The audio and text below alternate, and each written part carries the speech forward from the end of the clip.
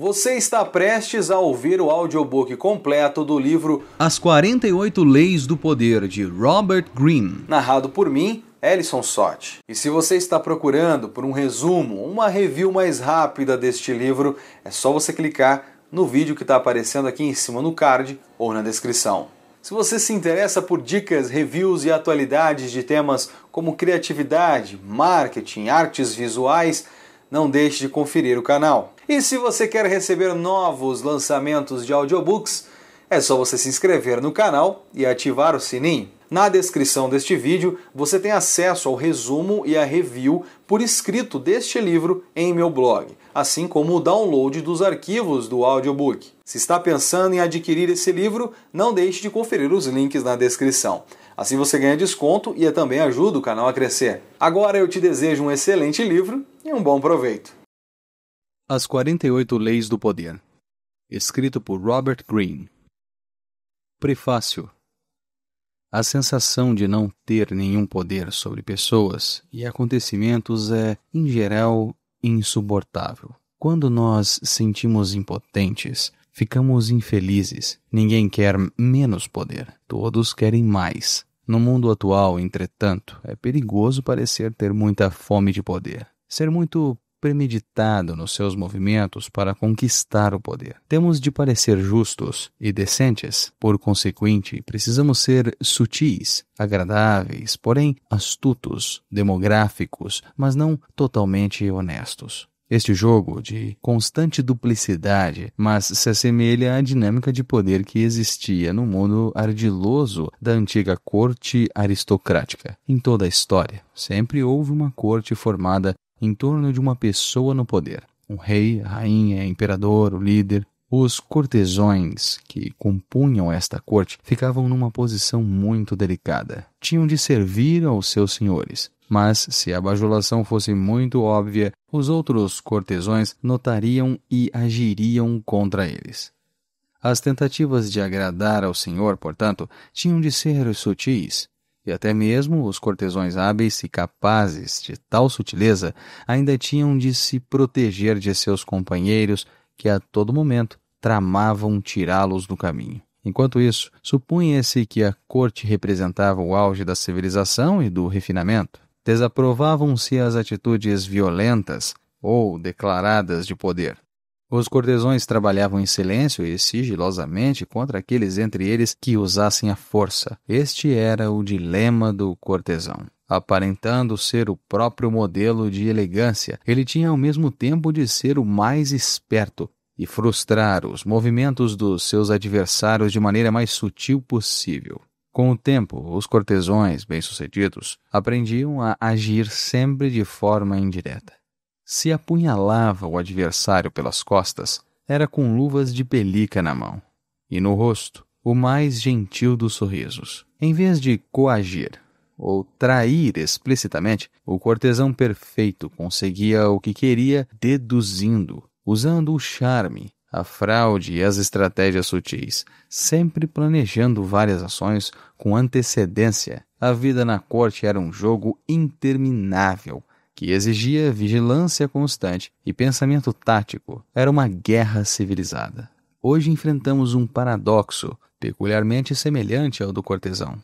Tudo deve parecer civilizado, decente, democrático e justo, mas se obedecermos com muita rigidez a essas regras, se as tomarmos de uma forma por demais literal, somos esmagados pelos que estão ao nosso redor e que não são assim tão tolos. Como escreveu o grande cortesão e diplomata renascentista Nicolau Maquiavel, o homem que tenta ser bom o tempo todo está fadado à ruína, entre os inúmeros outros que não são bons. A corte se imaginava o pináculo do refinamento, mas sob a superfície cintilante fervilhava um caldeirão de emoções escusas, a ganância, inveja, luxúria e ódio. Nosso mundo hoje igualmente se imagina o pináculo da justiça, mas as mesmas feias emoções continuam fervendo dentro de nós, como sempre foi. O jogo é o mesmo. Por fora você deve aparentar que é uma pessoa de escrúpulos, mas por dentro, a não ser que você seja um tolo, vai aprender logo a fazer o que Napoleão aconselhava: calçar a sua mão de ferro com uma luva de veludo. Se, como o cortesão de idos tempos, você for capaz de dominar a arte da dissimulação, aprendendo a seduzir, encantar, enganar e sutilmente passar a perna nos seus adversários, você alcançará os pináculos do poder. Vai conseguir dobrar as pessoas sem que elas percebam o que você está fazendo. E se elas não perceberem o que você está fazendo, também não ficarão ressentidas nem lhes oferecerão resistência. Para algumas pessoas, a ideia de participar conscientemente do jogo de poder, não importa se de forma indireta ou não, parece maldade, pouco social, uma relíquia do passado. Elas acreditam que podem optar por ficar de fora do jogo, comportando-se como se não tivessem nada a ver com o poder. É preciso cuidado com pessoas assim, pois, embora exteriorizem estas opiniões, com frequência são as maiores especialistas no jogo do poder. Utilizam estratégias que disfarçam com habilidade a natureza manipuladora. Tais tipos, por exemplo, costumam exibir a sua fraqueza e falta de poder como uma espécie de virtude moral. Mas a verdadeira importância, sem que haja um motivo de interesse pessoal, não divulga a sua própria fraqueza para conquistar respeito ou simpatia. Alardear a própria fraqueza é, na verdade, uma estratégia muito eficaz, sutil e fraudulenta no jogo do poder, como você verá na Lei 22, a tática da rendição. Outra estratégia daquele que se diz fora do jogo é a de exigir igualdade em todas as áreas da vida. Todos têm de ser tratados igualmente, seja qual for os seus status ou força. Mas se para evitar o estigma do poder você quiser tratar todos com igualdade e justiça, vai se defrontar com o problema de que algumas pessoas fazem certas coisas melhor do que outras. Tratar a todos igualmente significa ignorar as suas diferenças, elevar o patamar dos menos capazes e rebaixar o daqueles que se sobressaem. Mais uma vez, muitos dos que se comportam assim estão, na verdade, usando uma outra estratégia de poder, redistribuindo os prêmios da maneira como eles próprios determinam. Uma outra forma ainda de evitar o jogo seria a total honestidade e franqueza, visto que uma das principais técnicas dos que buscam o poder é a fraude e o sigilo. Mas a total honestidade acaba inevitavelmente por magoar e ofender um grande número de pessoas. E algumas vão querer pagar na mesma moeda. Ninguém verá a sua declaração honesta como totalmente objetiva e livre de alguma motivação pessoal. E estarão certos, na verdade, a honestidade é uma estratégia de poder cuja intenção é convencer os outros de que se tem um caráter nobre, bom e altruísta. É uma forma de persuasão, até uma forma sutil de coagir as pessoas. Finalmente, os que alegam não serem jogadores afetam um ar de ingenuidade para se protegerem de acusações de que estão atrás do poder. Mais uma vez, cuidado, pois a aparência de ingenuidade pode ser um meio eficaz de enganar os outros. Como você vai ver na Lei número 21, parece mais bobo do que o normal. E até a ingenuidade autêntica não está livre das armadilhas do poder. As crianças podem ser muito ingênuas, mas com frequência agem por uma necessidade básica de controlar os outros que estão ao seu redor. Elas sofrem muito sentindo-se impotentes no mundo adulto e usam os meios disponíveis para conseguir o que querem. Pessoas genuinamente inocentes também podem estar no jogo do poder e costumam ser terrivelmente eficazes nisso, visto que a reflexão não é um obstáculo para eles. De novo, aqueles que fazem alarde ou dão demonstração de inocência são os menos inocentes de todos. Você pode reconhecer estes supostos não-jogadores pela maneira como ostentam suas qualidades morais, sua piedade, seu raro senso de justiça, Mas como todos nós queremos o poder, e quase todas as nossas ações visam a obtê-lo, os não jogadores estão simplesmente jogando areia nos nossos olhos, nos distraindo de suas cartadas com o seu ar de superioridade moral. Observando bem, você verá de fato que são eles os mais hábeis na manipulação dissimulada, mesmo que alguns a pratiquem sem ter consciência disso. E se ressentem muito de qualquer publicidade que se dê às táticas que usam todos os dias. Se o mundo é como uma gigantesca corte fraudulenta e estamos presos nela, não adianta optar por ficar fora do jogo. Isso só vai deixar você impotente. E a impotência vai deixá-lo infeliz.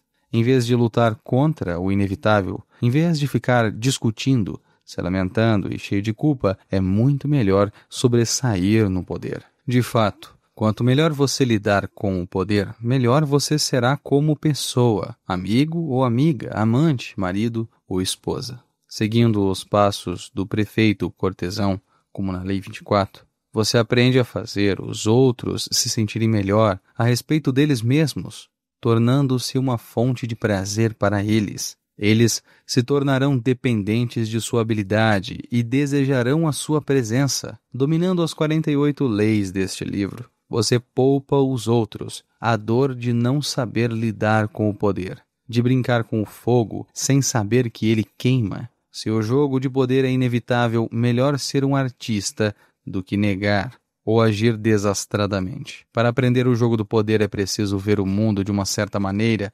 mudar de perspectiva. É preciso esforço e anos de prática, pois grande parte do jogo talvez não surja naturalmente. São necessárias certas habilidades básicas. E uma vez dominando-as, você será capaz de aplicar as leis do poder com mais facilidade.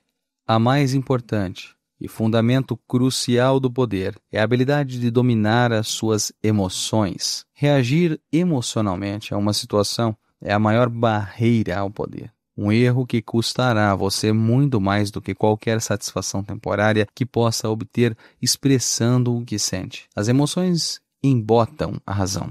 E se você não consegue ver com clareza, não pode estar preparado e reagir com um certo controle da situação. A raiva é a reação emocional mais destrutiva, pois é a que mais turva a sua visão. Também tem um efeito cascata que invariavelmente torna as situações menos controláveis e acentua a decisão do seu inimigo. Se você está tentando destruir um inimigo que o magoou, é bem melhor desarmá-lo, fingindo amizade, do que mostrando que está com raiva. Amor e afeto também são potencialmente destruidores, quando não permitem que você enxergue os interesses quase sempre egoístas daqueles de quem você menos desconfia de estar fazendo o jogo do poder. Você não pode reprimir a raiva ou amor, ou evitar sentir raiva ou amor, e nem deve tentar. Mas cuidado com a maneira como você expressa esses sentimentos. E o que é mais importante, eles não devem jamais influenciar os seus planos e estratégias. Relacionada com o controle das suas emoções está a habilidade para se distanciar do momento presente e pensar de forma objetiva no passado e no futuro. Como Janus, a divindade da mitologia romana com duas faces e guardiã de todos os portões e entradas, você deve ser capaz de olhar em ambas as direções ao mesmo tempo para saber lidar melhor com o perigo, seja lá de onde ele vier. E esse rosto que você deve criar para si próprio, um que olha sempre para o futuro e outro para o passado. Para o futuro, o lema é sempre alerta, todos os dias. Nada deve apanhá-lo de surpresa, porque você está constantemente imaginando problemas antes que eles surjam.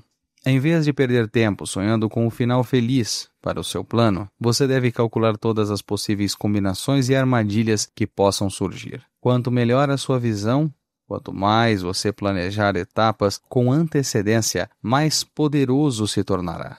A outra face de Janus olha constantemente para o passado, mas não para te lembrar de mágoas passadas ou guardar rancores.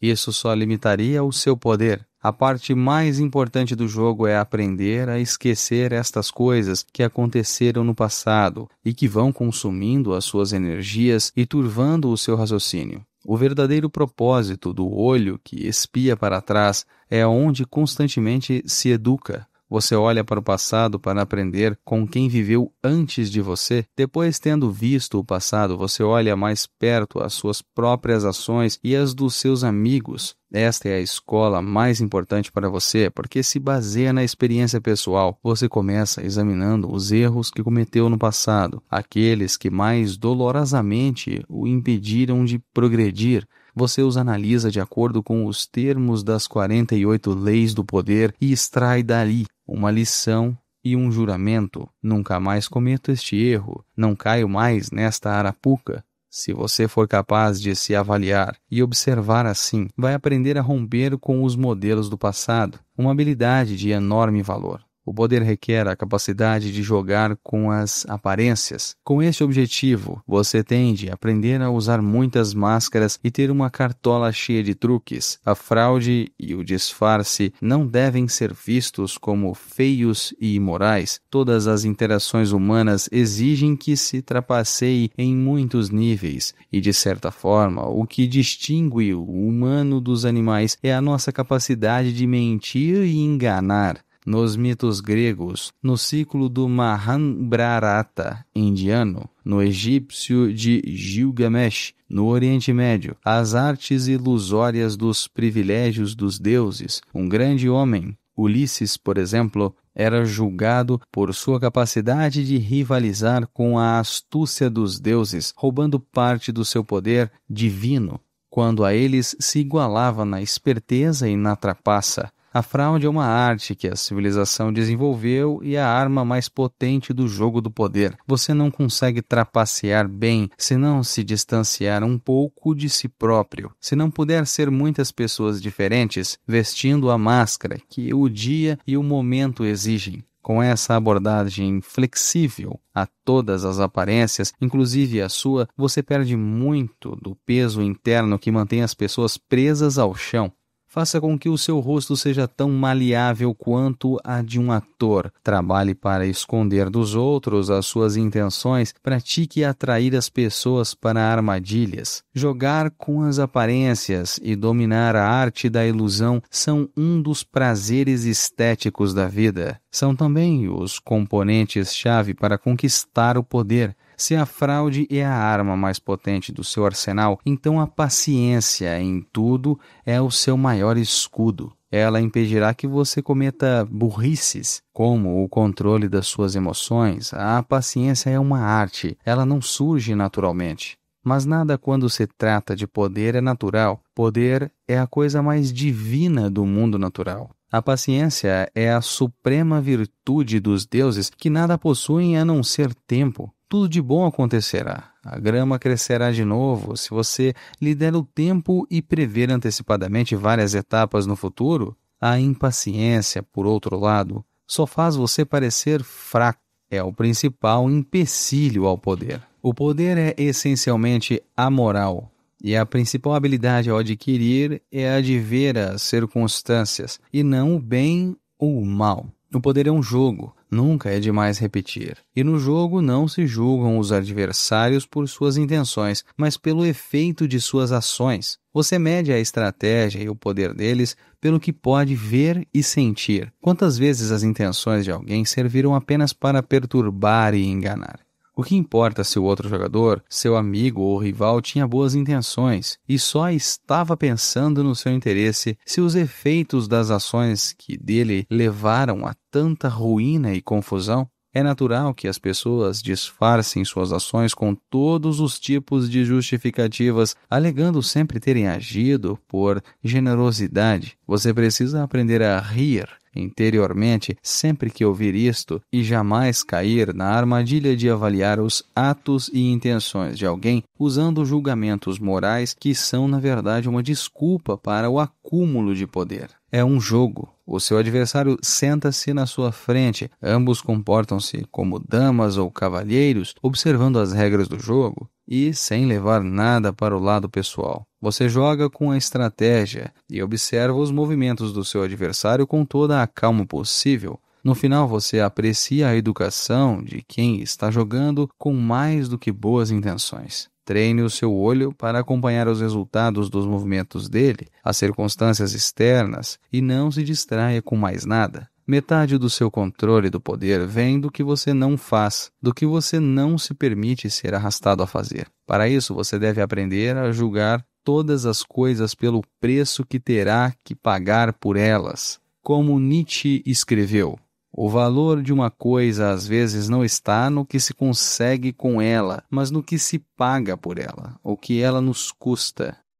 Talvez você alcance o seu objetivo. É um objetivo digno de ser alcançado. Mas a que preço? Use este critério para tudo, inclusive para saber se deve colaborar com outras pessoas ou correr em seu auxílio. Afinal, a vida é curta, as oportunidades são poucas e a sua energia tem limite. E neste sentido, o tempo é tão importante quanto qualquer outro fator. Não desperdice tempo valioso ou paz de espírito com assuntos alheios. O preço é muito alto. O poder é um jogo social. Para aprender a dominá-lo, você deve desenvolver a capacidade de estudar e compreender as pessoas. Como escreveu o grande pensador e cortesão do século XVI, Balthazar Gracian, muita gente gasta o seu tempo estudando as propriedades dos animais e das ervas. Muito mais importante seria estudar as características das pessoas com quem temos de viver e morrer. Para ser um mestre no jogo, você deve ser também um mestre na psicologia. Deve reconhecer as motivações e ver através da nuvem de poeira com que as pessoas cercam suas ações. Compreender os motivos ocultos das pessoas é o maior conhecimento de que se precisa para conquistar o poder. É o que abre possibilidades sem fim de logro, sedução e manipulação.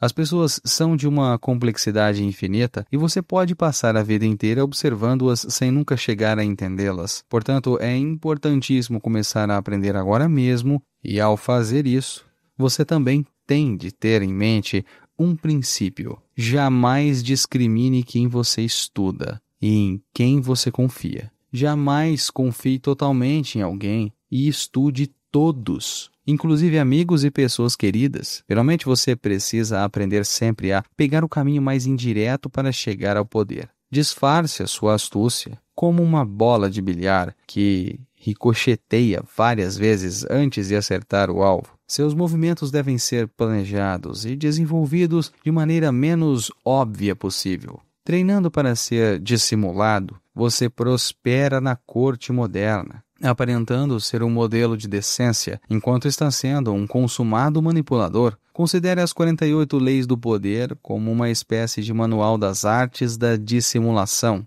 As leis baseiam-se nos escritos de homens e mulheres que estudaram e dominaram o jogo do poder. Estes textos cobrem um período de mais de 1000 anos e foram criados em civilizações tão díspares quanto a antiga China e a Itália renascentista. E, no entanto, elas compartilham fios e meadas, sugerindo em conjunto uma essência de poder que ainda tem de ser plenamente formulada. As 48 leis do poder são uma destilação destas sabedorias acumuladas. Os estadistas Bismarck e Talleyrand, os cortesões Castiglione e Gracian, os sedutores como Ninon de Leoclos e Casanova, e charlatões como Yellow Kid, Whale da história. As leis possuem uma premissa simples. Certas ações quase sempre aumentam o poder de alguém, o cumprimento da lei, enquanto outras o diminuem e até os arruinam, o desrespeito à lei. Estas transgressões e obediências são ilustradas com exemplos históricos. As leis são eternas e definitivas.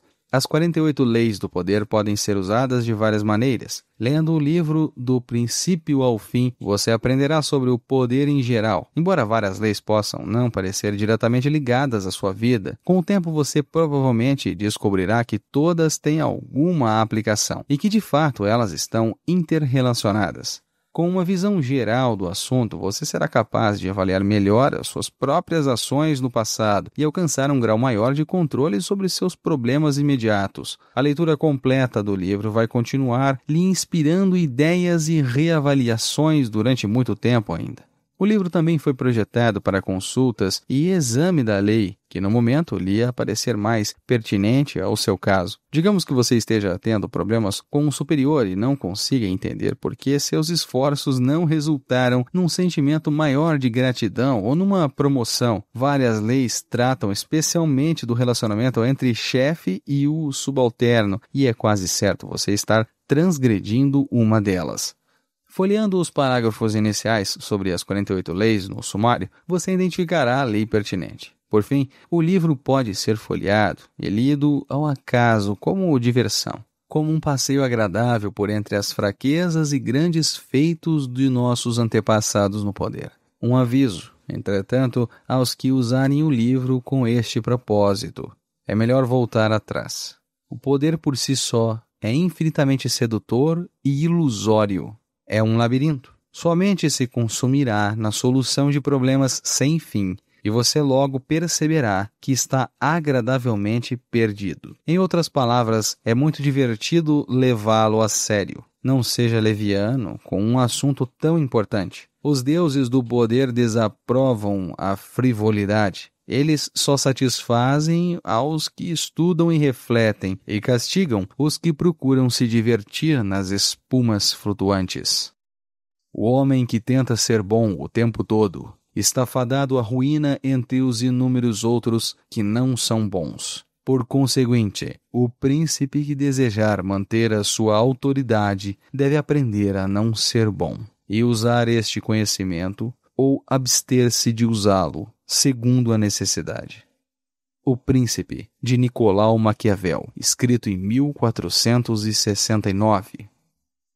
Não existem princípios, apenas fatos. Não existe o bem e o mal, apenas circunstâncias. O homem superior apoia fatos e circunstâncias a fim de guiá-los. Se houvesse princípios e leis fixas, as nações não as mudariam como mudamos de camisa. E não se pode esperar de um homem que seja mais sábio que uma nação inteira. Honoré de Balzac, 1799 a 1850. Lei número 1. Não ofusque o brilho do mestre. Faça sempre que as pessoas acima de você se sintam confortavelmente superiores.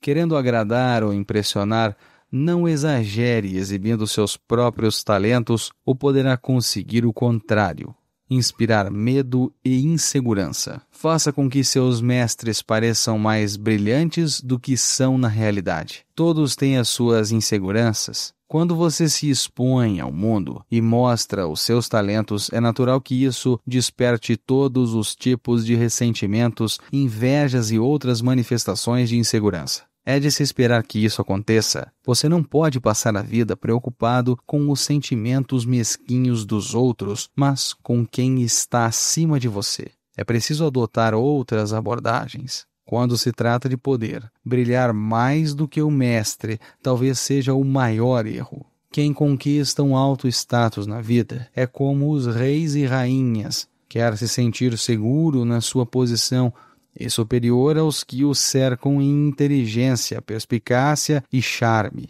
É uma falha de percepção mortal, porém comum, acreditar que exibindo e alardeando os seus dons e talentos, você está conquistando o afeto do Senhor. Ele pode fingir apreço, mas na primeira oportunidade vai substituir você por alguém menos brilhante, atraente e ameaçador. 2 regras. A primeira, é possível inadvertidamente brilhar mais do que o Senhor, sendo simplesmente você mesmo. Existem senhores que são mais inseguros do que outros. A lição é simples. Se não for possível evitar ser charmoso e superior, você deve aprender a evitar estes monstros de vaidade. É isso ou descobrir um jeito de apagar as suas boas qualidades quando estiver com o superior. E a segunda regra? Não imagine que pode fazer tudo o que quiser só porque o Senhor gosta de você. Livros inteiros poderiam ser escritos sobre favoritos que caíram em desgraça por considerar garantido seu status por ousar brilhar. Sabendo dos perigos de brilhar mais do que o seu Senhor, você pode tirar vantagem desta lei. Primeiro você precisa elogiar e cortejar o seu Senhor. A bajulação explícita pode ser eficaz, mas tem seus limites. É por demais direta e óbvia e causa má impressão aos outros cortesões. Cortejar discretamente é muito mais eficaz. Se você é mais inteligente do que o seu senhor, por exemplo, aparente o oposto. Deixe que ele pareça mais inteligente do que você. Mostre ingenuidade. Faça parecer que você precisa da habilidade dele. Cometa erros inofensivos que não afetarão você a longo prazo, mas lhe darão chance de pedir a sua ajuda. Os senhores adoram estas solicitações. O mestre que não consegue presenteá-lo com suas experiências pode deixar cair sobre você a sua ira e má vontade. Se as suas ideias são mais criativas do que as do seu mestre, atribua-as a ele da maneira mais pública possível. Deixe claro que seu conselho está simplesmente repetindo um conselho dele. Se você for mais esperto do que o seu mestre, tudo bem em representar o papel de bobo da corte, mas não o faça parecer frio e mal-humorado em comparação. Apague um pouco do seu senso de humor, se necessário, e descubra como fazer parecer que é ele que está divertindo e alegrando os outros. O inverso.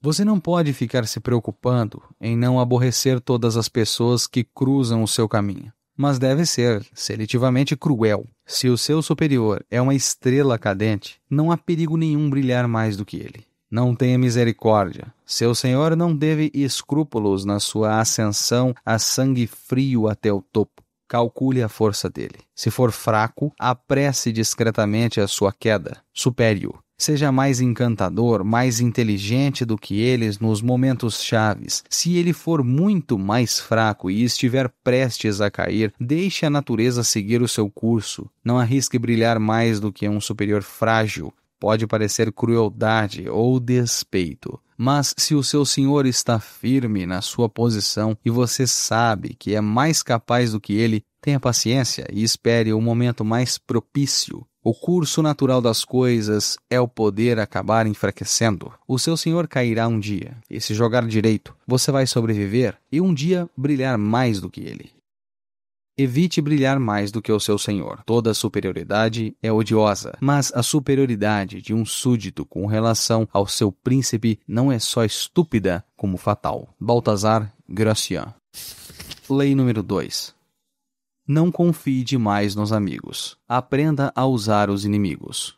Cautela com os amigos. Eles o trairão mais rapidamente, pois são com mais facilmente levados à inveja. Eles também se tornam mimados e tirânicos, mas contrate um ex-amigo, e ele lhe será mais fiel do que um amigo, porque tem mais a provar. De fato, você tem mais o que temer por parte dos amigos do que dos inimigos. Se você não tem inimigos, descubra um jeito de tê-los. Ninguém acredita que um amigo possa trair. Amigos são como os dentes e a mandíbula de um animal perigoso. Se você não toma cuidado, eles acabam mastigando você. É natural querer empregar os amigos quando você mesmo está passando por dificuldades. O mundo é árido e os amigos o suaviza. Além do mais, você os conhece. Por que depender de um estranho quando se tem um amigo à mão? O problema é que nem sempre se conhece os amigos tão bem quanto se imagina. Eles costumam concordar para evitar discussões, disfarçam suas qualidades desagradáveis para não se ofenderem mutualmente. Acham graça demais nas piadas uns dos outros, visto que a honestidade raramente reforça a amizade. Você talvez jamais saiba o que um amigo realmente sente. Eles dirão que gostam de poesia, adoram a música, invejam o seu bom gosto para se vestir. Talvez estejam sendo sinceros, com frequência não estão. Quando você decide contratar um amigo,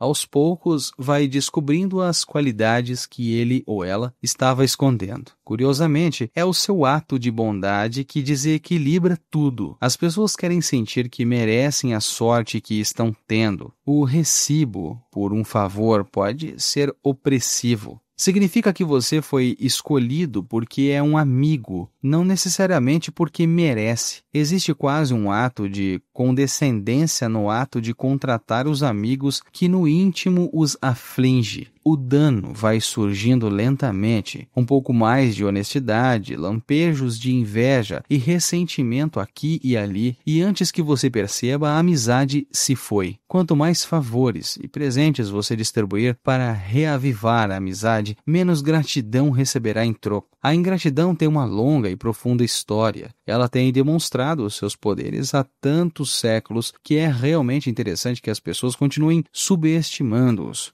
Melhor prestar atenção. Se você nunca espera gratidão de um amigo, vai ter uma agradável surpresa quando eles se mostrarem agradecidos. O problema de usar ou contratar amigos é que isso inevitavelmente limitará o seu poder. É raro o amigo ser a pessoa mais capaz de ajudar você. E afinal, capacidade e competência são muito mais importantes do que sentimentos de amizade. Todas as situações de trabalho exigem uma certa distância entre as pessoas. Você está tentando trabalhar, não fazer amigos. A amizade, real ou falsa, só obscurece este fato. A chave do poder, portanto, é a capacidade de julgar quem é o mais capaz de favorecer os seus interesses em todas as situações. Guarde os amigos para a amizade, mas para o trabalho prefira os capazes e competentes. Seus inimigos, por outro lado, são uma mina de ouro escondida que você deve aprender a explorar. Como disse Lincoln, você destrói o inimigo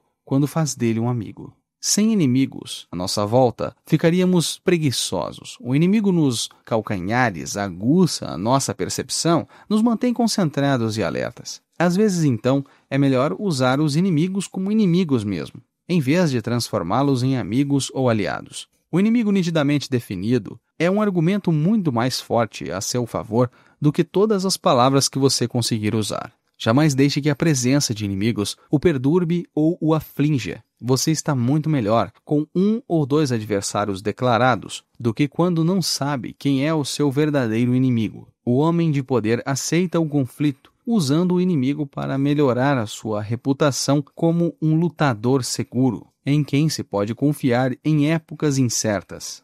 O inverso. Embora, em geral, seja melhor não misturar trabalho com amizade, há momentos em que o amigo pode ser mais eficaz do que um inimigo. Um homem de poder, por exemplo, frequentemente precisará fazer um trabalho sujo, mas para salvar as aparências é melhor deixar que outros façam isso por ele. Os amigos são os melhores, visto estarem dispostos a se arriscar pelo afeto que sentem por ele. Além disso, se os seus planos gorarem por algum motivo, o amigo é um bode expiatório muito conveniente. Esta queda do favorito era um truque usado com frequência por reis e soberanos. Eles deixavam que o seu melhor amigo na corte assumisse a responsabilidade por um erro, visto que o público não acreditariam que eles deliberadamente sacrificassem um amigo com esse propósito. E claro que depois de fazer esta jogada, você perdeu o seu amigo para sempre. É melhor, portanto, reservar o papel de bode expiatório para alguém chegado a você, mas não muito. Finalmente, o problema de trabalhar com amigos é que isso confunde os limites e as distâncias que o trabalho exige. Mas se ambos os parceiros no arranjo compreendem os perigos envolvidos, um amigo pode ser muito eficaz. Você não deve jamais baixar a guarda nesta aventura. Entretanto, fique sempre atento a qualquer sinal de perturbação emocional, tal como inveja e ingratidão. Nada é estável no reino do poder, e mesmo os amigos mais chegados podem se transformar nos piores inimigos. Os homens apressam-se mais a retribuir um dano do que um benefício, porque a gratidão é um peso e a vingança um prazer. Tácito. Muita gente pensa que um príncipe sábio deveria, tendo a oportunidade, incentivar astuciosamente uma inimizade de forma que, ao eliminá-la, ele possa aumentar a sua grandeza. Os príncipes, especialmente os novos, encontraram mais fé e utilidade naqueles homens a quem, no início do seu poder, viam com suspeita, do que naqueles em quem começaram confiando. Nicolau Maquiavel. Saiba tirar vantagem dos inimigos. Você precisa aprender que não é pela lâmina que se segura a espada, mas pelo punho, para poder se defender. O sábio lucra mais com seus inimigos do que o tolo com seus amigos. Balthazar Gracian. Lei número 3. Oculte suas intenções. Mantenha as pessoas na dúvida e no escuro, jamais revelando o propósito de seus atos. Não sabendo o que você pretende, não podem preparar uma defesa. Leve-as pelo caminho errado até bem longe. Envolva-as em bastante fumaça, e quando elas perceberem as suas intenções, será tarde demais. Parte 1. Use objetos de desejo e pistas falsas para enganar os outros.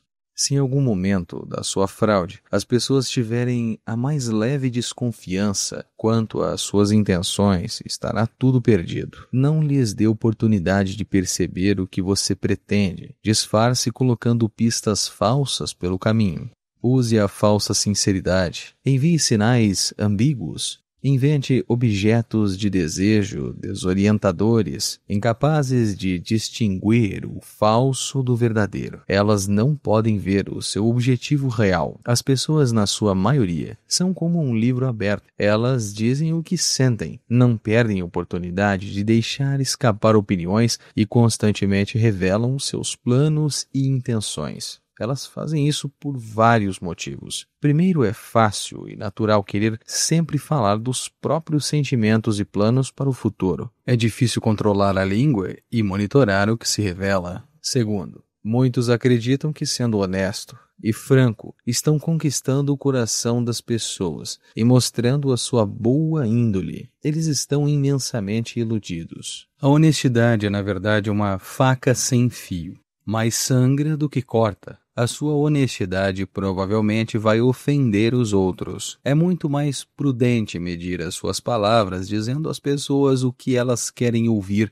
em vez da verdade nua e crua, que é o que você sente ou pensa. Mais importante, sendo despudoradamente franco, você se torna tão previsível e familiar que é quase impossível inspirar respeito ou temor. E a pessoa que não desperta estes sentimentos não acumula poder. Se você deseja poder, ponha imediatamente a honestidade de lado e comece a treinar a arte de dissimular suas intenções. Domine a arte e você prevalecerá sempre. Elementar para a habilidade de ocultar as próprias intenções é uma simples verdade sobre a natureza humana. Nossos primeiros instintos é sempre o de confiar nas aparências. Não podemos sair por aí duvidando da realidade, do que vemos e ouvimos. Imaginar constantemente que as aparências ocultam algo mais nos deixaria exaustos e aterrorizados. Isto faz com que seja relativamente fácil ocultar as próprias intenções. Basta acenar com um objeto que você parece desejar, um objetivo que você parece querer alcançar diante dos olhos das pessoas e elas tomarão a aparência como realidade. Uma vez com os olhos fixos na isca, elas não notarão o que você está realmente pretendendo. Na sedução de sinais conflitantes, tais como desejo e indiferença, e você não só os despistará, como inflamará o seu desejo de possuir você. Uma tática que funciona com frequência quando se quer armar uma pista falsa é parecer estar apoiando uma ideia ou causa que, na verdade, contraria o que você sente. A maioria vai achar que você mudou de ideia, visto não ser comum brincar com tamanha leviandade com coisas tão carregadas de emoção como as suas próprias opiniões e valores. O mesmo se aplica a um objeto de desejo usado como chamariz. Pareça querer alguma coisa pelo qual não está nem um pouco interessado, e seus inimigos perderão o rumo, calculando tudo errado. Durante a Guerra da Sucessão Espanhola, em 1711, o Duque de Marlborough, chefe do exército inglês, queria destruir um forte francês importantíssimo que protegia uma estrada vital para a entrada da França. Mas ele sabia que, ao destruí-lo, os franceses perceberiam o que ele queria: avançar por aquela estrada. Em vez disso, ele simplesmente capturou o forte e o guarneceu com algumas das suas tropas como se o desejasse para algum propósito particular. Os franceses atacaram o forte, e o duque deixou que ele fosse reconquistado. Novamente de posse do forte, entretanto, eles o destruíram, imaginando que o duque tinha alguma razão importante para querer ficar com ele.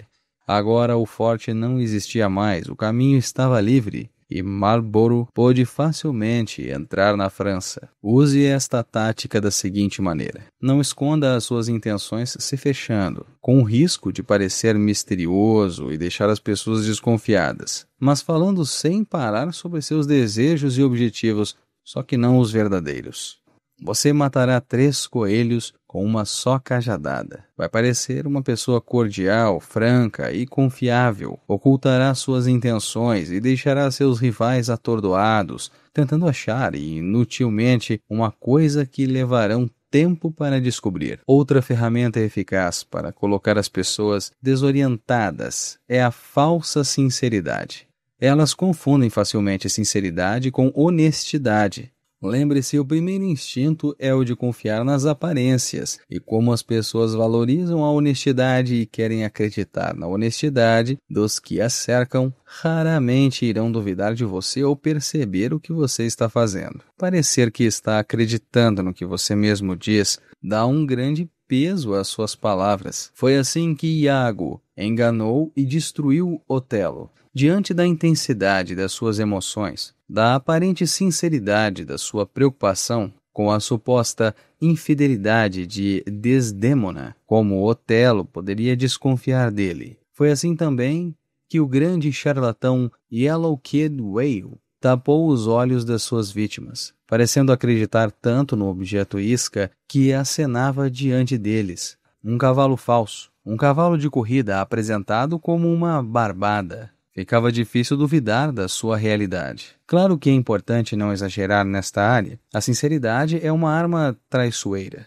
Aparente estar apaixonado demais e despertará suspeitas. Seja uma pessoa comedida e em quem se possa acreditar, ou a sua artimanha parecerá a fraude que ela é. Para que a sua falsa sinceridade seja uma arma eficaz, ocultando as suas verdadeiras intenções, adote a fé na honestidade e na franqueza como valores sociais importantes. Faça isso da forma mais pública possível. Enfatize a sua posição quanto a isso, divulgando ocasionalmente alguma ideia sincera, mas só aquela realmente sem importância ou irrelevante, é claro. O ministro de Napoleão, Talleyrand, era mestre em despertar a confiança das pessoas, revelando um suposto segredo. Esta confiança fingida, a isca, despertava em seguida a confiança verdadeira do outro. Lembre-se, os maiores impostores fazem de tudo para encobrir suas virtudes traiçoeiras. Cultivam um ar de pessoa honesta numa área, mas disfarça a sua desonestidade em outras. A honestidade é simplesmente mais uma isca no seu arsenal. Parte 2. Disfarce as suas ações entre cortinas de fumaça.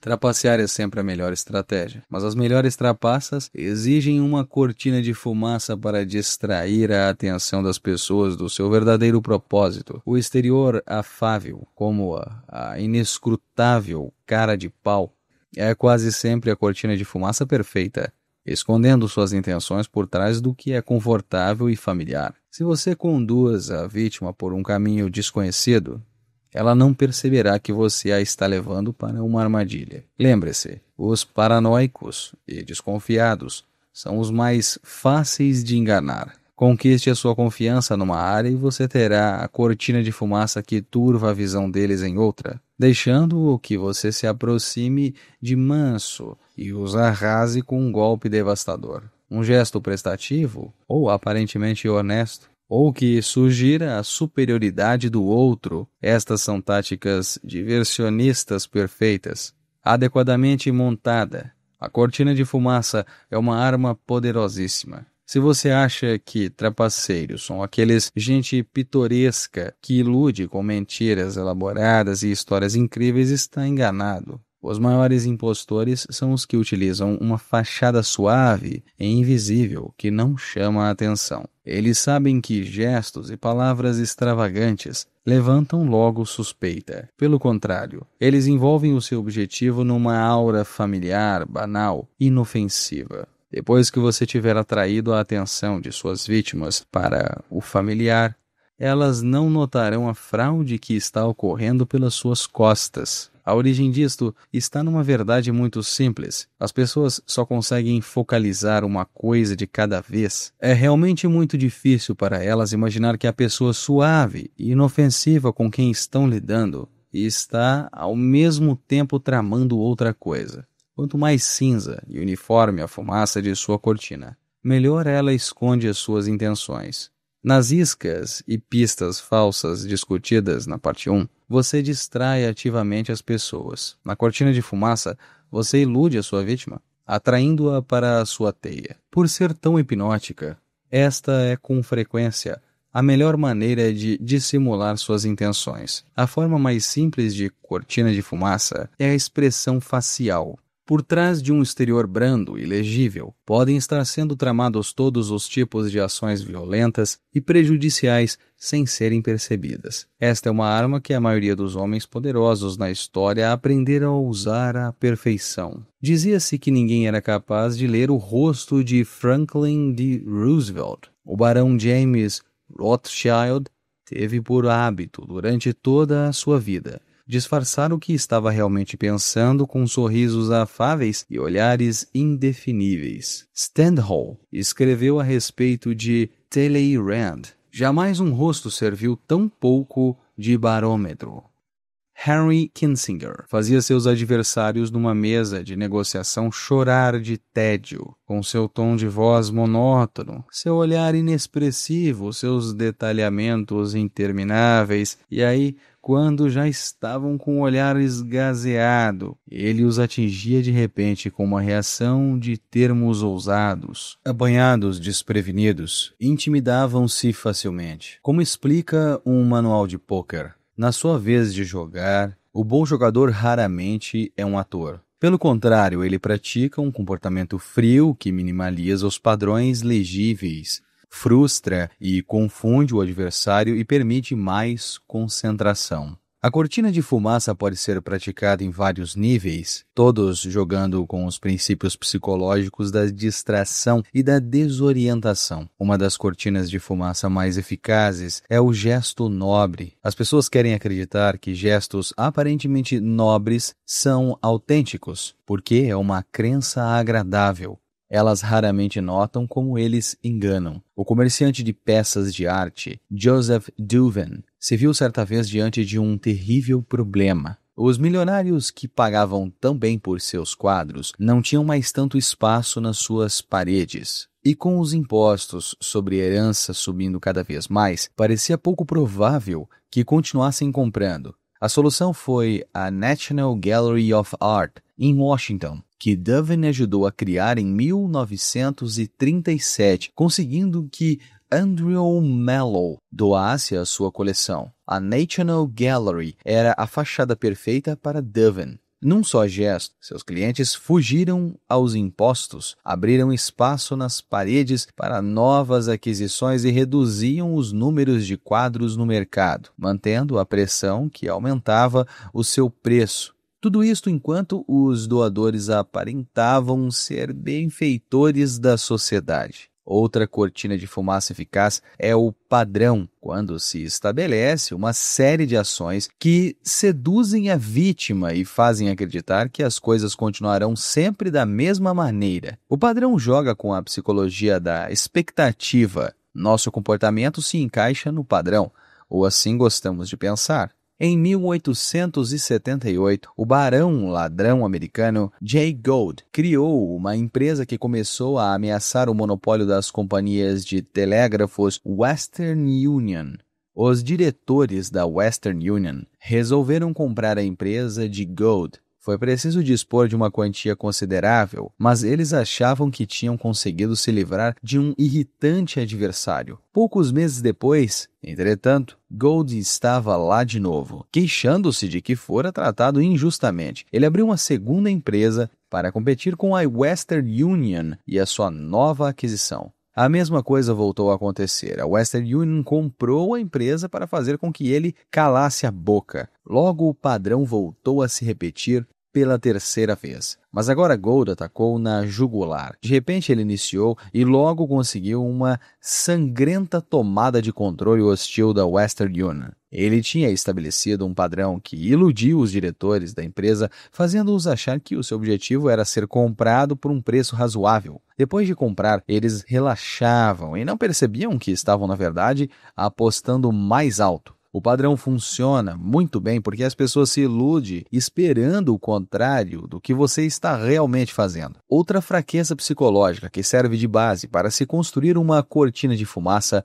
é a tendência que as pessoas têm de confundir aparências com realidade. A ideia de que se alguém parece fazer parte do seu grupo é porque faz realmente. Este hábito faz da camuflagem uma fachada muito eficaz. O truque é simples. Você simplesmente se mistura com as pessoas ao seu redor. Quanto mais você se misturar, menos suspeito se tornará. Durante a Guerra Fria, nas décadas de 1950 e 1960, como hoje se sabe, muitos funcionários públicos britânicos passaram informações secretas para os soviéticos. Ninguém descobriu nada durante anos porque eles eram, aparentemente, sujeitos honestos. Tinham frequentado boas escolas e se adequavam perfeitamente ao modelo de rede de ex-alunos de escolas de prestígio. A mistura é a cortina de fumaça perfeita para a espionagem. Quanto mais você se mistura, melhor conseguirá disfarçar suas intenções. Lembre-se, é preciso paciência e humildade para apagar as suas cores brilhantes e colocar a máscara da pessoa insignificante. Não se desespere por ter de usar esta máscara apagada. Quase sempre é a sua ilegibilidade que atrai os outros e faz você parecer poderoso. O inverso. Não há cortina de fumaça, pistas falsas, insinceridade ou outra tática diversionista qualquer que disfarce as suas intenções se você já tiver fama de impostor. Com a idade e o sucesso que você vai alcançando, se torna cada vez mais difícil disfarçar a sua esperteza. Todos sabem que você é dissimulado. Continue bancando o ingênuo e corra o risco de parecer um grande hipócrita, o que limitará seriamente o seu espaço de manobra. Nestes casos, é melhor aparentar ser um patife honesto, ou melhor, um patife arrependido. Não só vão admirá-lo por sua fraqueza, como o que é mais estranho e maravilhoso, você vai conseguir continuar com as suas artimanhas. À medida que ia ficando mais velho, P.T. Barnum, o rei da fraude no século XIX, foi aprendendo a aceitar a sua reputação de grande impostor. Num determinado momento, ele organizou uma caça a búfalos em Nova Jersey, completa, com índios e alguns búfalos importados. Ele divulgou a caçada como sendo autêntica, mas o resultado foi tão artificial que a multidão, em vez de ficar zangada e pedir o dinheiro de volta, se divertiu muito. Eles sabiam que Barnum trapaceava o tempo todo. Era o segredo do seu sucesso e gostavam dele por isso. Aprendendo a lição, Barnum parou de esconder as suas artimanhas, chegando até a revelar as suas fraudes numa autobiografia. Como escreveu Kierkegaard, o mundo quer ser enganado. Finalmente, embora seja mais sábio distrair a atenção de seus propósitos, apresentando um exterior suave e familiar, há momentos em que o gesto colorido, visível, é a tática diversionista correta. Os grandes charlatões saltimbancos da Europa no século XVII e XVIII usavam o humor e o divertimento para iludir as suas plateias. Deslumbrado com o espetáculo, o público não percebia as verdadeiras intenções dos charlatões. Assim, o próprio astro charlatão aparecia na cidade numa carruagem negra, puxado por cavalos negros. Palhaços, funâmbulos e artistas de espetáculos de variedades o acompanhavam, atraindo o povo para suas demonstrações de elixires e poções milagrosas. O charlatão fazia o divertimento parecer o assunto do dia, quando, na verdade, o assunto do dia era a venda dos elixires e poções milagrosas. Espetáculo e divertimento são nitidamente excelentes artifícios para dissimular a sua intenção, mas não podem ser usados indefinidamente. O público se cansa e desconfia, e acaba percebendo o truque. Pessoas poderosas com exteriores afáveis. Por outro lado, os Talleyrand, os Rothschilds, os Selasiers podem praticar as suas dissimulações no mesmo lugar a vida inteira. Seu ato não se desgasta e raramente levanta suspeitas.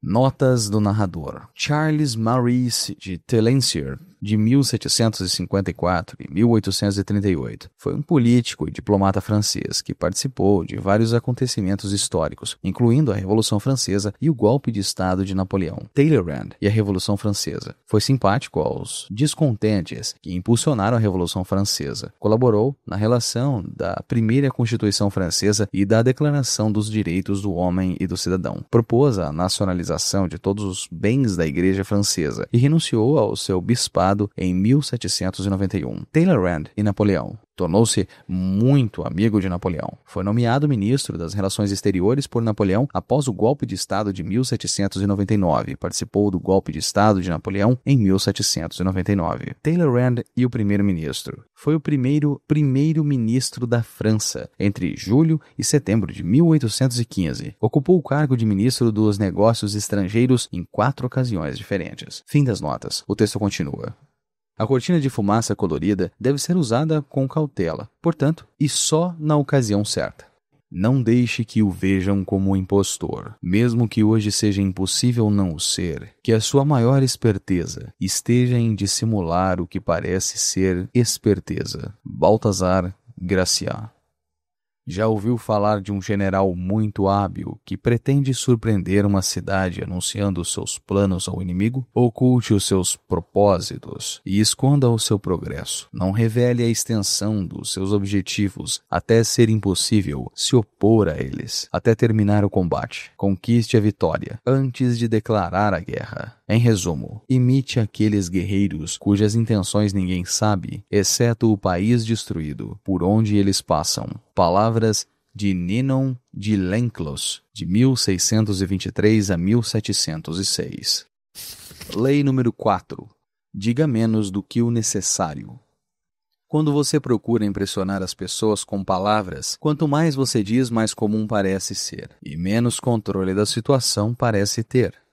Mesmo que você esteja dizendo algo banal, vai parecer original se você o tornar vago, amplo e enigmático. Pessoas poderosas impressionam e intimidam falando pouco. Quanto mais você fala, maior a probabilidade de dizer uma besteira. O poder é de várias maneiras um jogo de aparências, e quando você diz menos do que o necessário, inevitavelmente parecerá maior e mais poderoso do que é. O seu silêncio deixará as pessoas pouco à vontade. Os seres humanos são máquinas de interpretar e explicar e explicar. Precisam saber o que o outro está pensando. Se você controla cuidadosamente o que revela, eles não conseguirão penetrar nas suas intenções ou nos seus pensamentos. As respostas curtas que você der e o seu silêncio os colocarão na defensiva, e eles, nervosos, se apressarão a preencher o silêncio com diversos comentários que acabam revelando informações valiosas sobre eles mesmos e suas fraquezas. Eles sairão de uma reunião com você sentindo-se roubados e irão para casa pensar em todas as palavras que você disse. Esta atenção extra às suas parcas observações só aumentará o poder que você tem. Dizer menos do que o necessário não é só para os reis e estadistas. Em quase todas as áreas da vida, quanto menos você diz, mais profundo e misterioso parece. Quando jovem, o artista Andy Warhol teve a revelação de que era impossível convencer as pessoas a fazer o que se queria delas apenas conversando. Elas se voltariam contra você, subverteriam os seus desejos,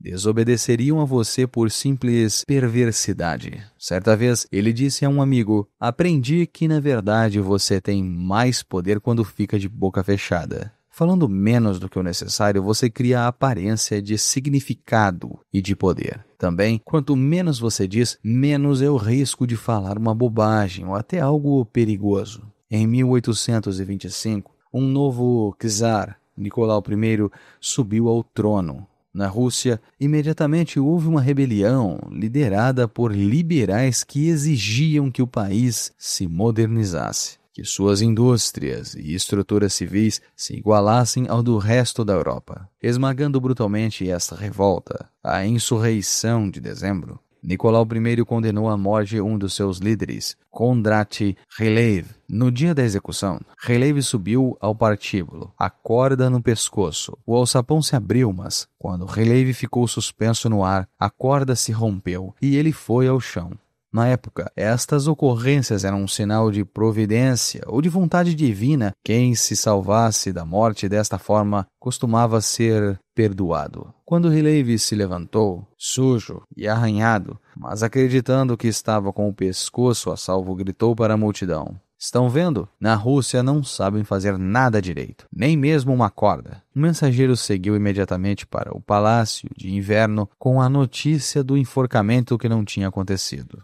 Apesar de irritado com esta reviravolta frustrante, Nicolau I começou a assinar o perdão. Mas aí, Ryleyev disse alguma coisa depois deste milagre? O czar perguntou ao mensageiro. "Senhor," o mensageiro respondeu, "ele disse que na Rússia não se sabe nem fazer uma corda." "Nesse caso," disse o czar, "vamos provar o contrário." E rasgou o perdão. No dia seguinte, Ryleyev foi para a forca de novo. Desta vez, a corda não se partiu.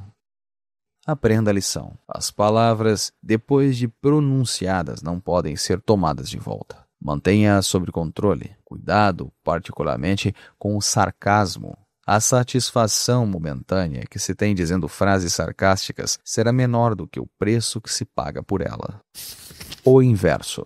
Há momentos em que não é sensato ficar calado. O silêncio pode despertar suspeitas e até insegurança, especialmente nos seus superiores. Um comentário vago e ambíguo pode expor você a interpretações com as quais não contava. Ficar em silêncio e dizer menos do que o necessário são técnicas que devem ser praticadas com cautela, portanto, e na ocasião certa. Ocasionalmente, é mais sensato imitar o bobo da corte, que se faz de tolo, mas sabe que é mais esperto do que o rei. Ele fala e distrai todo mundo. Ninguém desconfia de que ele não é tão tolo assim. Às vezes, as palavras também funcionam como uma espécie de cortina de fumaça quando você quer enganar os outros. Enchendo os seus ouvintes com palavras, você os distrai e hipnotiza. Quanto mais você fala, menos eles desconfiam de você. A verborragia não é percebida como maliciosa e manipuladora, mas como sinal de incompetência e ingenuidade. Isto é o inverso da política do silêncio, utilizada pelos poderosos. Falando mais e parecendo mais fraco e menos inteligente do que é, você pratica a dissimulação com muito mais facilidade. Não abra a boca antes dos seus subordinados. Quanto mais você permanece calado, mais rápido os outros começam a dar com a língua nos dentes. Quando eles movem os lábios e dão com as línguas nos dentes, eu posso compreender sua verdadeira intenção. Se o soberano não é misterioso, os ministros terão oportunidade de se aproveitar. Palavras de Han Fei-tse, o filósofo chinês do século III a.C. Lei número 5. Muito depende da reputação. Dê a própria vida para defendê-la. A reputação é a pedra de toque do poder. Com reputação apenas, você pode intimidar e vencer. Um deslize, entretanto, e você fica vulnerável e será atacado por todos os lados. Torne a sua reputação inexpugnável. Esteja sempre alerta aos ataques em potencial e frustre-os antes que aconteçam.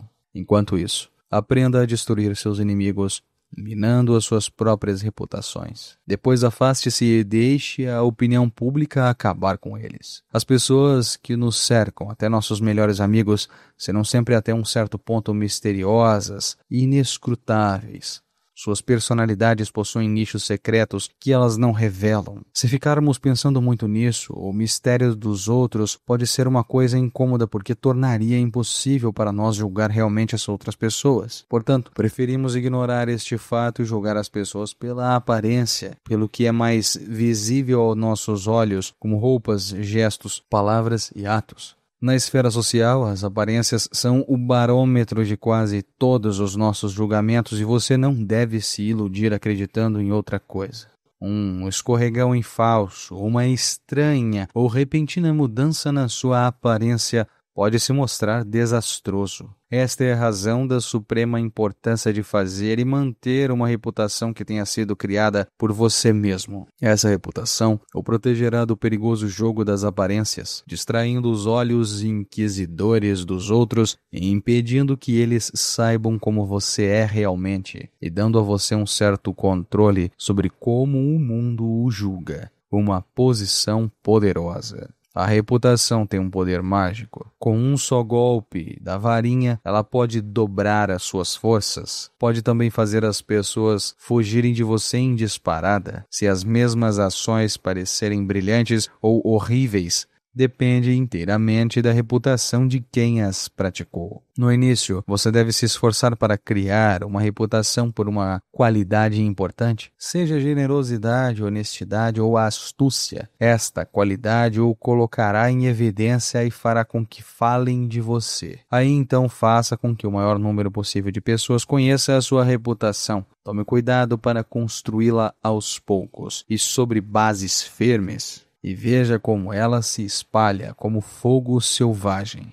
Uma sólida reputação aumenta a sua presença e exagera a sua força sem que você precise gastar muita energia. Ela também pode criar uma aura ao seu redor que infunde respeito ou até medo. Como se diz, a sua fama inevitavelmente chega antes. E se ela inspira respeito, grande parte do trabalho já estará feito quando você entrar em cena ou pronunciar uma simples palavra. O seu sucesso parece predestinado por seus triunfos do passado. Faça com que a sua reputação seja simples e baseada numa qualidade autêntica. Esta única qualidade, a eficiência, digamos, ou a sedução, torna-se uma espécie de cartão de visita que anuncia sua presença e enfeitiça os outros. A fama de honestidade permitirá que você pratique todos os tipos de fraudes. Talvez você já tenha manchado a sua reputação e não possa mais criar outra. Sendo assim, é prudente associar-se com alguém cuja imagem se contraponha à sua, usando o bom nome desta pessoa para limpar e melhorar o seu. É difícil, por exemplo, limpar a reputação de desonesto sozinho, mas um modelo de honestidade pode ajudar. A reputação é um tesouro que deve ser cuidadosamente colecionado e guardado. Especialmente quando você está começando, deve protegê-la rigidamente, prevendo todos os ataques. Quando ela estiver sólida, não fique com raiva ou na defensiva com os comentários difamadores de seus inimigos. Isso revela insegurança, falta de confiança na sua reputação. Pegue o caminho mais fácil e jamais demonstre desespero na hora de se defender. Por outro lado, o ataque à reputação de outro homem é uma arma poderosa, particularmente se você tem menos poder do que ele. Ele tem muito mais a perder numa disputa como essa, e a sua própria reputação, ainda pequena, é um alvo pequeno quando ele tenta atirar de volta. Mas esta tática deve ser praticada com habilidade. Você não deve parecer interessado numa vingança mesquinha. Se você não for esperto na hora de prejudicar a reputação do seu inimigo, estará inadvertidamente arruinando a sua. Thomas Edison, considerado o inventor que controlou a eletricidade, acreditava que um sistema viável deveria ser baseado na corrente contínua. Quando o cientista sérvio Nikola Tesla pareceu ter conseguido criar um sistema baseado na corrente alternada, Edison ficou furioso. Ele decidiu acabar com a reputação de Tesla, fazendo o público acreditar que o sistema AC, ou de corrente alternada, era inerentemente inseguro e Tesla responsável por promovê-lo.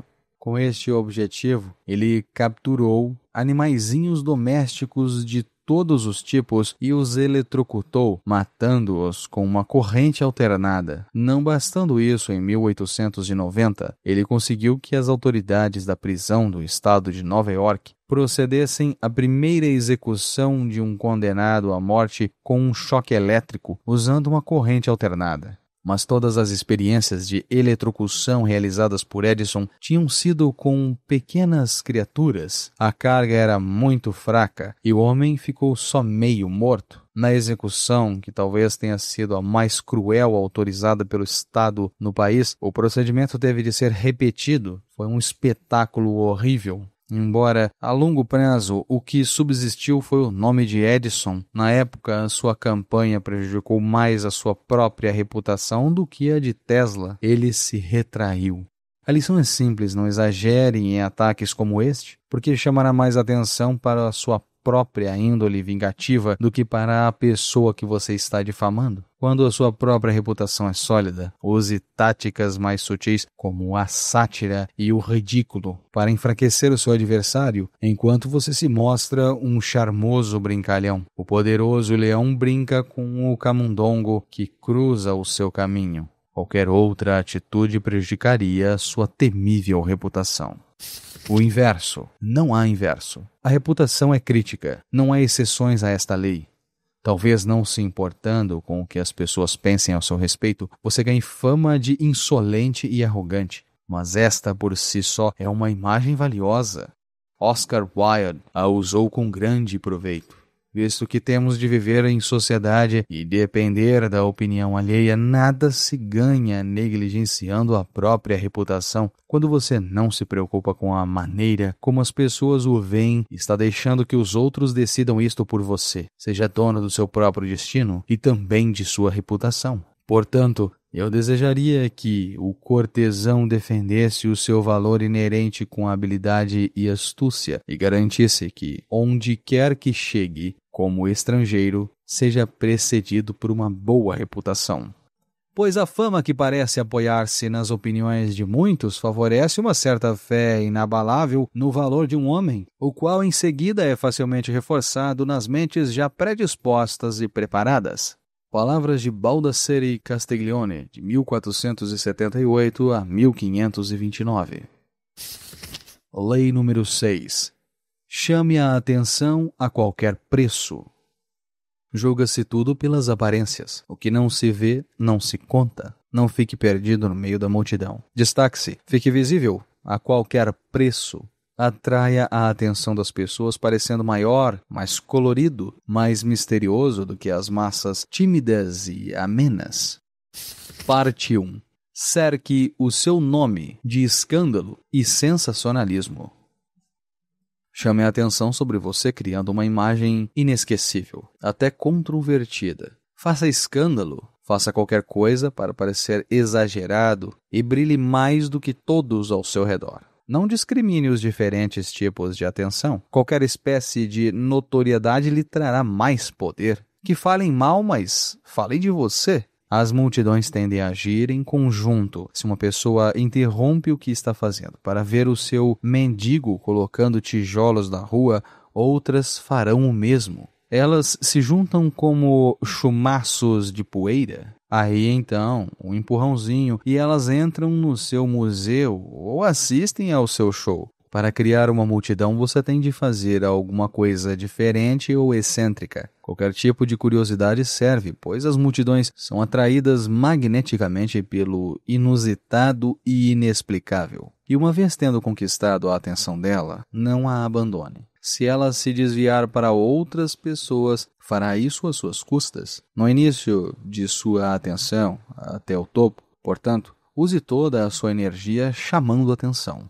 E mais importante, a qualidade da atenção é irrelevante. A pior coisa do mundo para o homem que quer a fama, a glória e, é claro, o poder é ser ignorado. Brilhar mais do que as pessoas que estão ao seu redor não é uma habilidade inata. Tem de se aprender a chamar a atenção com tanta certeza quanto o imã atrai o ferro. No início de sua carreira, você deve associar o seu nome e reputação a uma qualidade, uma imagem que o destacará dos outros. Esta imagem pode ser algo como um estilo de se vestir característico ou um cacuete da personalidade que diverte as pessoas e elas comentam. Uma vez estabelecida a imagem, você tem uma aparência, um lugar no céu para a sua estrela. É um erro comum imaginar que esta sua aparência peculiar não deve ser polêmica, que ser atacado é uma coisa ruim, nada está mais longe da verdade. Para evitar ser um sucesso frustrado ou ter a sua notoriedade eclipsada por outro, você não deve discriminar entre tipos diferentes de atenção. No final, todos lhe serão favoráveis. A sociedade gosta de figuras exageradas. Pessoas que se colocam acima da mediocridade geral não tenham medo, portanto, das qualidades que o tornam diferente dos outros e chamam atenção para você.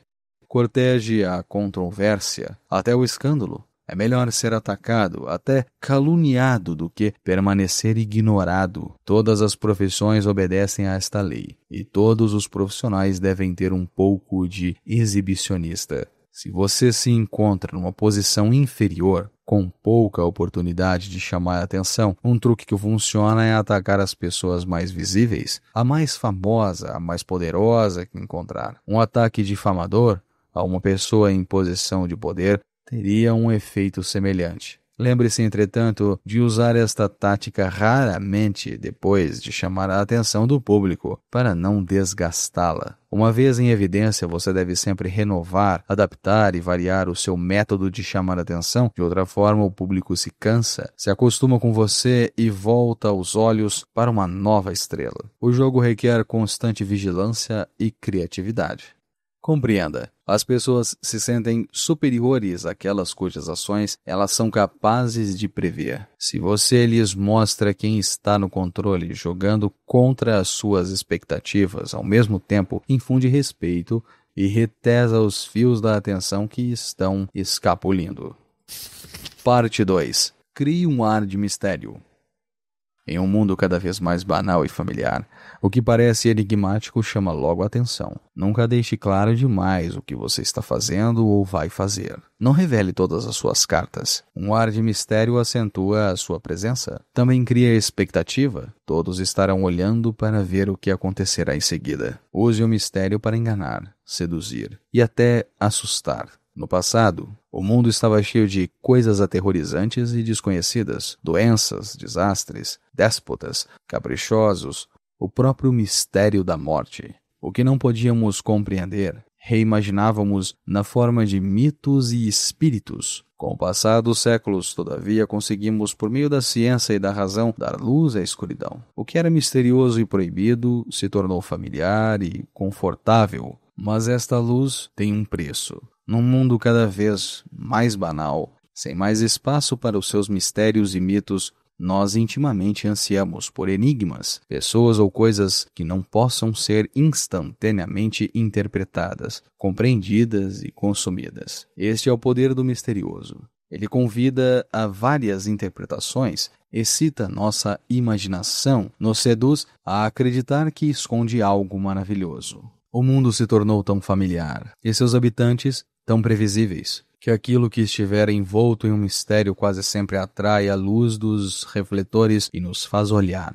Não imagine que, para criar um ar de mistério, você tenha de ser magnífico e espantoso. O mistério que está entremeado no seu comportamento diário e é sutil, tem este poder de fascinar e atrair atenção. Lembre-se, as pessoas em sua maioria são fracas, são como um livro aberto. Raras se preocupam em controlar as suas palavras ou imagem e são irremediavelmente previsíveis, contendo-se apenas, ficando em silêncio, pronunciando de vez em quando frases ambíguas, aparentando deliberadamente incoerência e sutil excentricidade, você emanará uma aura de mistério, e as pessoas ao seu redor, tentando constantemente interpretar você, ampliarão esta aura. Artistas e charlatões compreendem o elo vital entre ser misterioso e atrair o interesse. Um ar de mistério pode fazer o medíocre parecer inteligente e profundo.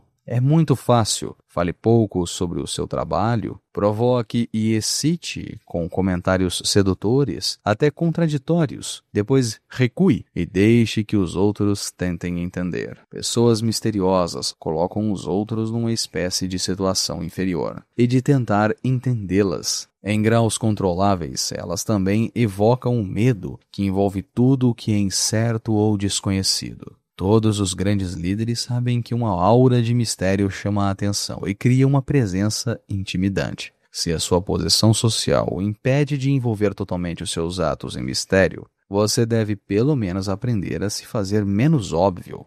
De vez em quando, haja de uma forma que não combine com a ideia que as outras pessoas têm de você. Assim você mantém as pessoas ao seu redor na expectativa, provocando o tipo de atenção que o torna poderoso.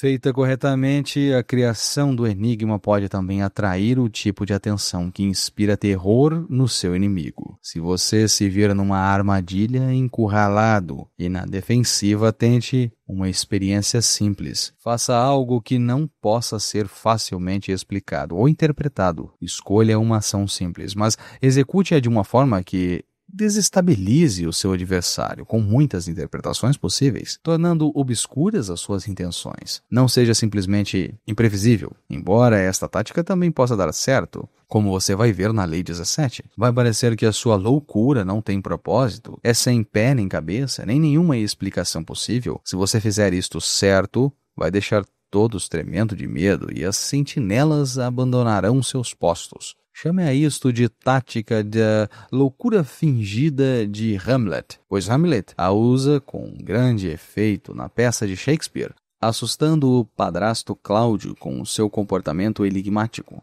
O mistério faz a sua força parecer maior, o seu poder mais aterrorizante. O inverso.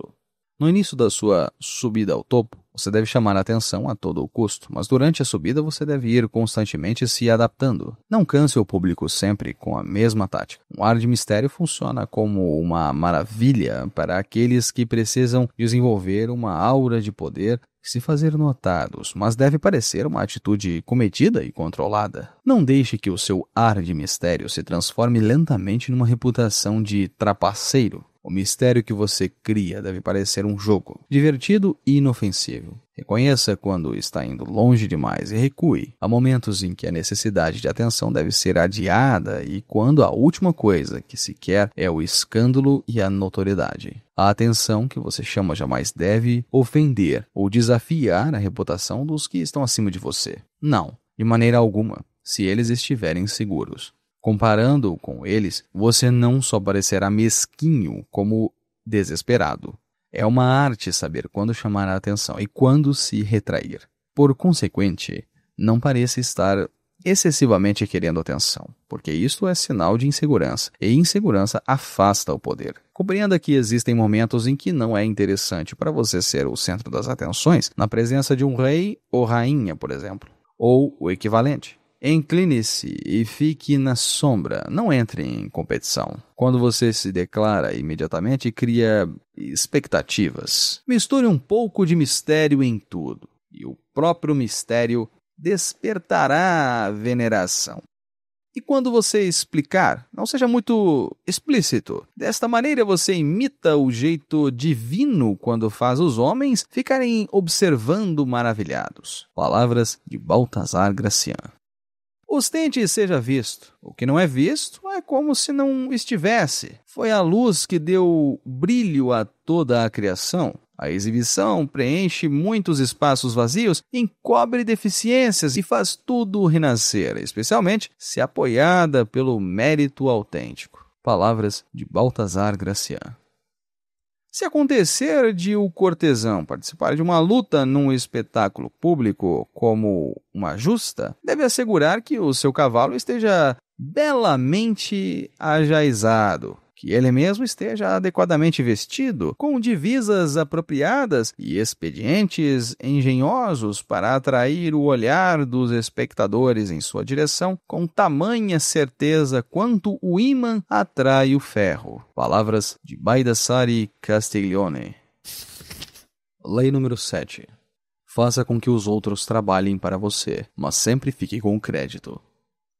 Use a sabedoria, o conhecimento e o esforço físico dos outros em causa própria. Não só essa ajuda lhe economizará um tempo e uma energia valiosa, como lhe dará uma aura divina de eficiência e rapidez. No final, seus ajudantes serão esquecidos e você lembrado.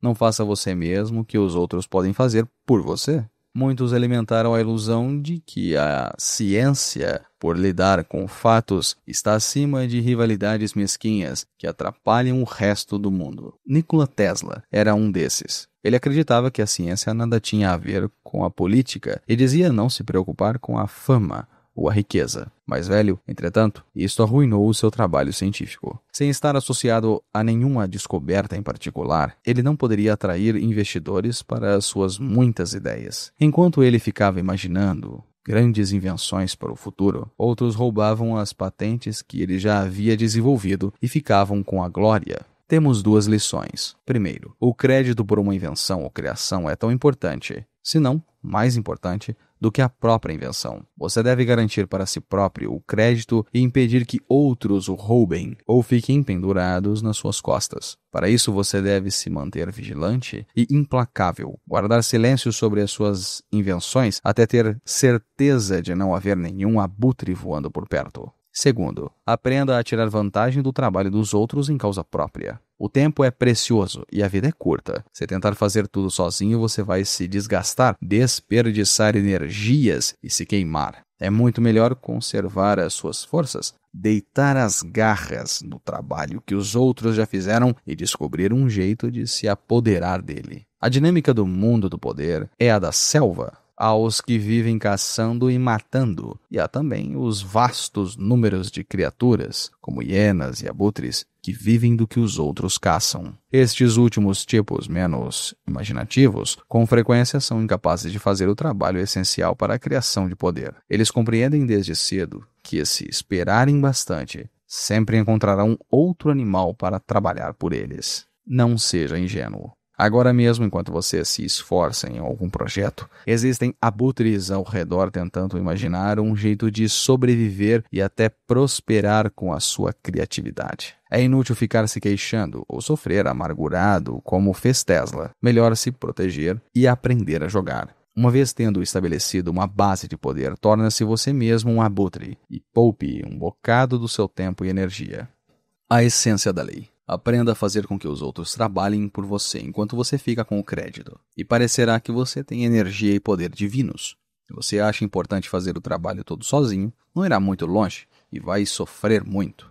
Encontre gente com as habilidades e a criatividade que você não tem. Contrate-os e coloque o seu nome em primeiro lugar na frente dos nomes deles, ou descubra um jeito de roubar o trabalho deles e dizer que foi você quem fez. A criatividade deles, portanto, se torna sua e o mundo o verá como um gênio. Existe uma outra aplicação desta lei que não exige que você explore o trabalho dos seus contemporâneos. Use o passado, um vasto arsenal de conhecimento e sabedoria. Isaac Newton chamou isto de subir nos ombros de gigantes. Ele queria dizer que, ao fazer as suas descobertas, ele tinha se baseado em conquistas alheias, a grande parte da sua aura de gênio. Ele sabia, podia ser atribuída a sua sagaz habilidade para aproveitar ao máximo as visões dos cientistas da antiguidade, medievais ou renascentistas. Shakespeare pediu emprestado enredos, caracterizações e até diálogos de Plutarco, entre outros autores, pois sabia que ninguém suplantava Plutarco na sutil psicologia e nas citações espirituosas. Quantos outros autores depois, por sua vez, tomaram emprestado ou plagiaram de Shakespeare? Nós sabemos como errar os políticos atualmente escreverem os seus próprios discursos. Suas próprias palavras não lhes conquistariam um só voto. Sua eloquência e sagacidade, se ela existe, se deve a um redator de discursos. Outras pessoas fazem o trabalho, eles ficam com o crédito. O avesso é que este tipo de poder está disponível para todos. Aprenda a usar o conhecimento do passado e você parecerá um gênio, mesmo que na realidade não passe de um esperto plagiador. Escritores que se aprofundaram na natureza humana, antigos mestres da estratégia, historiadores da estupidez e loucura humana, reis e rainhas que aprenderam da maneira mais difícil a lidar com o peso do poder. O conhecimento deles está acumulando poeira, esperando que você suba nos seus ombros. A sagacidade deles pode ser a sua sagacidade, a capacidade deles pode ser a sua capacidade, e eles não virão dizer que você não tem nada de original. Você pode batalhar, cometer erros sem fim, gastar tempo e energia tentando fazer a coisa a partir da sua própria experiência. Ou pode usar os exércitos do passado. Como disse Bismarck certa vez, os tolos dizem que aprendem pela experiência. Eu prefiro aproveitar a experiência dos outros. O inverso. Há momentos em que ficar com o crédito pelo trabalho dos outros não é o mais sensato. Se o seu poder não está solidamente estabelecido, vai parecer que você está empurrando os outros para longe dos refletores. Para ser um brilhante explorador de talentos, a sua posição tende a ser inabalável. Você será acusado de fraude. Tenha certeza de saber quando é interessante para você dividir o crédito com os outros. É muito importante não ser ganancioso quando se tem um mestre em posição superior. A histórica visita do presidente Richard Nixon à República Popular da China foi originalmente ideia dele, mas jamais teria se realizado se não fosse a hábil diplomacia de Henry Kissinger. Nem teria tido tanto sucesso nem a habilidade de Kissinger. Não obstante, na hora de ficar com o crédito, Kissinger sabiamente deixou que Nixon ficasse com a parte do leão. Sabendo que a verdade acabaria se revelando, ele teve o cuidado de não colocar em risco a sua posição no curto prazo, apropriando-se das luzes.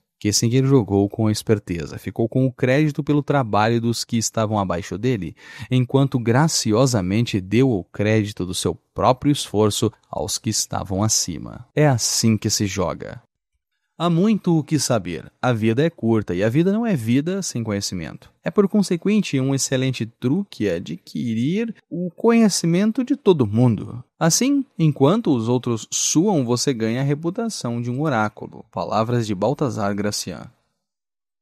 Todos roubam no comércio e na indústria. Eu mesmo roubei muito, mas eu sei como roubar. Palavras de Thomas Edison. Lei número 8. Faça as pessoas virem até você. Use uma isca, se for preciso.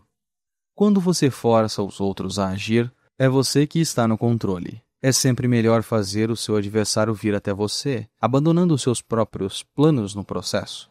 Seduza-o, com a possibilidade de ganhos fabulosos, depois ataque. É você quem dá as cartas. Quantas vezes este cenário se repetiu na história? Um líder agressivo inicia uma série de movimentos ousados que começam por lhe trazer muito poder.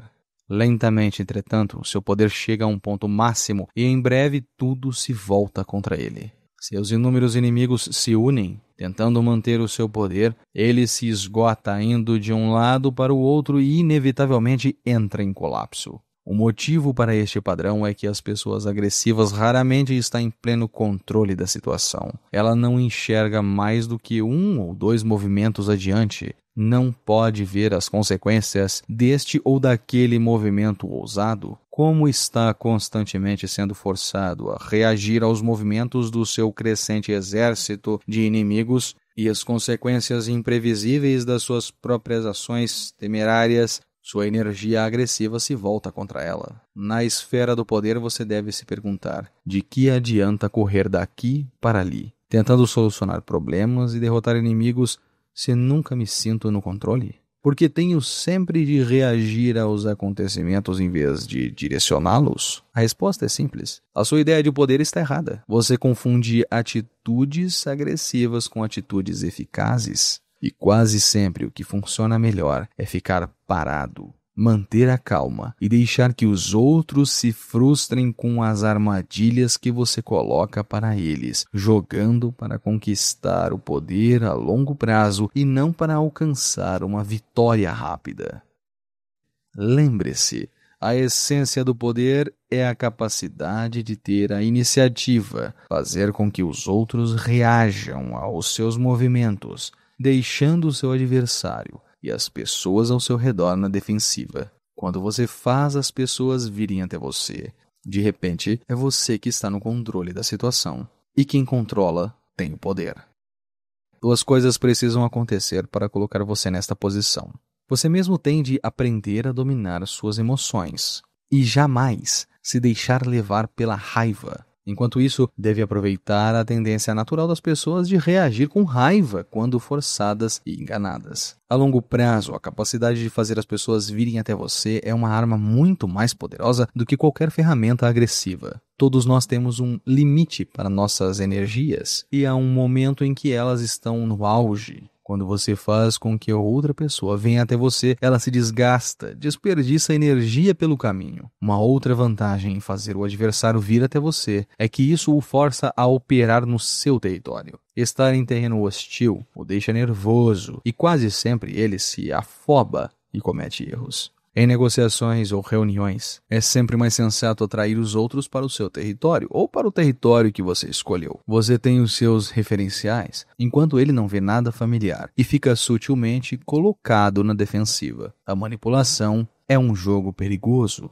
Quando alguém desconfia que está sendo manipulado, fica cada vez mais difícil de controlar. Mas quando você faz o seu adversário chegar até você, cria a ilusão de que é ele que está no controle. Tudo depende da suavidade da isca. Se a sua armadilha é suficientemente atraente, a turbulência das emoções e desejos dos seus inimigos não os deixarão ver a realidade. Quanto mais gananciosos, melhor poderão ser conduzidos. O grande barão ladrão do século XIX, Daniel Drew, era mestre em jogar na bolsa de valores. Quando queria que uma determinada ação fosse comprada ou vendida, fazendo subir ou baixar os preços, ele raramente recorria a um método direto.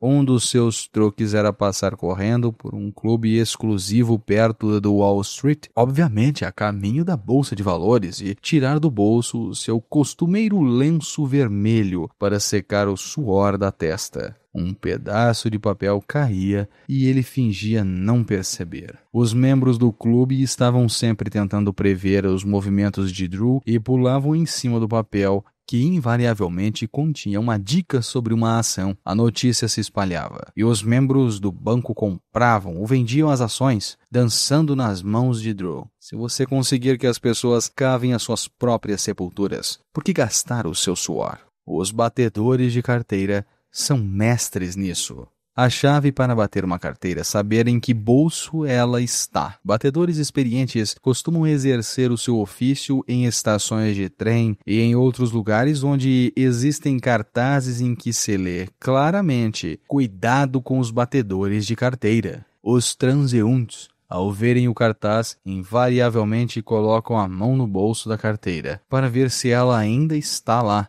Para os batedores atentos, isto é cair a sopa no mel. Sabe-se até que eles mesmos colocam os cartazes de cuidado com os batedores de carteira para garantir o seu sucesso. Quando você faz as pessoas virem até você, às vezes é melhor deixar que elas saibam que você está forçando. Você troca a dissimulação pela manipulação declarada. As ramificações psicológicas são profundas. A pessoa que faz os outros irem até ela parece poderosa e exige respeito. Se numa determinada ocasião você considerar uma questão de honra as pessoas virem até você e conseguir que elas venham, elas continuarão fazendo isso mesmo depois de você parar de tentar.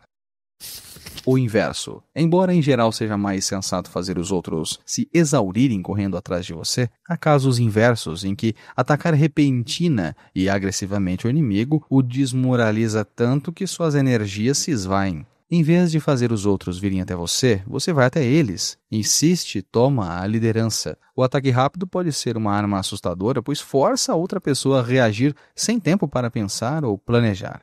Sem tempo para pensar, as pessoas cometem erros de julgamento e se colocam na defensiva. Esta tática é o oposto de esperar e colocar a isca, mas tem a mesma função. Você faz o seu inimigo reagir segundo os seus próprios termos. Um movimento rápido e imprevisto apavora e desmoraliza. Você deve escolher suas táticas de acordo com a situação. Se tiver o tempo a seu favor, e souber que você e os seus inimigos estão no mínimo em igualdade de forças, então esgote a força deles, fazendo-os vir até você. Se o tempo não estiver a seu favor, seus inimigos são mais fracos, e a espera só lhes dará a chance de se recuperar, não lhes dê essa oportunidade. Ataque rapidamente e eles não terão para onde ir. Como diz o pugilista Joe Louis, ele corre, mas não se esconde. Os bons guerreiros fazem os outros irem até eles e não vão até os outros. Este é o princípio do vazio e do cheio de relações, do eu com o outro. Se você induz os adversários a virem até você, a força deles se esvazia. Desde que você não vá até eles, a sua força estará sempre cheia.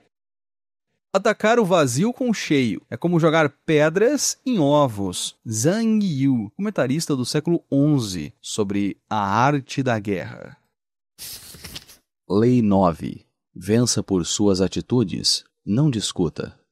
Qualquer triunfo momentâneo que você tenha alcançado discutindo é, na verdade, uma vitória de pirro. O ressentimento e a má vontade que você desperta são mais fortes e permanentes do que qualquer mudança momentânea de opinião. É muito mais eficaz fazer os outros concordarem com você por suas atitudes sem dizer uma palavra.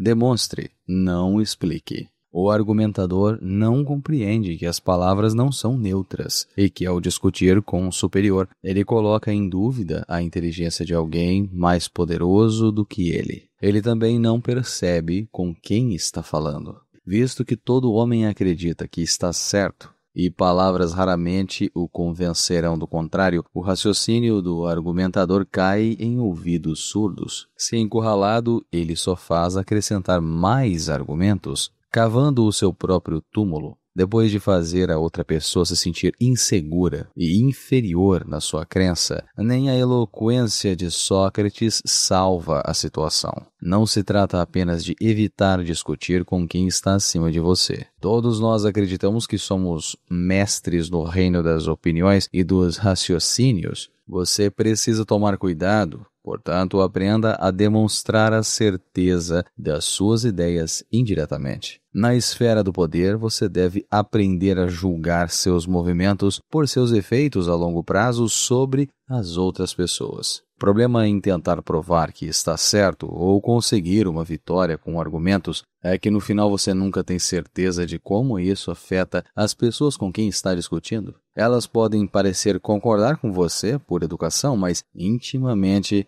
ficam magoadas. Ou talvez algo que você disse inevitavelmente até as ofendeu. As palavras têm uma insidiosa capacidade de ser interpretadas de acordo com o estado de humor ou insegurança da outra pessoa. Até mesmo o melhor argumento não tem fundamentos sólidos, pois todos nós desconfiamos da natureza escorregadia das palavras, e dias depois de concordar com alguém, com frequência voltamos à nossa antiga opinião só por hábito. Compreenda isso. Palavras custam um tostão a dúzia. Todos sabem que no calor da discussão nós todos falamos qualquer coisa para defender a nossa causa. Citamos a Bíblia, mencionamos estatísticas não averiguáveis. Quem se convence com essas bolhas de ar?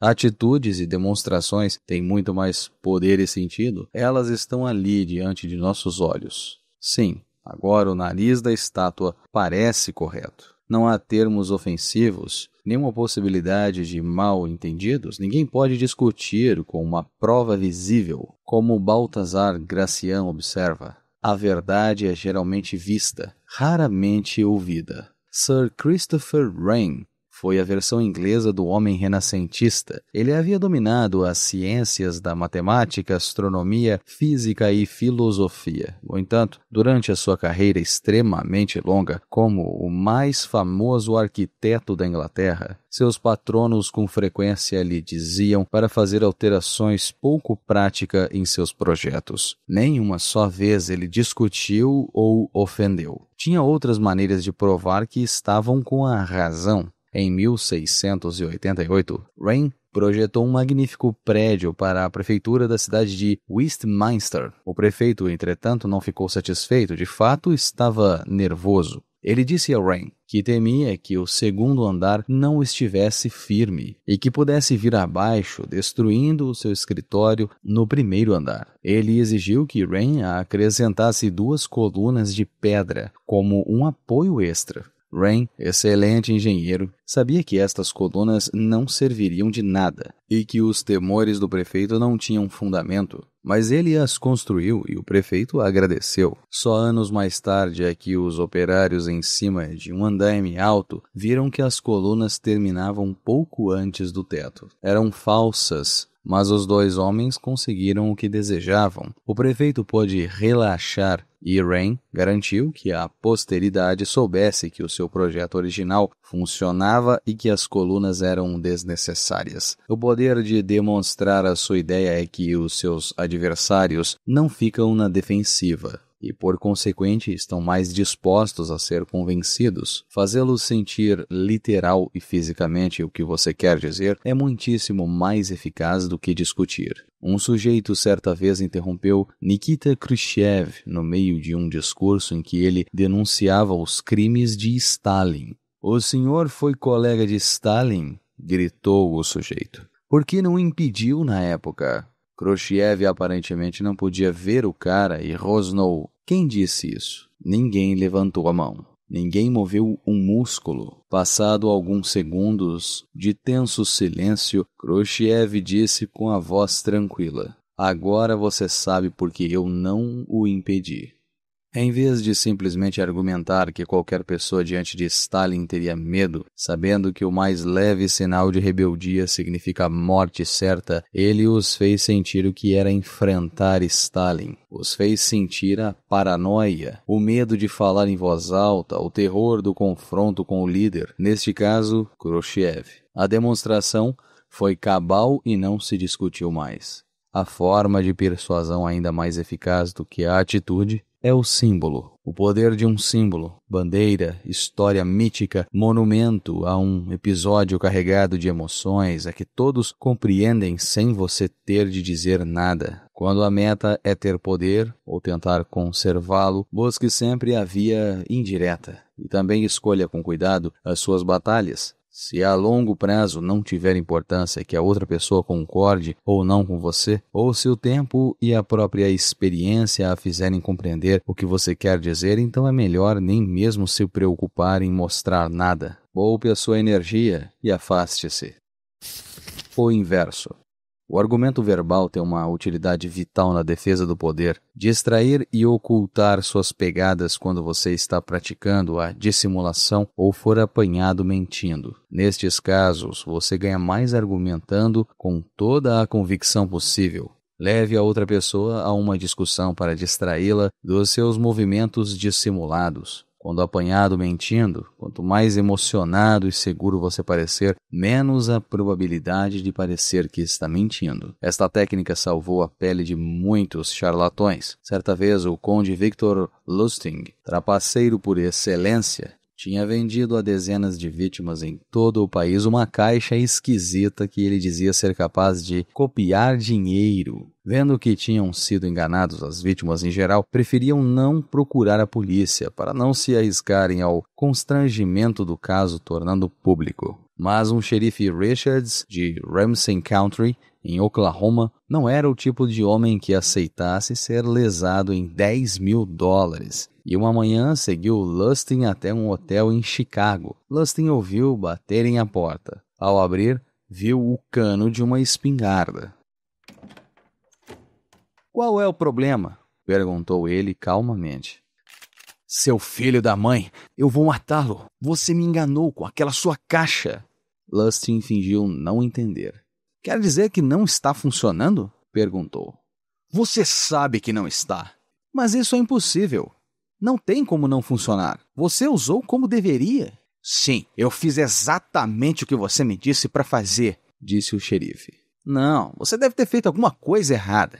A discussão não saía do lugar. O cano da espingarda foi gentilmente baixando. Lustig passou à fase seguinte da tática da argumentação. Despejou um monte de jargões técnicos sobre a operação da caixa, deixando o xerife atordoado, parecendo menos seguro e argumentando com menos insistência.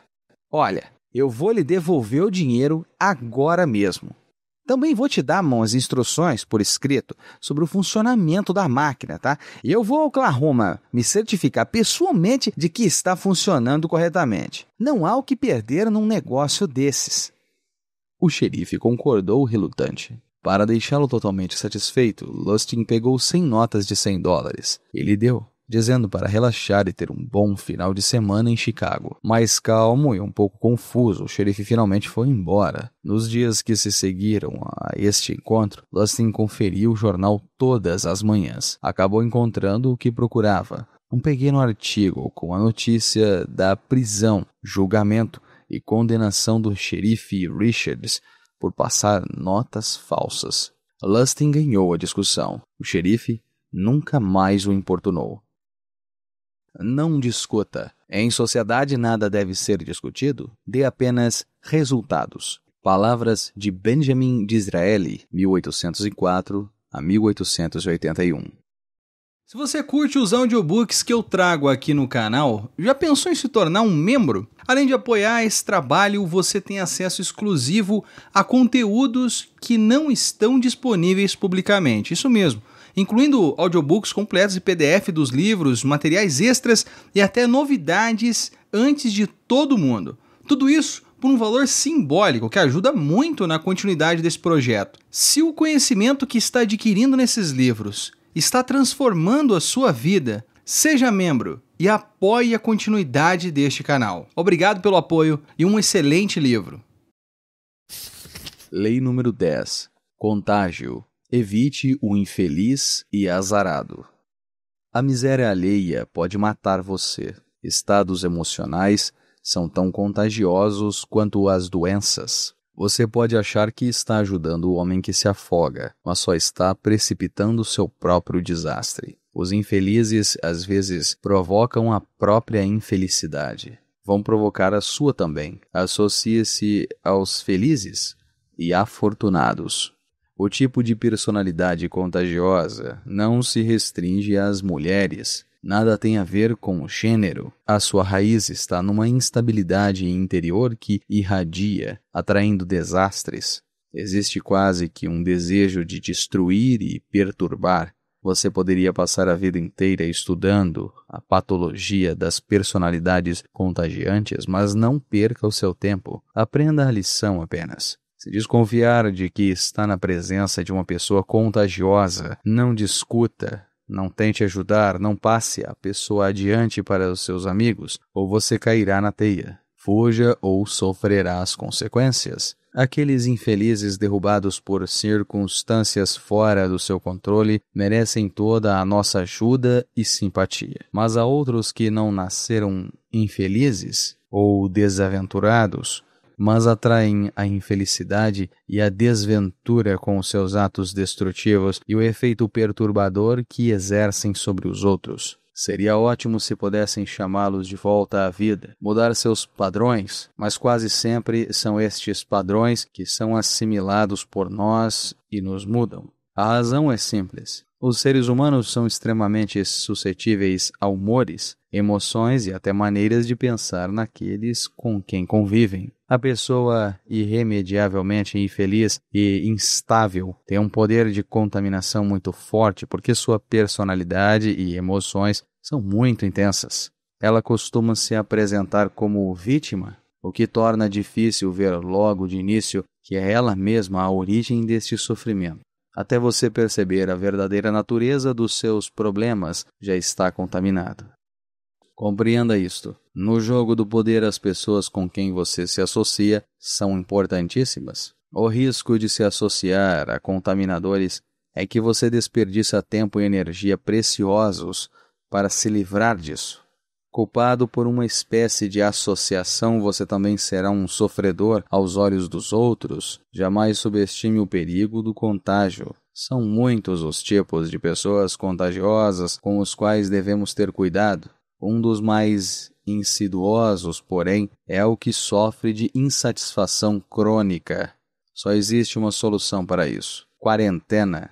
Mas quando você reconhece o problema, em geral já é tarde. Como se proteger destes vírus insidiosos? A resposta está em julgar as pessoas pelos efeitos que elas exercem sobre o mundo e não pelas razões que elas dão para os seus próprios problemas. As pessoas contagiantes são reconhecidas pela infelicidade que atraem sobre si mesmas, por seu passado turbulento, pela extensa fileira de relacionamentos rompidos, por suas carreiras instáveis e pela própria força de uma personalidade que se apodera de você e o faz perder o juízo. Esteja alerta a estes sinais do contaminador. Aprenda a olhar o descontente no olho e, o mais importante, não tenha dó. Não se complique tentando ajudar. O contaminador não vai mudar, mas você se confunde. O outro aspecto da contaminação é igualmente válido e talvez mais fácil de compreender. Há pessoas que atraem a felicidade com o seu bom humor, com a sua natural animação e inteligência. Elas são fontes de prazer e você deve se associar a elas para partilhar a prosperidade que atraem sobre si mesmas. Não estamos falando apenas de bom humor e sucesso. Todas as qualidades positivas podem nos contagiar. Tire proveito do aspecto positivo desta osmose emocional. Se você for triste por natureza, por exemplo, jamais ultrapassará um certo limite. Apenas as almas generosas atingem a grandeza. Associe-se com os generosos, e eles o contaminarão, soltando o que está apertado e contido dentro de você. Se você é melancólico, gravite em torno das pessoas animadas. Se tender ao isolamento, force-se a ser amigo do gregário. Jamais se associe com quem tem os mesmos defeitos. Eles reforçarão tudo o que trava o seu caminho. Crie associações apenas com afinidades positivas. Que esta seja uma regra de vida, e você se beneficiará mais do que com todas as terapias do mundo. O inverso. Esta lei não aceita o inverso. Sua aplicação é universal. Nada se lucra associando-se com quem pode contagiar com a sua miséria. Só se obtém poder e sorte associando-se com os afortunados. Ignore esta lei por sua própria conta e risco. Reconheça o afortunado de modo a poder escolher a sua companhia e o desafortunado para poder evitá-lo. O infortúnio é em geral uma tolice, e entre os que sofrem dela não há doença mais contagiosa. Não abra sua porta para a menor das infelicidades, pois, se o fizer, muitas outras virão em seguida. Não morra da infelicidade alheia. Palavras de Baltazar Gracian. Lei número 11. Aprenda a manter as pessoas dependentes de você.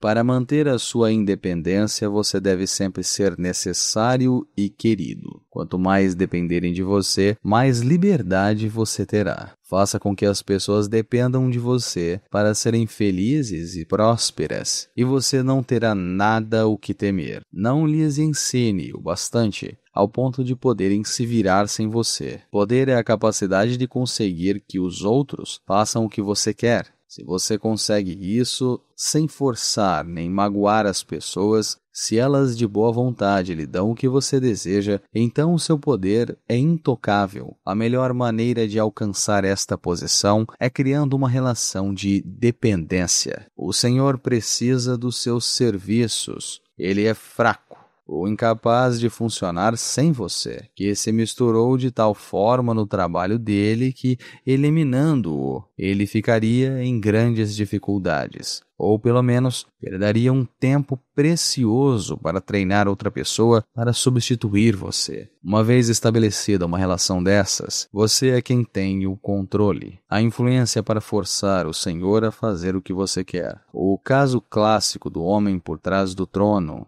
o servo do rei, que na verdade controla o rei. Não seja como tantos que se enganam acreditando que poder é independência. O poder implica um relacionamento entre as pessoas. Você sempre vai precisar dos outros como aliados, peões ou até como senhores fracos que servem de fachada para você. O homem totalmente independente viveria numa cabana na floresta, estaria livre para ir e vir à vontade, mas não teria poder. O máximo que você pode esperar é que os outros fiquem tão dependentes de você que você passa a usufruir um tipo inverso de independência.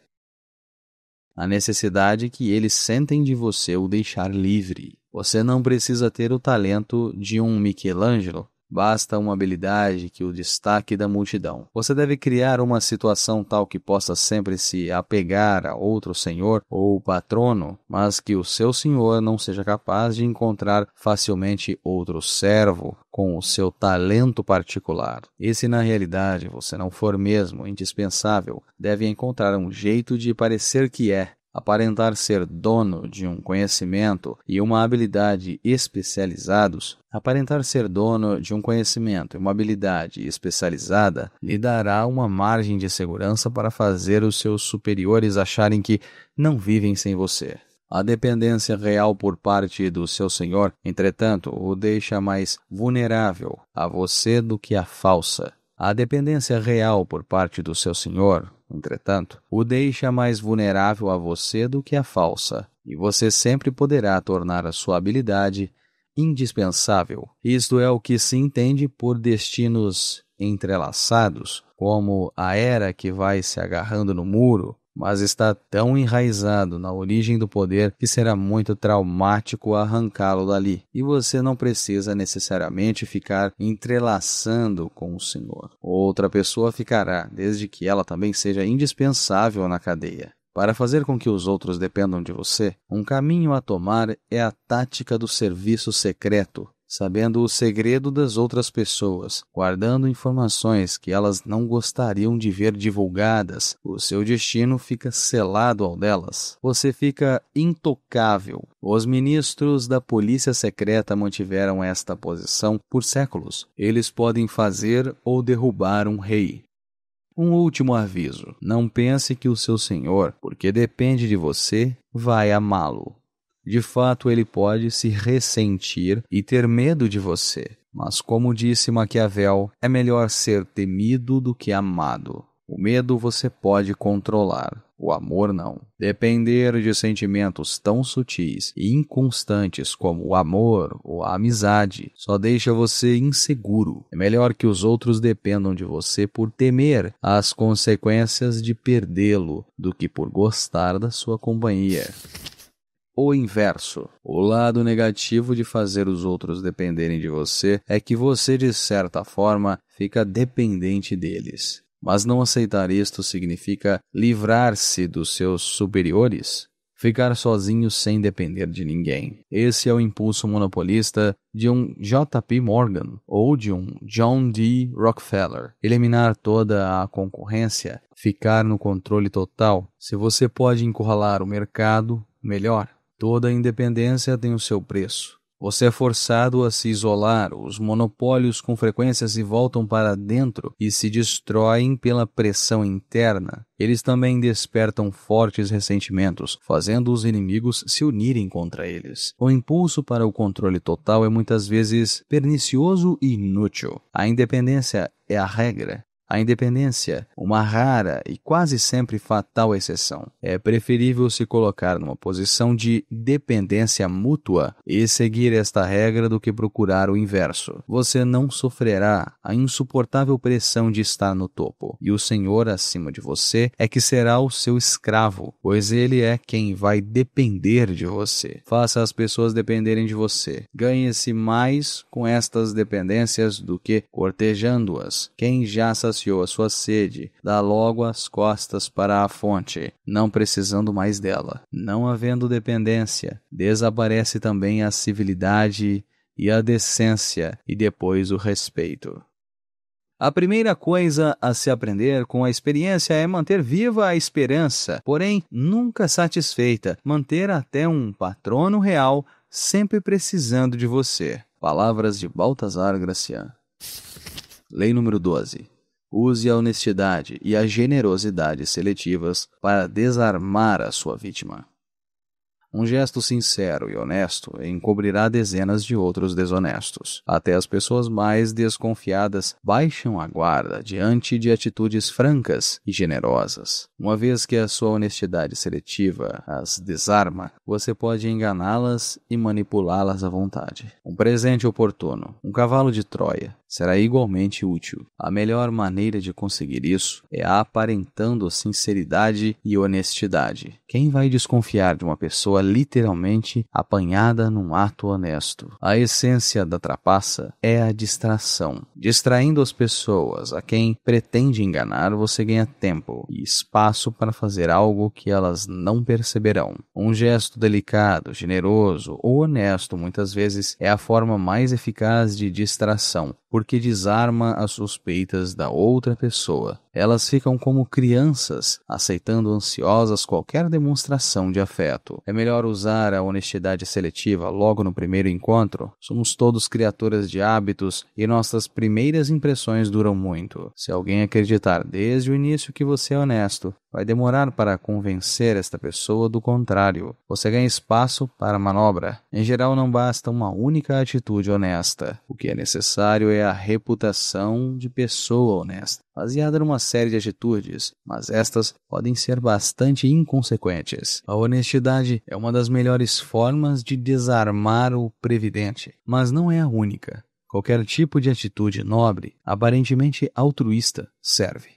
Talvez a melhor, entretanto, seja a generosidade. Raras são as pessoas que resistem a um presente mesmo do inimigo mais ferrenho. Por isso, esta costuma ser a maneira perfeita de desarmar as pessoas. Um presente desperta em nós a criança, derrubando na mesma hora as nossas defesas. Apesar de olharmos com descrença o comportamento das outras pessoas, raramente vemos o elemento maquiavélico de um presente. Com frequência, escondendo segundas intenções. Um presente é o objeto perfeito para esconder uma atitude falsa. A bondade seletiva com frequência desarma o inimigo mais obstinado, acertando em cheio no coração. Ela corrói o desejo de revidar. Lembre-se, jogando com as emoções dos outros, gestos calculados de bondade podem transformar um Al Capone numa criança ingênua. Como qualquer abordagem emocional, a tática deve ser praticada com prudência. Se as pessoas perceberem os sentimentos de gratidão e cordialidade frustrados, se transformarão em ódio e desconfiança na sua forma mais violenta. Se não for capaz de fazer o gesto parecer sincero, não brinque com fogo.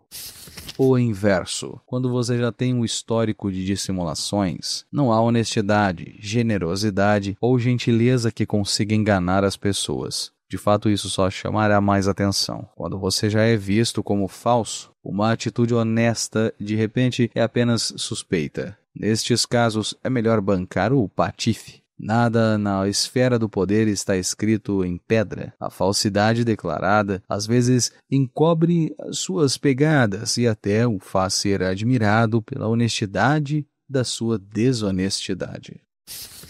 Lei número 13. Ao pedir ajuda, apele para o egoísmo das pessoas, jamais para sua misericórdia ou gratidão. Se precisar pedir ajuda a um aliado, não se preocupe em lembrar a ele a sua existência e boas ações do passado. Ele encontrará um meio de ignorar você. Em vez disso, revele algo na sua solicitação ou na sua aliança que o beneficiará e exagere na ênfase. Ele reagirá entusiasmado se vir que pode lucrar alguma coisa com isso. Na sua busca de poder, você vai se encontrar constantemente na posição de ter que pedir ajuda aos mais poderosos. Pedir ajuda é uma arte que depende da sua capacidade para compreender a pessoa com quem está lidando e não confundir o que você precisa para as necessidades dela. As pessoas, na sua maioria, não conseguem isso, porque estão totalmente presas aos seus próprios desejos e necessidades. Elas começam supondo que as pessoas com quem estão lidando têm um interesse altruísta em ajudá-las. Falam como se as suas necessidades tivessem alguma importância para estas pessoas que provavelmente não estão dando a mínima. Às vezes, elas se referem a questões maiores, uma grande causa ou emoções grandiosas como o amor e gratidão. Preferem o quadro geral, quando as simples realidades cotidianas serviriam muito mais atraentes. O que elas não percebem é que até a pessoa mais poderosa está presa ao seu próprio conjunto de necessidades e que se você não acenar para o seu egoísmo, ela simplesmente o verá como alguém desesperado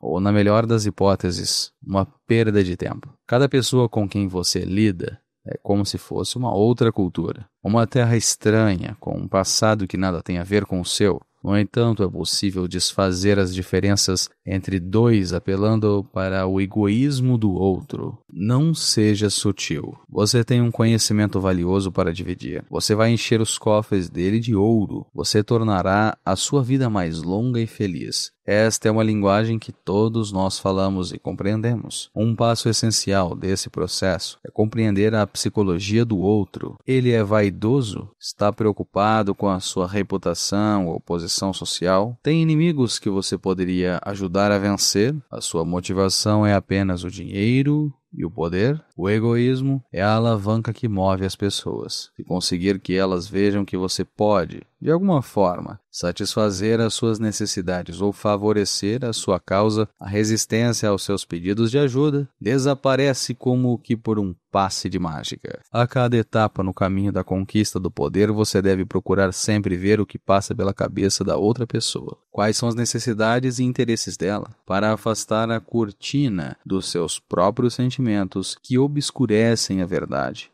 Domine esta arte e não haverá limites para você. O inverso.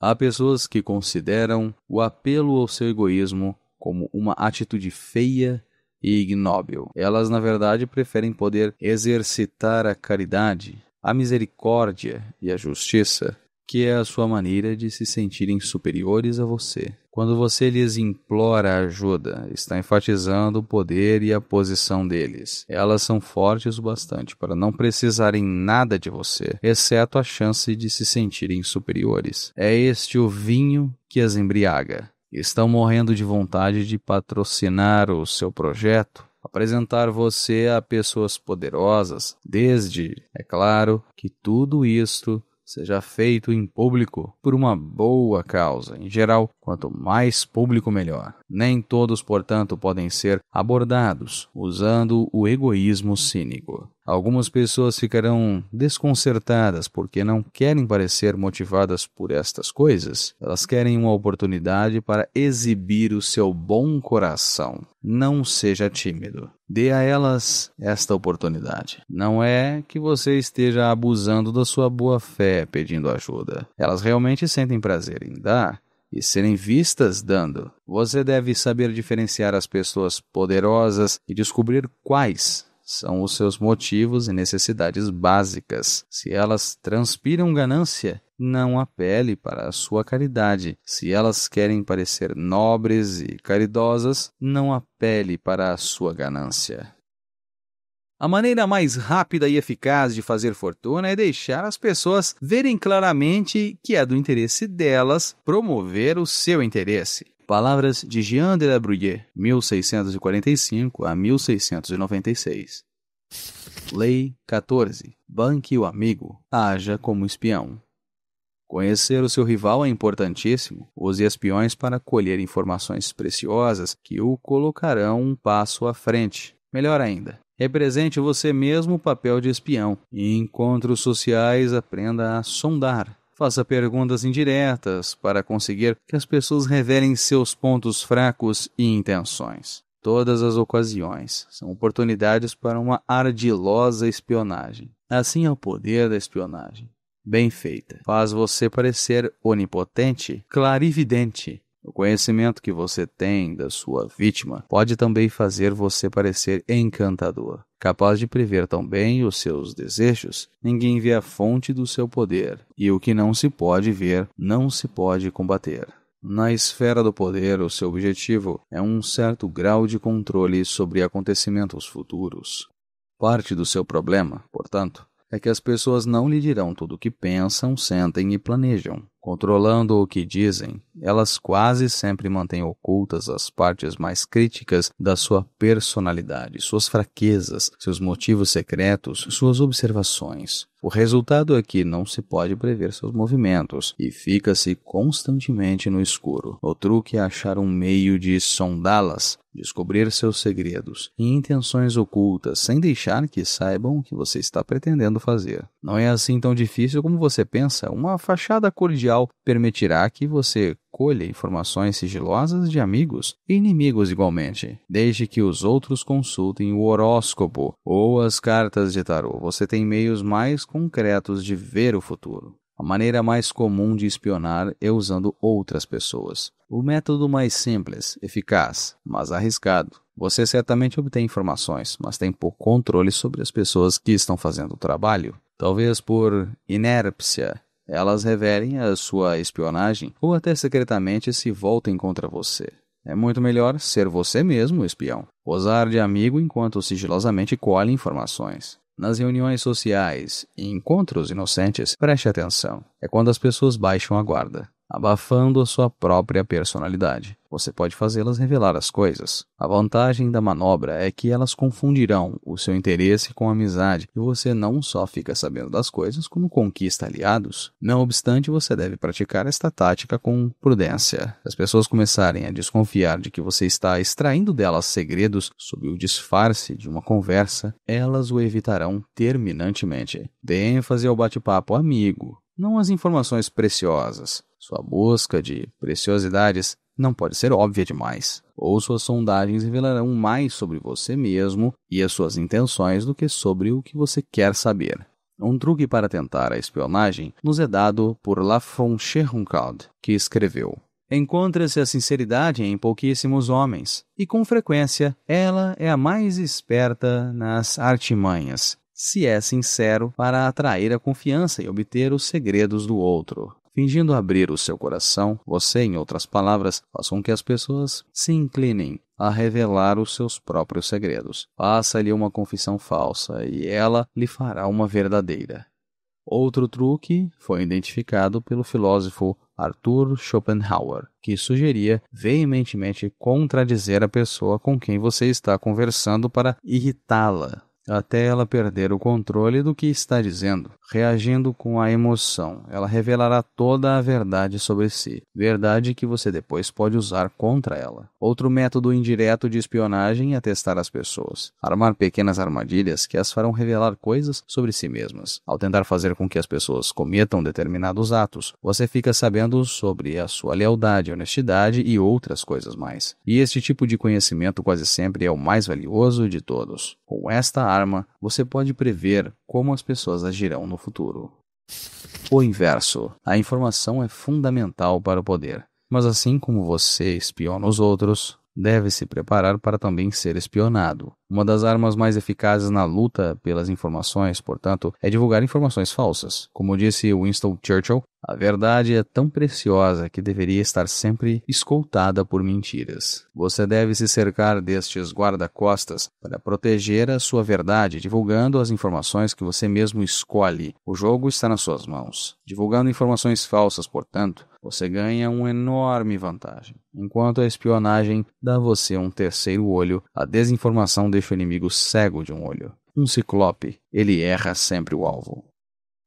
Ora, o que faz um soberano brilhante e um sábio general conquistarem sempre o inimigo, e suas realizações superarem as dos homens comuns. É a presciência da situação do inimigo. Essa presciência não vem dos espíritos, nem dos deuses, nem de uma analogia com acontecimentos passados, nem de cálculos astrológicos. Deve ser obtida de homens que conhecem a situação do inimigo, dos espiões. Palavras de Sun Tzu, em A Arte da Guerra. Se você chegou até aqui é porque está no meio do livro. E eu quero saber como está sendo a sua experiência. Não deixe de dar a sua opinião aqui nos comentários sobre o livro e sobre o audiobook. E se você, assim como eu, gosta de sentir o aroma das novas páginas de um livro, aqui na descrição tem um link onde você pode comprar um exemplar pela Amazon e ainda ajuda o canal. Recado dado, voltamos à leitura. Lei número 15. Aniquile totalmente o inimigo.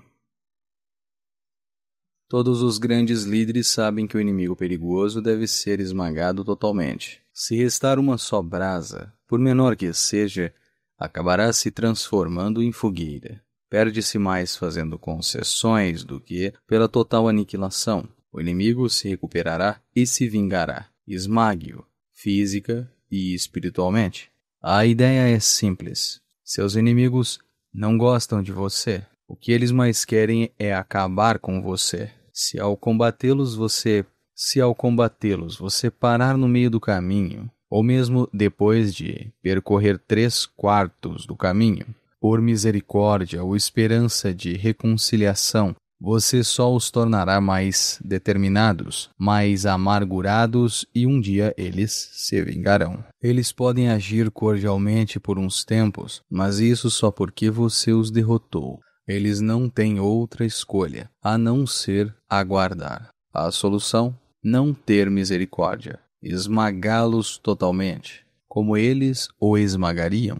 A única paz e segurança que você pode esperar dos seus inimigos é quando eles desaparecem. O princípio por trás de esmagar o inimigo é tão antigo quanto a Bíblia. O primeiro a colocá-lo em prática foi Moisés, que aprendeu com o próprio Deus, que abriu o Mar Vermelho para os judeus e depois deixou que as águas fluíssem novamente, afogando os egípcios que vinham logo atrás. Desta forma, a não sobrar nenhum só deles. Moisés, quando desceu do Monte Sinai com os 10 mandamentos e viu seu povo adorando o bezerro de ouro, mandou matar todos os pecadores. E pouco antes de morrer, ele contou ao seu povo, finalmente prestes a entrar na terra prometida, que ao derrotarem as tribos de Canaã, deveriam tê-las, entre aspas, destruído totalmente sem aliança e nem misericórdia. A vitória total, como meta, é um dos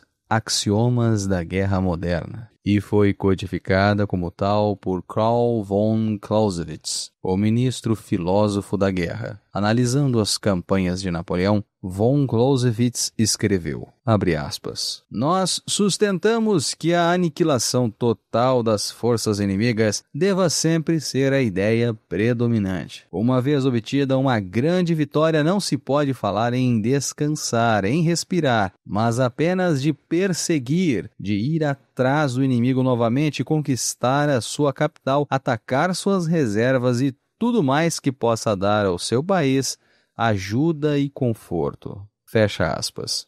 Isso porque depois da guerra vêm as negociações e as divisões de território. Se você teve apenas uma vitória parcial, vai inevitavelmente perder nas negociações o que lucrou com a guerra. A solução é simples. Não dê opções ao seu inimigo. Aniquile-os, e você é quem vai destrinchar o território deles. O objetivo do poder é controlar seus inimigos totalmente, fazê-los sujeitar-se ao que você deseja. Você não pode se dar ao luxo de fazer concessões. Sem outra opção, eles serão forçados a fazer o que você manda. Esta lei não se aplica apenas ao campo de batalha. Negociações são como uma víbora insidiosa que corrói a sua vitória. Portanto, não negocie nada com o inimigo. Não lhe dê nenhuma esperança, nenhum espaço de manobra. Eles estão esmagados e ponto final. Entenda isso. Na sua luta pelo poder, vai despertar rivalidades e criar inimigos. Haverá pessoas que você não conseguirá convencer, que permanecerão suas inimigas não importa o que aconteça. Mas seja qual for a dor que você lhes causar, deliberadamente ou não, não leve o ódio delas para o lado pessoal. Reconheça apenas que não há possibilidade de paz entre vocês dois, principalmente se você continuar no poder. Se você deixar que elas fiquem por perto, elas vão procurar se vingar com tanta certeza quanto depois do dia vem a noite. Esperar que elas mostrem suas cartas é tolice. Seja realista. Com o inimigo assim por perto, você jamais terá segurança. Aprenda com os exemplos da história. E com a sabedoria de Moisés, não faça concessões. Não é uma questão de morte, é claro, mas de exílio. Suficientemente enfraquecidos e depois banidos para sempre da sua corte, seus inimigos se tornam inofensivos. Não tem mais esperanças de se recuperar, de vir-se insinuando e ferir você. E se for impossível bani-los, pelo menos saiba que eles estão tramando contra você, e não dê atenção aos seus gestos fingidos de amizade. A sua única arma numa situação dessa é a sua própria cautela. Se não pode bani-los imediatamente, então planeje o melhor momento para agir. O inverso. Raramente se deve ignorar esta lei, mas acontece que às vezes é melhor deixar que os seus inimigos se destruam, se isso for possível, do que fazê-los sofrer nas suas mãos. Na guerra, por exemplo, um bom general sabe que atacando um exército encurralado, seus soldados lutarão com muito mais entusiasmo. Por isso, às vezes, é melhor lhes deixar uma saída de emergência, uma escapatória. Recuando, eles se desgastam e a retirada os deixa mais desmoralizados do que qualquer derrota nas mãos deste general no campo de batalha. Se você tem alguém com a corda no pescoço, mas só se você tiver certeza de não haver chances de recuperação, é melhor deixar que ele se enforque, que ele mesmo seja o agente da sua própria destruição. O resultado será o mesmo e você não se sentirá tão mal. Finalmente, ao esmagar o inimigo, às vezes você o irrita tanto que ele passa anos a fio tramando uma vingança. O Tratado de Versalhes teve este efeito sobre os alemães. Há quem diga que ao longo prazo é melhor mostrar uma certa demência. O problema é que a sua demência implica um outro risco. Ela pode encorajar o inimigo, que ainda guarda rancor, mas agora tem mais espaço para agir.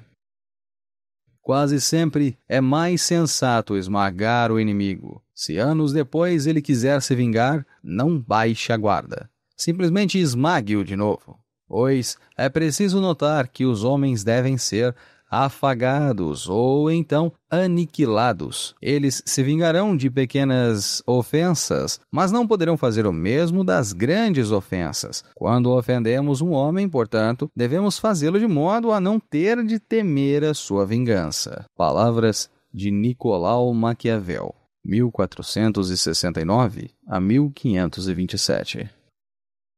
Lei 16. Use a ausência para aumentar o respeito e a honra. Circulação em excesso faz os preços caírem. Quanto mais você é visto e escutado, mais comum vai aparecer. Se você já se estabeleceu em um grupo, afastando-se temporariamente, se tornará uma figura mais comentada, até mais admirada. Você deve saber quando se afastar. Cria um valor com a escassez. O que se retrai, o que se torna escasso, de repente parece merecer nosso respeito e estima. O que permanece tempo demais, saturando-nos com a sua presença, desperta o nosso desprezo. Na Idade Média, as senhoras exigiam constantemente de seus cavaleiros provas de amor, enviando-os para longas e árduas buscas. Todo para criar uma oscilação entre ausência e presença. Tudo no mundo depende da ausência e presença. Uma forte presença atrai o poder e as atenções para você. Você brilha mais do que as pessoas ao seu redor. Mas tem um ponto, inevitavelmente, em que a presença em demasia cria o efeito contrário. Quanto mais você é visto e ouvido, mais o seu valor diminui. Você se torna um hábito. Não importa o quanto você tente ser diferente, sutil, sem você saber por que as pessoas começam a respeitá-lo cada vez menos. É preciso aprender a se retirar no momento certo, antes que elas, inconscientemente, o forcem a isso. É um jogo de pique-esconde. A verdade desta lei pode ser comprovada facilmente quando se trata de amor e sedução. No início, a ausência da pessoa amada estimula a sua imaginação, envolvendo a ele ou a ela numa espécie de aura. Mas esta aura desaparece quando você sabe demais, quando a sua imaginação não tem mais espaço para divagar. O ser amado se torna uma pessoa como qualquer outra, alguém cuja presença não desperta mais tanto interesse. É por isso que a cortesã francesa do século XIX aconselhava fingir sempre estar se afastando da pessoa amada. Abre aspas. O amor não morre de inanição. Fecha aspas. Ela escreveu, mas com frequência, sim, de indigestão. Quando você se permite ser tratado como uma pessoa qualquer, já é tarde demais. Já foi engolido e digerido. Para que isso não aconteça, você tem de deixar que o outro anseie pela sua presença. Imponha respeito ameaçando-o com a possibilidade de perdê-lo para sempre. Crie um padrão de presença e ausência depois de morto. Tudo relacionado com você muda. Você fica imediatamente envolto numa aura de respeitabilidade. As pessoas se lembram das críticas que lhe fizeram, das discussões que vocês tiveram e ficam cheias de arrependimentos e culpa. Elas sentem falta de uma presença que não voltará mais. Mas você não precisa esperar até morrer. Afastando-se totalmente por uns tempos, você cria uma espécie de morte anterior à morte. E quando voltar, Será como se estivesse voltado de outro mundo. Um clima de ressurreição ficará associado a você e as pessoas se sentirão aliviadas com a sua volta. Outro aspecto mais corriqueiro desta lei, mas que demonstra ainda melhor a sua verdade, é a lei da escassez na economia. Retirando um produto do mercado, você cria instantaneamente um valor. Ajusta a lei da escassez às suas próprias habilidades. Torne raro e difícil de encontrar aquilo que você oferece ao mundo e estará na mesma hora aumentando o seu valor. Sempre chega a hora em que aqueles que estão no poder abusam da nossa hospitalidade. Ficamos cansados deles, perdemos o respeito, passamos a vê-los como iguais ao resto da humanidade, o que significa dizer que os vemos como piores, pois inevitavelmente comparamos o que vemos agora com o que víamos antes. É uma arte saber quando se retirar. Praticando-a corretamente, recupera-se o respeito perdido e se conserva uma parte do seu poder. Torna-se disponível demais e a aura do poder que você construiu à sua volta desaparecerá. Vire o jogo, torne-se menos acessível e aumentará o valor da sua presença. O inverso. Esta lei só se aplica depois que já se alcançou um certo nível de poder. A necessidade de se retirar de cena só aparece depois que você estabeleceu a sua presença. Afaste-se cedo demais e você não será mais respeitado. Será simplesmente esquecido. Quando você estiver começando a atuar no palco do mundo, crie uma imagem que possa ser reconhecida, reproduzida e vista por toda a parte. Enquanto você não alcançar este status, a ausência é perigosa. Em vez de atiçar as chamas, ela as extinguirá. No amor e na sedução, similarmente, a ausência só é eficaz se você tiver envolvido o outro com a sua própria imagem. Se ele ou ela já o estiver vendo por toda a parte, tudo deve lembrar ao seu amor da sua presença, de tal forma que se você resolver se afastar, ele estará sempre pensando em você, sempre vendo você mentalmente. Lembre-se, no início não desapareça, seja onipresente. Só o que é visto, apreciado e amado deixará saudades na sua ausência. Use a ausência para criar respeito e estima. Se a presença diminui a fama, a ausência faz crescer. O homem que, quando ausente, é considerado um leão, torna-se, quando presente, comum e ridículo. Os talentos perdem o brilho quando nos acostumamos a eles, pois o revestimento exterior da mente é visto com mais facilidade do que o seu núcleo interior mais rico. Até mesmo o grande gênio se retrai para que os homens o respeitem e para que o desejo despertado por sua ausência o faça estimado. Palavras de Baltazar Gracian. Lei 17. Mantenha os outros em um estado latente de terror. Cultive uma atmosfera de imprevisibilidade. Os homens são criaturas de hábitos, com uma necessidade insaciável de ver familiaridade nos atos alheios. A sua previsibilidade lhes dá um senso de controle. Vire a mesa, seja deliberadamente imprevisível. O comportamento que parece incoerente ou absurdo os manterá desorientados, e eles vão ficar exaustos tentando explicar seus movimentos. Levando ao extremo, esta estratégia pode intimidar e aterrorizar. O xadrez contém a essência da vida. Primeiro, porque para vencer você tem que ser extremamente paciente e previdente. Segundo, porque o jogo se baseia em padrões, sequências inteiras de movimentos que já foram feitos antes e continuarão sendo feitos com ligeiras alterações em qualquer jogo. O adversário analisa os padrões que você está usando e os aproveita para tentar prever os seus movimentos, não lhe dando nada de previsível em que basear as suas estratégias. Você consegue uma grande vantagem. No xadrez, como na vida, quando não conseguem imaginar o que você está fazendo, as pessoas ficam em estado de terror, aguardando, incertas, confusas. Nada é mais aterrorizante do que o repentino e imprevisível. Por isso tememos tanto os terremotos e tornados. Não sabemos quando eles vão acontecer. Depois do primeiro, esperamos aterrorizados o segundo. Em grau menor, é assim que um comportamento humano imprevisível atua sobre nós. Os animais têm um padrão fixo de comportamento, por isso é possível caçá-los e matá-los. Só o homem tem a capacidade de alterar conscientemente o seu comportamento, de improvisar e se livrar do peso da rotina e do hábito. Mas a maioria dos homens não percebe este poder. Preferem o conforto da rotina, da natureza animal que os faz repetir sempre as mesmas ações, compulsivamente, várias vezes. Agem assim pela lei do menor esforço, e porque se enganam achando que, se não perturbarem ninguém o perturbará.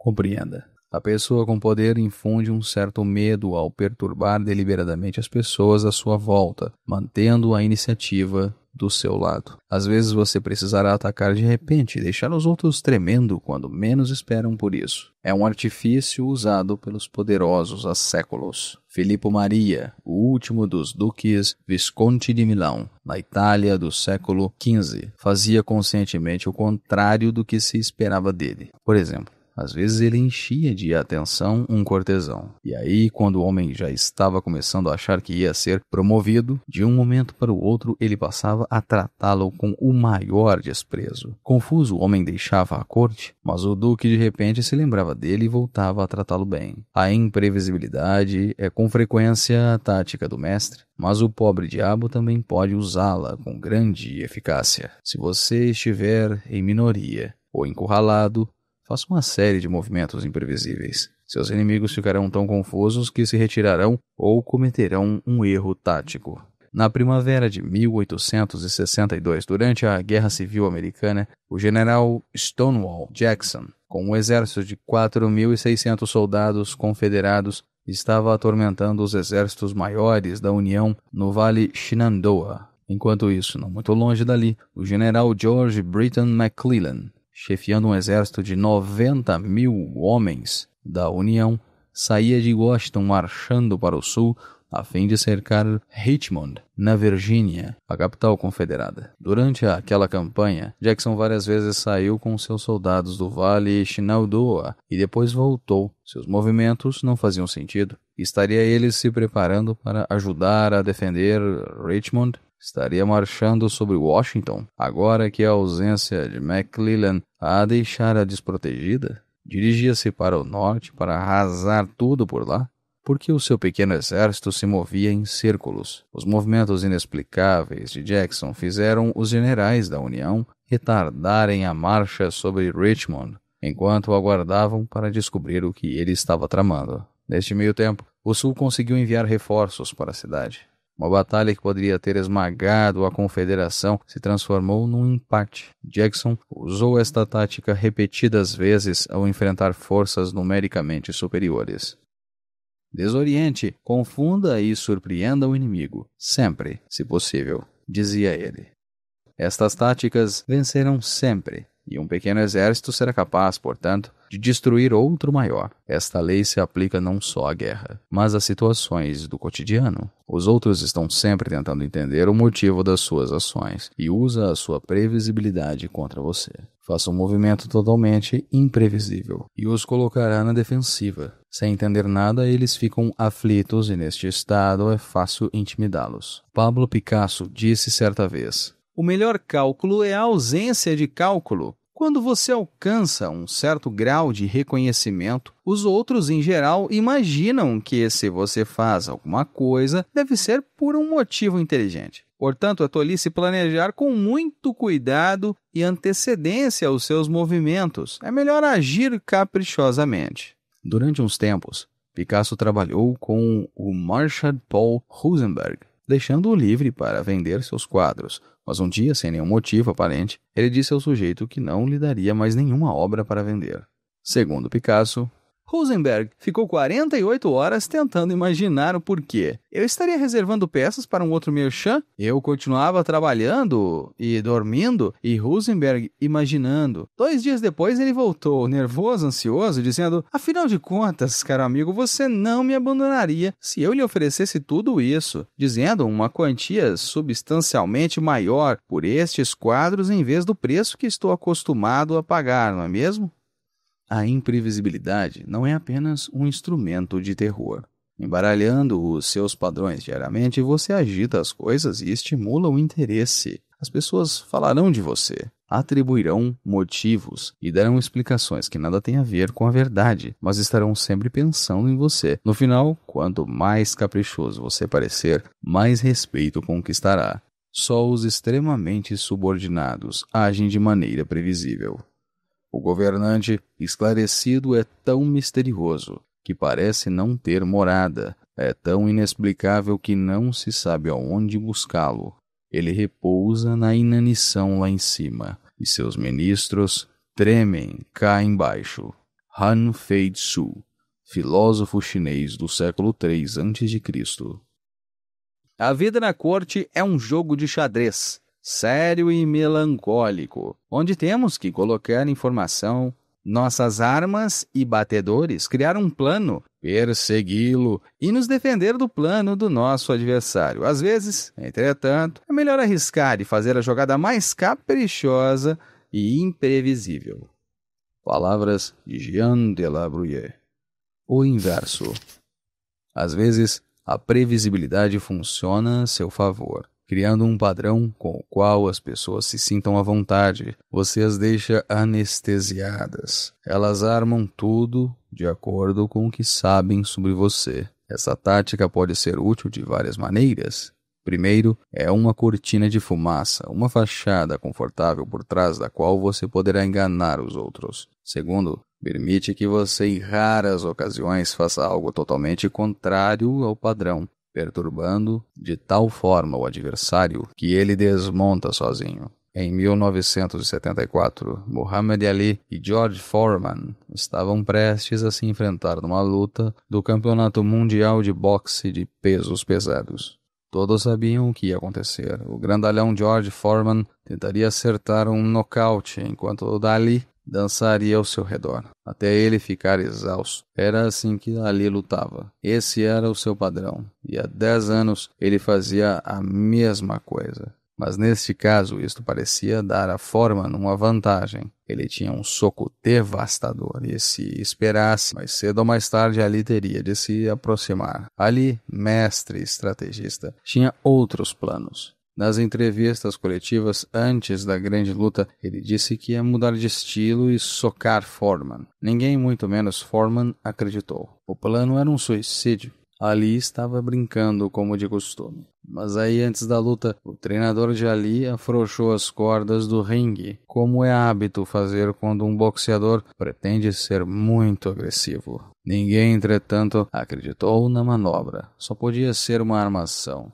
Para espanto de todos, Ali fez exatamente o que tinha dito. Enquanto Foreman esperava que ele começasse a dançar ao seu redor, Ali partiu direto para cima dele e lhe deu um soco. E perturbou totalmente a estratégia do adversário. Confuso, Foreman acabou exausto. Não corria atrás de Ali, mas disparava socos feito um desvairado, recebendo outros tantos de volta. Finalmente Ali acertou um cruzado de direita drástico que nocauteou Foreman. O hábito de supor que o comportamento de uma pessoa se ajustará sempre aos seus padrões anteriores é tão arraigado que nem mesmo Ali, anunciando uma mudança de estratégia, conseguiu alterar isso. Foreman caiu numa armadilha, a armadilha sobre a qual tinham lhe avisado. Atenção, a imprevisibilidade às vezes é um tiro que sai pela culatra, especialmente se você estiver numa posição inferior. Há ocasiões em que é melhor deixar as pessoas ao seu redor se sentir à vontade e tranquilas. O excesso de imprevisibilidade é visto como sinal de indecisão, ou até de algum problema psíquico mais grave. Os padrões têm um poder muito grande, e se você os quebra, pode deixar as pessoas assustadíssimas. Deve-se ter um bom senso ao usar este poder. Lei 18. Não construa fortalezas para se proteger. O isolamento é perigoso. O mundo é perigoso e os inimigos estão por toda a parte. Todos precisam se proteger. Uma fortaleza parece muito segura, mas o isolamento expõe você a mais perigos do que o protege deles. Você fica isolado de informações valiosas, transforma-se num alvo fácil e evidente, Melhor circular entre as pessoas, descobrir aliados, se misturar. A multidão serve de escudo contra os seus inimigos. Retira-se para uma fortaleza e você perde o contato com as fontes do seu poder. Você não ouve o que está acontecendo ao seu redor e perde o senso de limite. Em vez de ficar mais seguro, você se isola do conhecimento de que depende para viver. Não se distancie tanto das ruas a ponto de não escutar mais o que acontece por perto, inclusive o que estão tramando contra você. Maquiavel argumenta que, num sentido estritamente militar, a fortaleza é sempre um erro. Ela se torna símbolo de isolamento do poder e é um alvo fácil para os inimigos do seu construtor. Projetada para defender você, a fortaleza na verdade o isola de qualquer tipo de ajuda e tolhe a sua flexibilidade. Ela pode parecer inexpurgável, mas depois que você se enfiou lá dentro, todos sabem onde você está e não é preciso ter êxito num cerco para transformar a sua fortaleza numa prisão. Com seus espaços pequenos e confinados, as fortalezas são extremamente vulneráveis a pestes e a doenças contagiosas. Do ponto de vista estratégico, o isolamento de uma fortaleza não oferece proteção e cria mais problemas do que soluções. Como os seres humanos são criaturas sociais por natureza, poder depende da intenção social e da circulação. Para se tornar poderoso, você deve se colocar no centro das coisas, como fez Luís XIV em Versalhes. Toda a atividade deve girar em torno de você, e você deve estar atento a tudo que acontece na rua, e a qualquer pessoa que possa estar armando planos contra você. Para a maioria das pessoas, o perigo surge quando elas se sentem ameaçadas. Nessa ocasião, elas tendem a se retrair e cerrar fileiras, buscando a segurança em algum tipo de fortaleza. Ao fazer isso, entretanto, elas passam a despender das informações de um círculo cada vez menor e perdem a perspectiva do que ocorre ao redor. Elas perdem a capacidade de manobrar e se tornam alvos fáceis. E o isolamento as torna paranoicas. Como na guerra e na maioria dos jogos estratégicos, o isolamento quase sempre precede a derrota e a morte. Nos momentos de incerteza e perigo, você precisa lutar contra este desejo de se voltar para dentro. Em vez disso, torne-se mais acessível. Busque antigos e novos aliados. Force a sua entrada em círculos mais numerosos e diferentes. Este tem sido o truque das pessoas poderosas por séculos. O estadista romano Cícero era da nobreza inferior e tinha poucas chances de poder, a não ser que conseguisse abrir espaço entre os aristocratas que controlavam a cidade. Ele fez isso com brilhantismo, identificando todas as pessoas influentes e descobrindo as conexões entre elas. Ele se misturava por toda parte, conhecia todo mundo e tinha uma rede de conexões tão vasta que o inimigo aqui poderia facilmente ser contrabalanceado por um aliado ali. O estadista francês Talleyrand fazia o mesmo jogo. Embora viesse de uma das famílias aristocráticas mais antigas da França, ele fazia questão de manter contato com o que estavam acontecendo nas ruas de Paris, o que lhe permitia prever tendências e problemas. Ele sentia até um certo prazer em se misturar com os tipos criminosos de má fama, que lhe forneciam informações valiosas. Sempre que havia um crime, uma transição de poder, o fim do diretório, a queda de Napoleão, a abdicação de Luís XVIII, conseguia sobreviver e até prosperar porque jamais se fechou num círculo pequeno, associando-se sempre com a nova ordem. Esta lei é para os reis e rainhas e para quem está nos níveis máximos do poder, assim que você perder contato com o seu povo, buscando a segurança no isolamento. A rebelião começa a fermentar. Não pense jamais estar num cargo tão elevado, a ponto de se permitir o luxo de se afastar até mesmo do escalão mais baixo. Retirando-se para uma fortaleza, você se torna alvo fácil dos seus súditos conspiradores, que veem o seu isolamento como um insulto e motivo para a rebelião. Como os seres humanos são criaturas muito sociais, segue-se daí que as artes sociais que nos tornam companhias agradáveis só podem ser praticadas pela constante exposição e circulação. Quanto mais você está em contato com os outros, mais gracioso e à vontade você se toma. O isolamento, por sua vez, gera uma estranheza nos seus gestos que leva a um isolamento ainda maior. Quando as pessoas passam a evitar você. Em 1545, o Duque Cosimo I de Médici resolveu, para garantir a imortalidade do seu nome, encomendar alguns afrescos para a capela principal da igreja de San Lorenzo, em Florença. E ele podia escolher entre vários bons pintores e acabou ficando com Jacopo da Pontormo. Já com uma certa idade, Pontormo quis fazer destes afrescos a sua obra-prima e herança para a humanidade. Sua primeira decisão foi fechar a capela com paredes divisórias e cortinas. Não queria que ninguém testemunhasse a criação de sua obra-prima ou roubasse as suas ideias. Ele superaria o próprio Michelangelo. Quando alguns rapazes curiosos forçaram a entrada na capela, Jacopo a trancou ainda mais. Pontormo encheu o teto da capela com cenas bíblicas, a criação, Adão e Eva, a Arca de Noé e outras. No alto da parede central ele pintou Cristo em toda a sua majestade, ressuscitando os mortos no dia do juízo final. O artista trabalhou na capela durante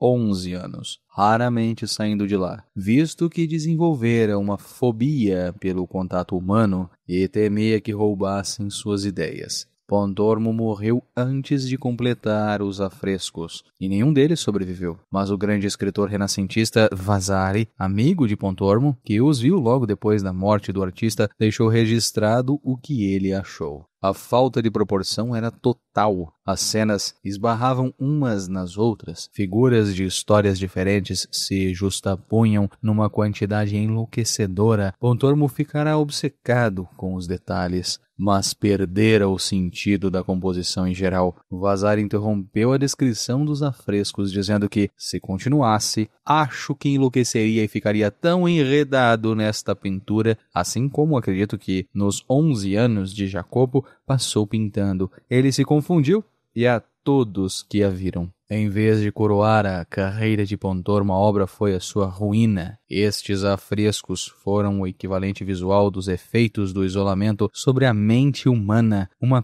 perda de proporção, uma obsessão por detalhes, combinada com uma incapacidade de ver o quadro geral, um tipo de feiura extravagante que não comunica mais nada.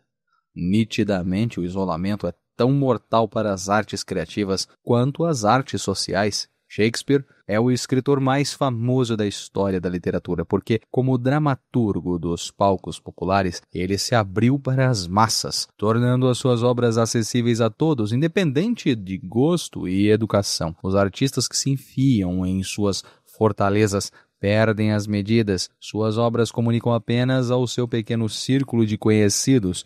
Esse tipo de arte permanece encurralada e impotente. Por fim, como o poder é uma criação humana, ele aumenta inevitavelmente em contato com outras pessoas. Em vez de ceder à mentalidade da fortaleza, veja o mundo da seguinte maneira. O Palácio de Versalhes é imenso, cada quarto se comunicando com o outro. Você precisa ser permeável, capaz de entrar e sair de círculos diferentes e misturar-se com diferentes tipos de pessoas. É essa modalidade e contato social que o protegerão de conspiradores que não conseguirão esconder de você os seus segredos e de inimigos que não conseguirão isolar você dos seus aliados. Sempre mudando, você se mistura nos quartos do palácio, sem se sentar ou descansar num único lugar. Não há caçador capaz de acertar a mira sobre uma criatura tão ligeira. Um príncipe bom e sábio, desejoso de manter este caráter e impedir que seus filhos tenham oportunidade de se tornar tirânicos, não construirá fortalezas, para que eles possam confiar na boa vontade de seus súditos e não na força de cidadelas. Palavras de Nicolau Maquiavel, 1469 a 1527. O isolamento é um perigo para a razão, sem favorecer a virtude. Lembre-se de que o mortal solitário é certamente lascivo, provavelmente supersticioso e possivelmente louco. Palavras do Dr. Samuel Johnson, de 1709 a 1784. O inverso.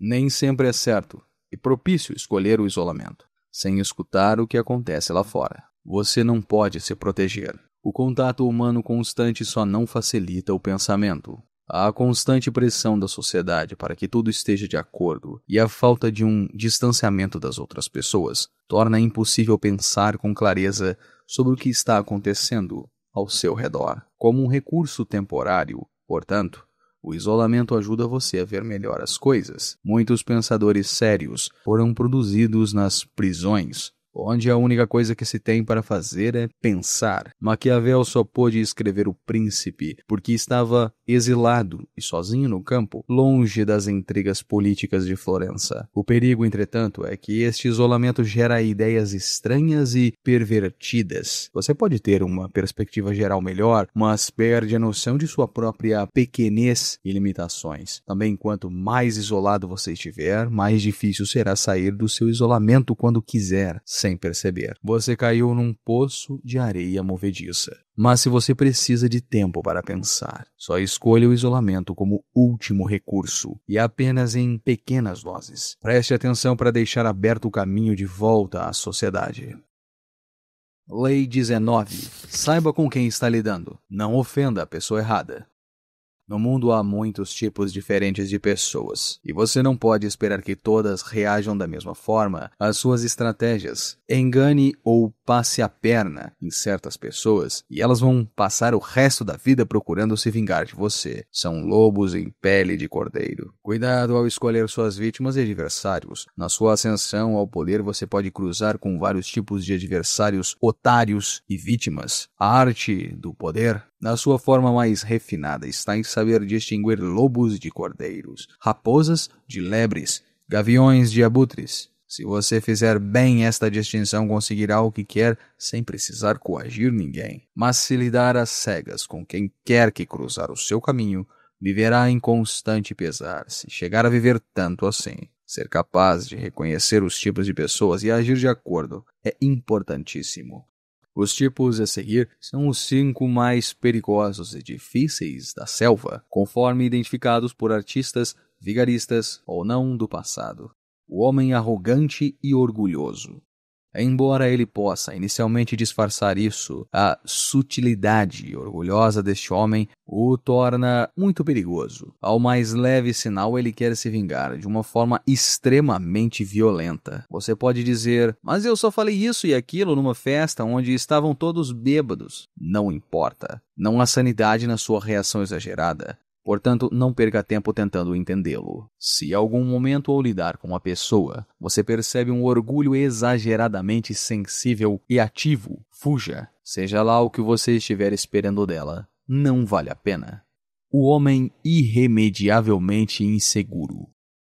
Este homem está relacionado com o tipo orgulhoso e arrogante, mas é menos violento e mais difícil de identificar. Seu ego é frágil, sua noção de identidade insegura, e se ele se sentir enganado ou atacado, a mágoa fica contida. Ele o irá mordendo aos poucos e vai levar um tempão para essa mordida aumentar e você perceber o que está acontecendo. Se você descobrir que enganou ou magoou um homem destes, suma por um tempo. Não fique perto dele, ou ele o irá mordiscando até você morrer. O desconfiado. Outra variante dos tipos acima é o futuro Stalin. Ele vê o que ele quer ver, em geral, o pior, nas outras pessoas, e imagina que todos estão atrás dele. O desconfiado é de fato o menos perigoso dos 3, genuinamente desequilibrado. Ele é fácil de enganar, assim como o próprio Stalin era constantemente iludido. Jogue com a sua natureza desconfiada para fazê-lo se voltar contra as outras pessoas. Mas se você se tornar o alvo de sua desconfiança, cuidado. A serpente de longa memória. Se magoado ou enganado, este homem não demonstrará superficialmente a sua raiva. Ele vai calcular e aguardar. Depois, quando estiver em posição de virar a mesa, irá reclamar a sua vingança, marcada com uma fria sagacidade. Reconheça este homem por sua cautela e astúcia em diferentes áreas da vida. Ele costuma ser frio e insensível. Redobre a sua atenção com esta serpente, e se você de alguma forma o feriu, esmague-o totalmente ou tire-o da sua frente. O homem simples, despretensioso, com frequência pouco inteligente. Suas orelhas coçam quando você encontra uma vítima tão tentadora. Mas este homem é muito mais difícil de enganar do que você imagina. Cair num engodo, em geral, exige inteligência e imaginação. Uma ideia da possibilidade de lucrar alguma coisa com isso. O homem bronco não morde a isca porque não a reconhece. Ele é distraído a esse ponto. O perigo não é que este homem vá magoá-lo ou querer se vingar, mas tentar enganá-lo é simplesmente perda de tempo, energia e recursos, e até a sua sanidade mental. Tenha à mão um teste para o otário, uma piada, uma história. Se a reação dele for totalmente literal, este é o tipo com o qual está lidando. Se quiser continuar, o risco é por sua conta.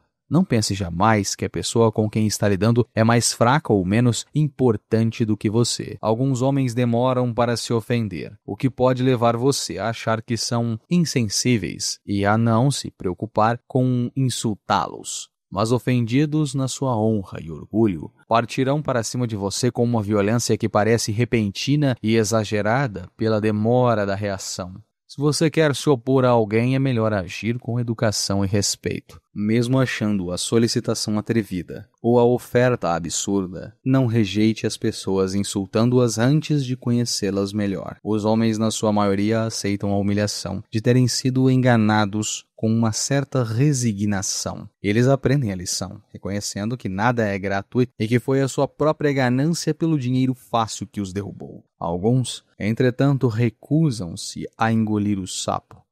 Em vez de refletir sobre a própria ingenuidade e avareza, eles se consideram vítimas totalmente inocentes. Homens assim podem parecer estar pregando a justiça e a honestidade, mas na verdade são pessoas excessivamente inseguras. O fato de terem passado por idiotas, de terem sido enganados, ativou uma insegurança e eles ficam desesperados para consertar o dano. Todo mundo é inseguro. E quase sempre a melhor maneira de se enganar um trouxa é jogando com suas inseguranças. Mas quando se trata de poder, tudo é uma questão de grau. E a pessoa decididamente mais insegura do que a média dos mortais representa um grande perigo. Cuidado! Se você pratica algum tipo de fraude ou dissimulação, estude bem as vítimas. A insegurança e a fragilidade do ego de algumas pessoas não suportam a mais leve ofensa. Para saber se está lidando com um deste tipo, teste-o primeiro. Brinque de leve, digamos,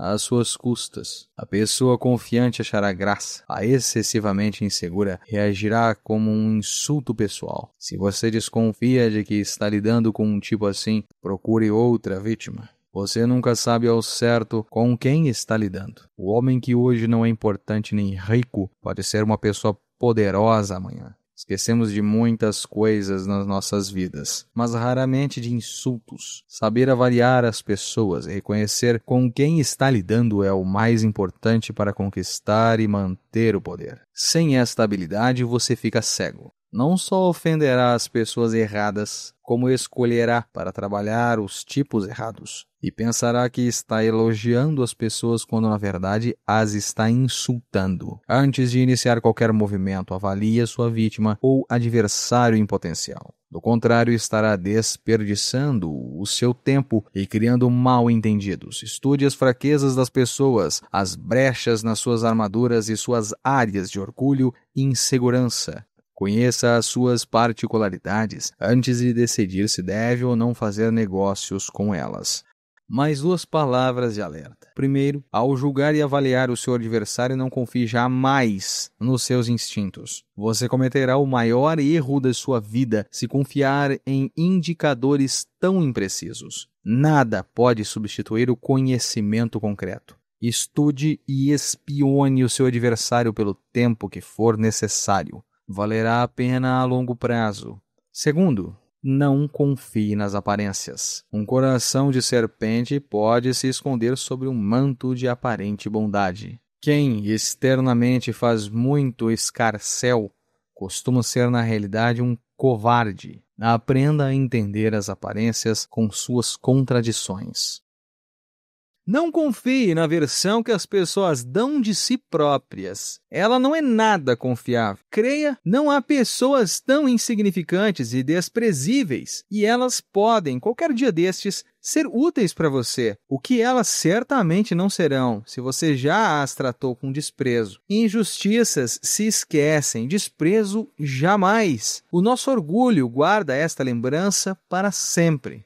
Palavras de Lord Chesterfield, 1694 a 1773.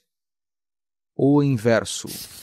Que benefício pode haver em não conhecer os outros? Aprenda a diferenciar leões de cordeiros, ou arque com as suas consequências. Obedeça totalmente a esta lei. Ela não tem inverso, nem se preocupe em procurar. Lei número 20. Não se comprometa com ninguém. Tolo é quem se apressa a tomar um partido. Não se comprometa com partidos ou causas, só com você mesmo. Mantendo-se independente, você domina os outros colocando as pessoas umas contra as outras, fazendo com que sigam você. Parte 1. Não se comprometa com ninguém, mas seja cortejado por todos. Deixando que os outros sintam que o possuem de alguma forma, você perde o poder sobre eles. Não comprometendo seus afetos, eles se esforçarão mais para conquistá-lo. Mantenha-se distante e você conquistará o poder que vem das atenções e dos desejos frustrados destas pessoas. Faça o papel da rainha virgem. Dê esperanças, jamais a satisfação. Visto que o poder depende tanto das aparências, você precisa aprender alguns truques para realçar a sua imagem. Recusar comprometer-se com alguém ou com um grupo é um deles. Quando você se retrai, não desperta raiva, mas um certo respeito. Você parece instantaneamente poderoso porque se torna inatingível.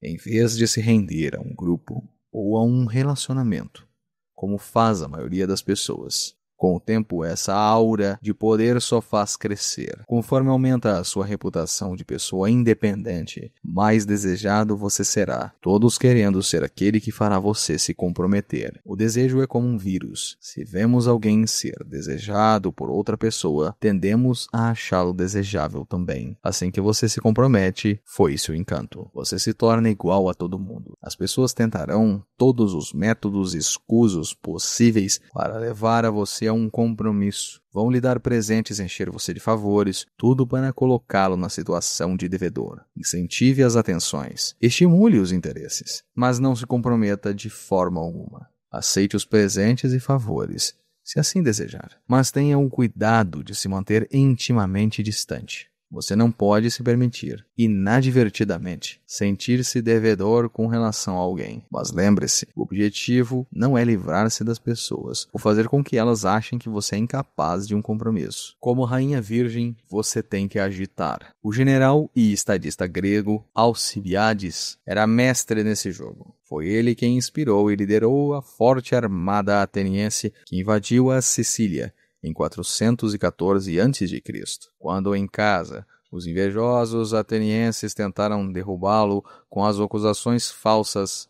Ele passou para o lado do inimigo, os espartanos, para não ter de enfrentar um julgamento na sua própria cidade. Depois, quando os atenienses foram derrotados em Siracusa, ele trocou Esparta pela Pérsia, apesar de o poder de Esparta estar em ascensão. Mas agora, tanto os atenienses quanto os espartanos cortejavam Alcibiades por sua influência com os persas, e os persas o enchiam de homenagens devido ao seu poder sobre os atenienses e espartanos. Ele distribuía promessas para todos os lados, mas não se comprometia com nenhum. E no final, quem dava as cartas era ele. Se você quer ter poder e influência, experimente a tática de Alcibiades. Coloque-se no meio de duas forças concorrentes. Atraia um dos lados prometendo ajuda, o outro, sempre querendo superar o inimigo, seguirá você também. Enquanto os dois disputam a sua atenção, você se torna logo uma pessoa que parece muito desejada e de grande influência. Você terá mais poder assim do que se comprometendo precipitadamente com um dos lados. Para aperfeiçoar a sua tática, você tem de se manter intimamente livre de envolvimentos emocionais e ver todos ao seu redor como peões para a sua ascensão. Você não pode se permitir servir de lacaio de nenhuma causa.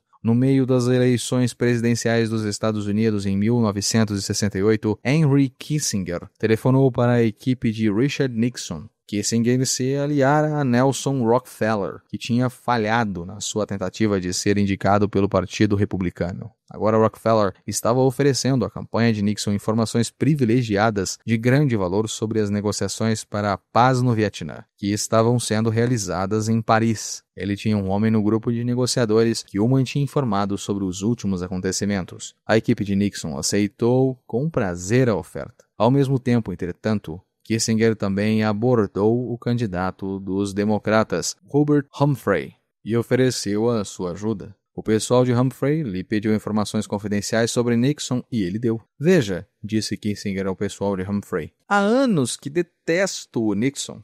De fato, ele não tinha interesse em nenhum dos dois lados. O que ele queria, na verdade, foi o que conseguiu, a promessa de um posto de alto nível no ministério, tanto de Nixon quanto de Humphrey. Não importando qual dos dois lados vencesse as eleições, a carreira de Kissinger estava garantida. O vencedor, claro, foi Nixon, e Kissinger teve o seu cargo no ministério. Mesmo assim, ele teve o cuidado de não se parecer demais com um homem de Nixon. Quando ele foi reeleito em 1972, homens muito mais fiéis do que Kissinger foram despedidos. Kissinger foi também o único alto funcionário do governo de Nixon que sobreviveu a Watergate e serviu ao presidente seguinte, Gerald Ford. Mantendo uma ligeira distância, ele prosperou em épocas turbulentas. Quem usa essa estratégia com frequência nota um estranho fenômeno. As pessoas que correm para apoiar os outros tendem a ser pouco respeitadas, pois sua ajuda é obtida com muita facilidade, enquanto as que se retraem se veem cercadas de pedintes. O distanciamento delas é poderoso e todos os querem ao seu lado. Picasso, passados os primeiros anos da pobreza e já o artista que de maior sucesso do mundo, não se comprometeu com este ou aquele Munchard, embora o cercassem por todos os lados com ofertas atraentes e promessas formidáveis. Pelo contrário, ele parecia não se interessar por seus serviços. Esta técnica deixava os Munchards loucos e, enquanto disputavam, o preço de suas obras subiam. Quando Henry Kissinger, como secretário de Estado dos Estados Unidos, quis relaxar a tensão com a Rússia, não fez concessões, nem gestos conciliatórios, mas cortejou a China. Isto enfureceu e até assustou os soviéticos. Eles já estavam politicamente isolados e temiam ficar ainda mais se os Estados Unidos e a China se unissem. O movimento de Kissinger os empurrou para a mesa de negociações. A tática tem um paralelo na sedução. Se quiser conquistar uma mulher, aconselhe a Stendhal. Seduza primeiro a irmã dela. Mantenha-se distante e as pessoas se aproximarão de você. Será um desafio para elas conquistar o seu afeto. Desde que você imite a sábia Rainha Virgem e mantenha acesa as esperanças, estará sempre atraindo o interesse e o desejo. Não se comprometa com ninguém, nem com coisa alguma, pois isso é ser escravo, escravo de todos os homens. Principalmente, mantenha-se livre de compromissos e obrigações. Esses são artifícios do outro para mantê-lo em seu poder. Palavras de Baltazar Gracián, 1601 a 1658.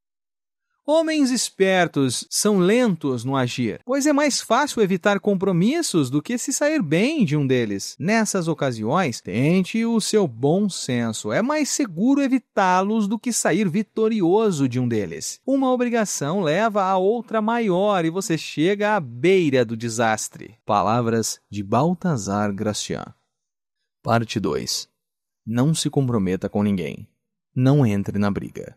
Não se deixe arrastar para brigas mesquinhas e discussões. Pareça interessado e prestativo, mas encontre um jeito de se manter neutro. Deixe que os outros briguem, enquanto se retrai observando e aguardando. Quando as partes litigantes se cansarem, estarão maduras para a colheita. Você pode fazer disto uma prática. Incentivar as discussões entre as pessoas. Depois se oferecer como mediador, conquistando o poder como intermediário. Quando você entra numa briga que não foi você que começou, perde a iniciativa. Os interesses dos combatentes tornam-se os seus interesses. Você passa a ser uma ferramenta que eles usam. Aprenda a se controlar, a reprimir a sua natural tendência a tomar partido e entrar na briga. Seja amável e encantador com cada um dos seus combatentes. Depois, se afaste e deixe que eles se enfrentem. A cada batalha eles ficam mais fracos, enquanto você se fortalece a cada batalha que evita. Para ganhar do jogo do poder, você deve dominar as suas emoções. Mas ainda que você consiga este autocontrole, não poderá controlar o temperamento das pessoas à sua volta. É aí que está o perigo. A maioria das pessoas vive num redemoinho de emoções, constantemente reagindo, alimentando discussões e conflitos.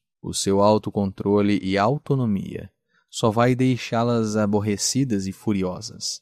Elas tentarão arrastá-lo para o turbilhão, implorando para que você tome partido de suas intermináveis batalhas ou faça as pazes por elas. Se você sucumbir às suas súplicas emocionais, pouco a pouco verá sua mente e o seu tempo ocupados com os problemas deles. Não permita ser sugado por uma compaixão ou piedade qualquer que você possa sentir. Deste jogo você não vai sair vencedor. Os conflitos só se multiplicam. Por outro lado, você não pode ficar totalmente de fora, pois seria uma afronta inútil. Para fazer bem este jogo, você deve parecer interessado nos problemas das outras pessoas, mas ao mesmo tempo que demonstra externamente o seu apoio, você deve manter interiormente a sua energia e sanidade íntegras, não se deixando envolver emocionalmente. Não importa o quanto as pessoas tentam atrair você, não deixe o seu interesse pelos negócios e discussões delas passem além do superficial. Dê-lhes presentes, ouça com um ar de simpatia. Até ocasionalmente banque o sedutor, mas por dentro mantenha a distância dos reis amáveis e dos pérfidos, recusando-se a se comprometer e mantendo assim a sua autonomia. A iniciativa continua sendo sua. Seus movimentos continuam sendo escolha sua e não reações defensivas ao puxa-empurra dos outros ao redor.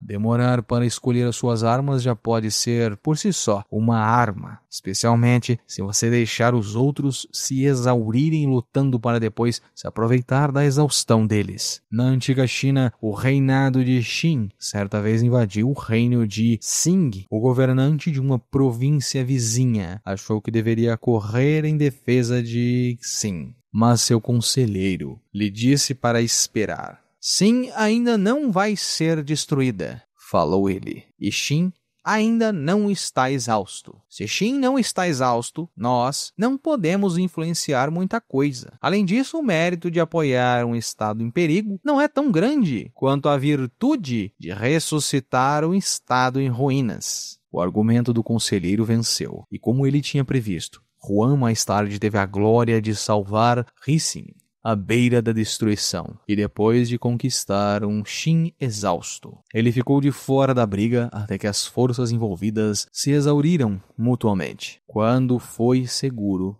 para ele intervir. Esta é a vantagem de se manter longe da confusão. Você ganha tempo para se posicionar, para se aproveitar da situação, assim que uma das partes começar a perder. Você também pode levar o jogo um pouco mais adiante, prometendo apoio a ambos os lados, num conflito enquanto manobra para ser você a levar vantagem na luta. Foi isso que Castruccio Castracani, governante da cidade italiana de Lucca, no século XIV, fez quando tinha seus planos para a cidade de Pistoia. Um cerco seria muito caro, em termos de vidas e dinheiro, mas Castruccio sabia que em Pistoia existiam duas facções, os negros e os brancos, que se odiavam. Ele negociou com os negros, prometendo ajudá-los contra os brancos. Depois, sem que eles soubessem, prometeu aos brancos que os ajudaria contra os negros. E Castruccio manteve as suas promessas. Enviou um exército para um dos portões da cidade, controlado pelos negros, que as sentinelas, é claro, deixaram entrar. Enquanto isso, outro exército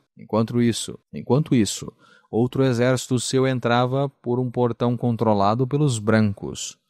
Os dois exércitos se encontraram no meio do caminho, ocuparam a cidade, mataram os líderes das suas facções, terminaram a guerra interna e entregaram Pistoia a Castruccio. Preservar a sua autonomia lhe dá opções quando as pessoas chegam às vias de fato. Você pode bancar o mediador, o agente da paz, enquanto está na realidade garantindo os seus próprios interesses. Você pode prometer ajuda a um lado e o outro terá que atraí-lo com uma oferta maior. Ou como Castruccio, você pode parecer que está apoiando ambos os lados, depois representar o antagonista de um e de outro. Frequentemente, num conflito, fica-se tentado a tomar o partido do mais forte ou do que lhe oferece as vantagens evidentes de uma aliança. Esse é um negócio arriscado.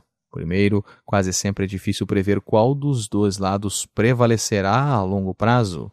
E mesmo que você acerte e se alie com o partido mais forte, poderá se ver engolido e perdido, ou convenientemente esquecido, quando eles se tomarem vitoriosos. Fique do lado do mais fraco e você está condenado, mas faça o jogo da espera e não poderá perder. Na França, depois de 3 dias de rebelião durante a Revolução de junho de 1830, o estadista Talleyrand, já idoso, sentou-se à sua janela em Paris ouvindo o repicar dos sinos que indicavam que as lutas tinham acabado. Voltando-se para um assistente, ele disse: "Ah, os sinos! Estamos ganhando." "Nós?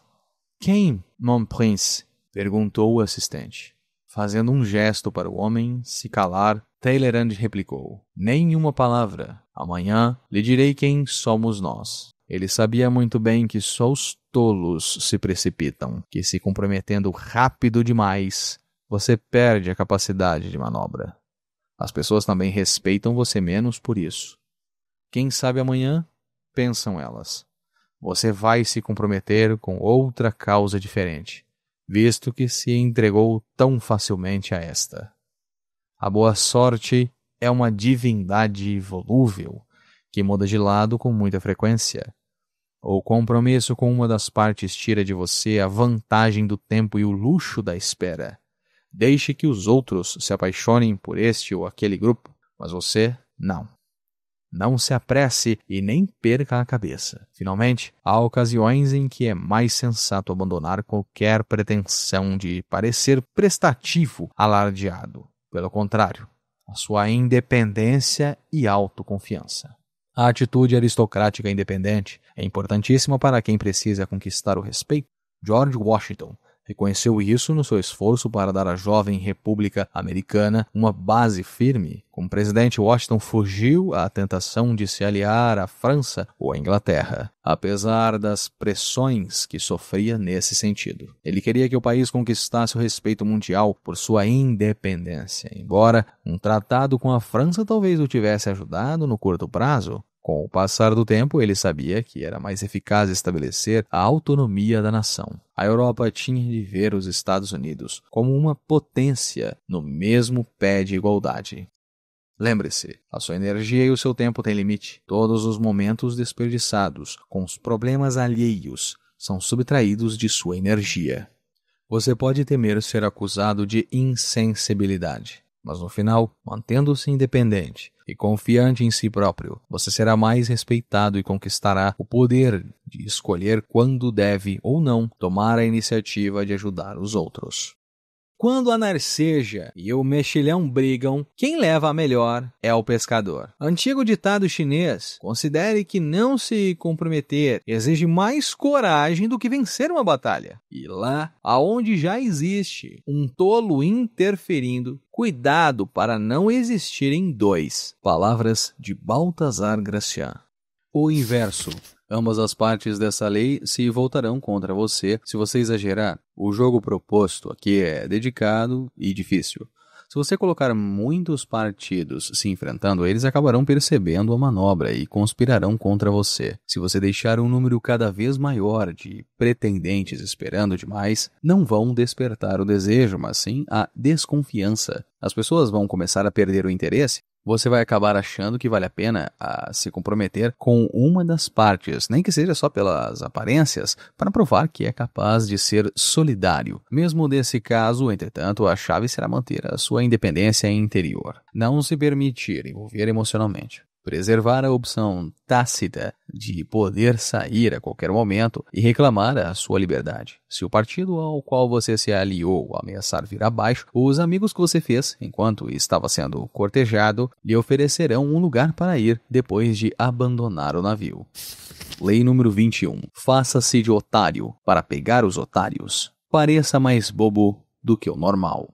Ninguém gosta de se sentir mais idiota do que o outro. O truque, portanto, é fazer com que suas vítimas se sintam espertas e mais espertas que você. Uma vez convencidas disso, elas jamais desconfiarão que você possa ter segundas intenções. A sensação de que alguém é mais inteligente do que nós é quase insuportável. Em geral, tentamos justificá-las de várias maneiras. O conhecimento dele é só teoria, enquanto o meu se baseia na realidade. Os pais dela pagaram para ela estudar. Se meus pais tivessem tido tanto dinheiro assim, se eu tivesse sido privilegiado, ele não é tão inteligente quanto pensa. Ela pode conhecer melhor do que eu a sua areazinha restrita, mas fora disso, ela não é nem um pouco esperta. Até Einstein era um idiota, quando não se tratava de física. Visto que a ideia de inteligência é tão importante para a vaidade da maioria das pessoas, é importante não insultar ou impugnar jamais, inadvertidamente, o poder do cérebro de uma pessoa. Esse é um pecado imperdoável. Mas se você conseguir tirar vantagem desta regra, ela abrirá para você todas as portas para a fraude. Subliminarmente, assegure as pessoas de que elas são mais inteligentes do que você, ou mesmo que você é um tanto bronco e vai conseguir fazer delas o que você quiser. A sensação de superioridade intelectual que você lhes dá afrouxará suas desconfianças. Em 1865, o conselheiro prussiano Otto von Bismarck queria que a Áustria assinasse um determinado tratado. Esse tratado era totalmente a favor da Prússia e contra os interesses da Áustria. E Bismarck teria de lançar mão da estratégia para convencer os austríacos. Mas o negociador austríaco, Conde Blum, era um ávido jogador de cartas. Seu jogo preferido era o 15. E ele costumava dizer que podia julgar o caráter de um homem pelo seu estilo de jogo. O prussiano mais tarde escreveria: "Foi a última vez que joguei 15. Fui tão imprudente que todos ficaram atônitos. Perdi vários talheres, a moeda da época, mas consegui enganar Blum, porque ele achou que eu era mais irresponsável do que sou na verdade, e recuou." Além de parecer afoito, Bismarck também se fez de ignorante e tolo, dizendo coisas absurdas e se pavoneando com um excesso de energia nervosa. Tudo isso fez Blum achar que ele tinha informações valiosas. Ele sabia que Bismarck era agressivo. O prussiano já tinha essa fama e o modo como jogava confirmava isso. E homens agressivos, Blum sabia, podem ser tolos e imprudentes. Por conseguinte, na hora de assinar o tratado, Blum achou que estava levando vantagem. Um tolo afoito como Bismarck, ele pensou. É incapaz de calcular e enganar a sangue frio. Por isso só olhou o tratado de relance antes de assinar. Não leu as letrinhas miúdas. Assim que a tinta secou, um alegre Bismarck exclamou na sua cara: "Ora, pensei que eu não fosse encontrar um diplomata austríaco disposto a assinar este documento." Os chineses têm um ditado: vestir a máscara de porco para matar o tigre. É uma referência a uma antiga técnica de caça em que o caçador se cobre com pele e o focinho de um porco e sai grunhindo. O poderoso tigre pensa que um porco vem chegando, deixando-o se aproximar, saboreando a perspectiva de uma refeição fácil, mas é o caçador quem ri por último. Mascarar-se de porco funciona muito bem com quem, como os tigres, é muito arrogante e seguro de si. Quanto mais eles acham que é fácil apanhar você, mais facilmente você vira à mesa. Este truque também é útil se você for ambicioso, mas ocupa uma posição inferior na hierarquia. Aparentar ser menos inteligente do que é, até meio tolo, é o disfarce perfeito. Parece um pouco inofensivo e ninguém acreditará que tem ambições perigosas. Podem até promovê-lo, pois você parece tão agradável e subserviente.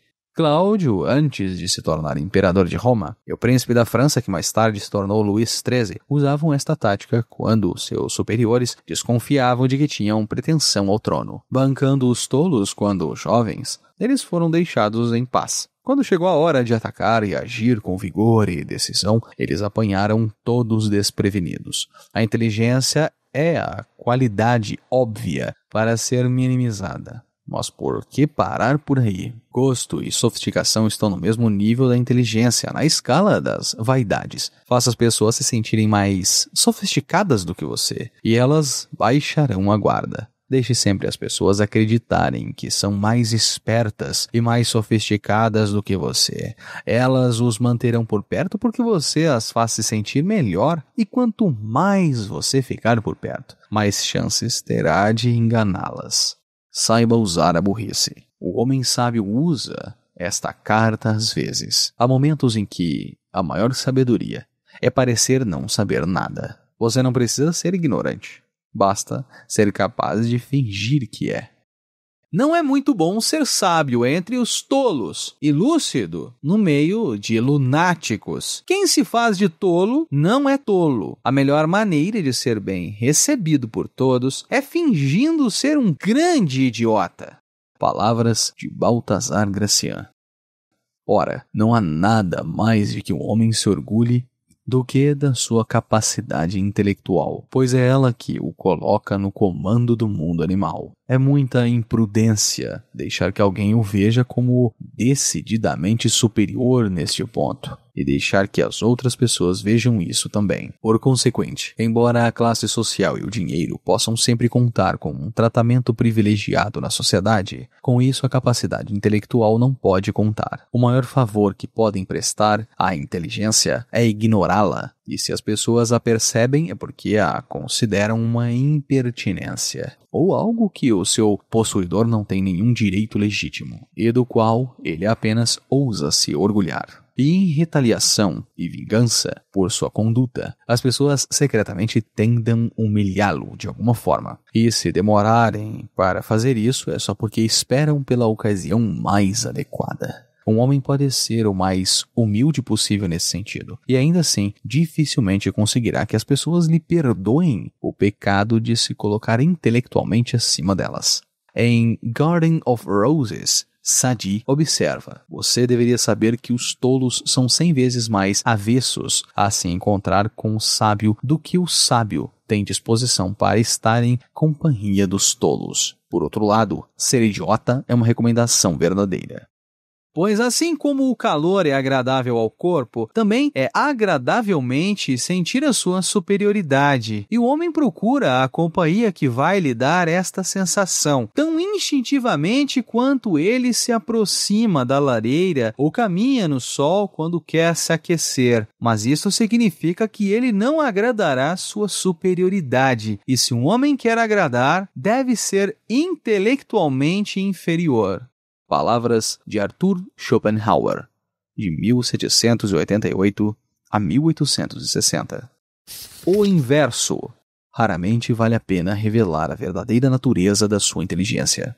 Você deve criar o hábito de minimizá-la sempre. Se as pessoas inadvertidamente ficarem sabendo da verdade, que você é mesmo mais esperto do que parece, vão admirá-lo ainda mais por ser discreto e não ficar se exibindo.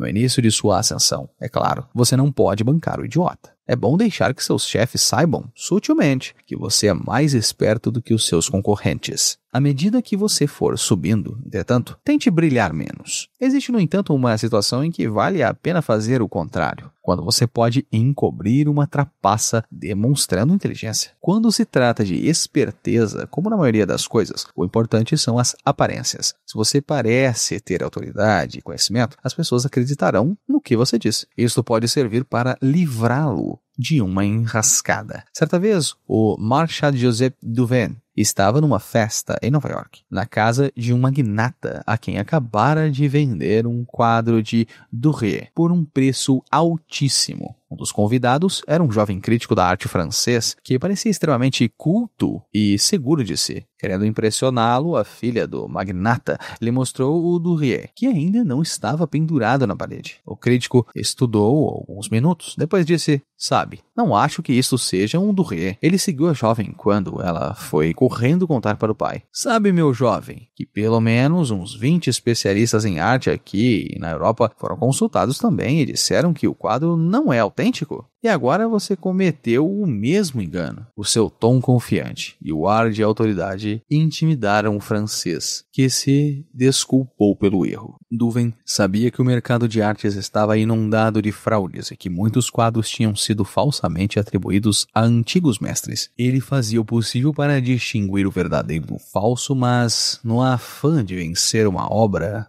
com frequência exagerava sua autenticidade. O importante para ele era que o comprador acreditasse que tinha comprado um Doré e que o próprio Duvin convencesse todos a sua perícia com o seu ar de impecável autoridade. Com isso, é importante ser capaz de bancar o professor quando necessário e não impor aos outros essa atitude à toa.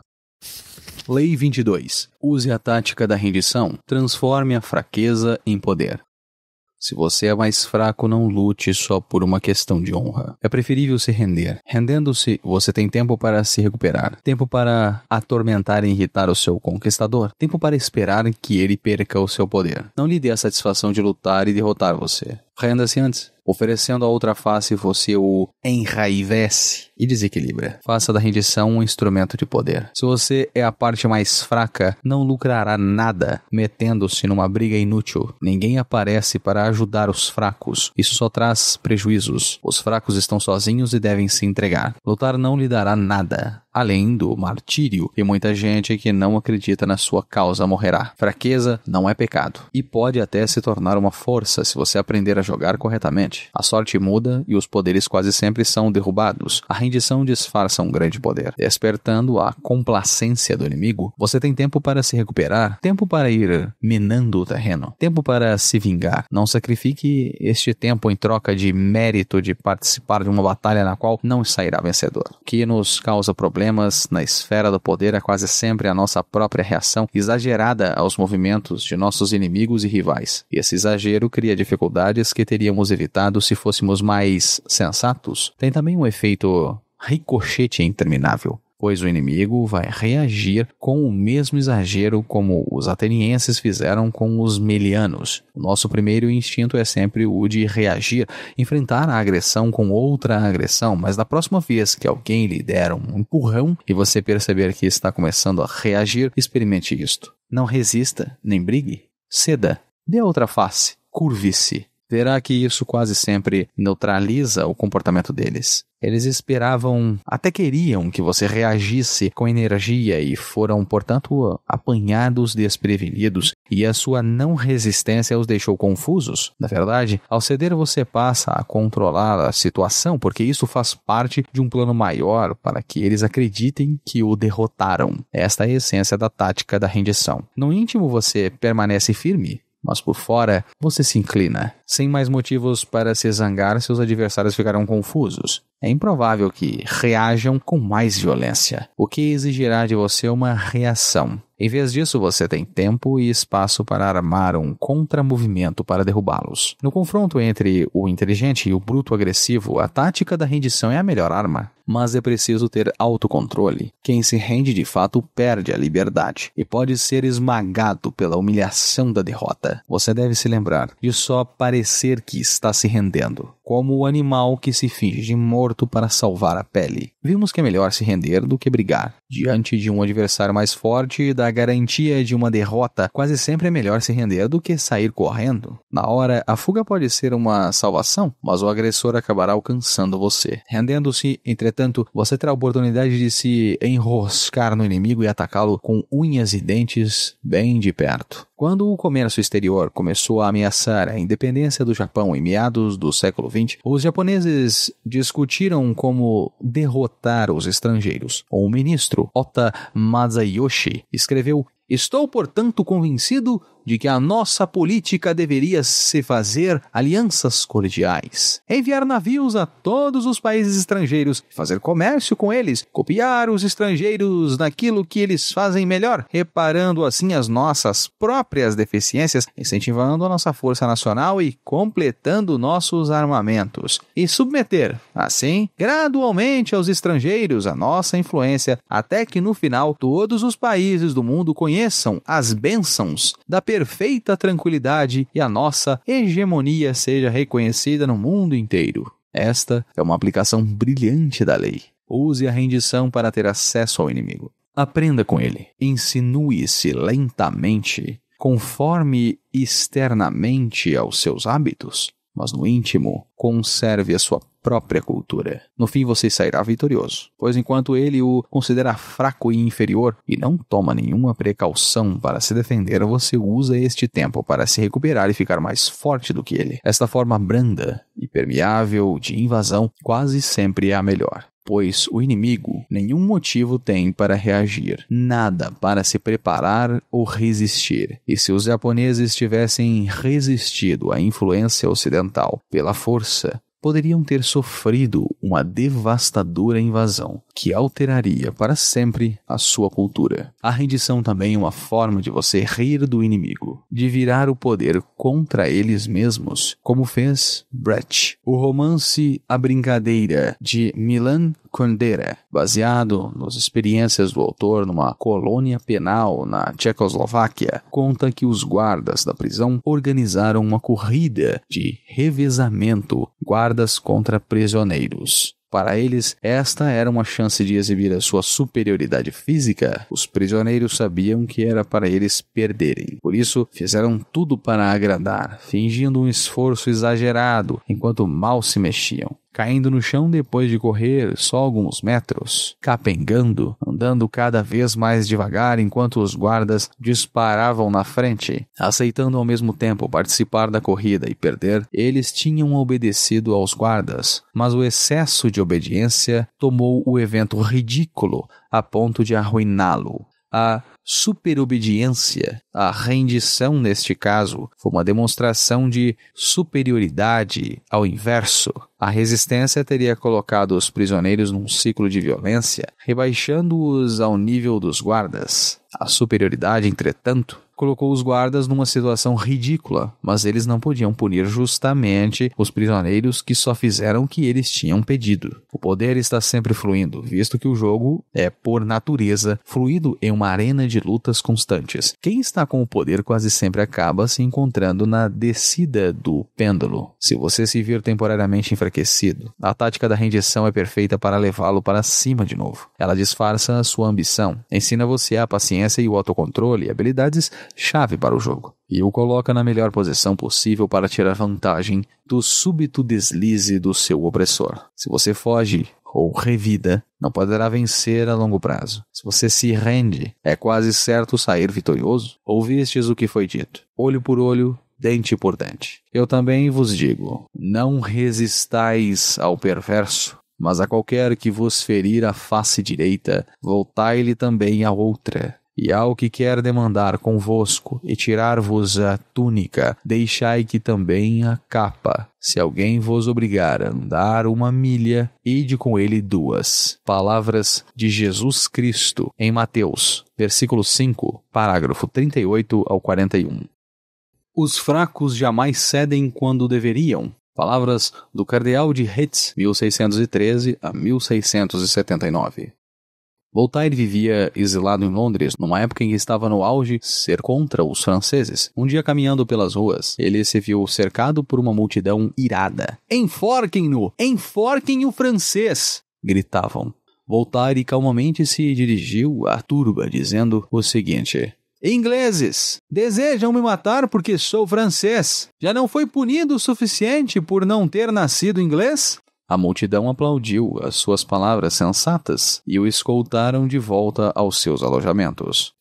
The Little Brown Book of Anecdotes, Clifton Frodeman, ed. 1985. Lembre-se, quem está tentando exibir a sua autoridade ilude-se facilmente com a tática da rendição. Se você se mostra submisso, eles se sentem importantes, contentes, porque estão sendo respeitados, tornando-se alvos mais fáceis para um contra-ataque, ou para uma zombaria dissimulada, como fez Brecht. Ao avaliar o seu poder ao longo do tempo, não sacrifique a capacidade de manobra a longo prazo pelas glórias efêmeras do martírio. Quando um grande senhor passa, o camponês sábio se inclina profundamente e peida em silêncio. Provérbio etíope. O inverso.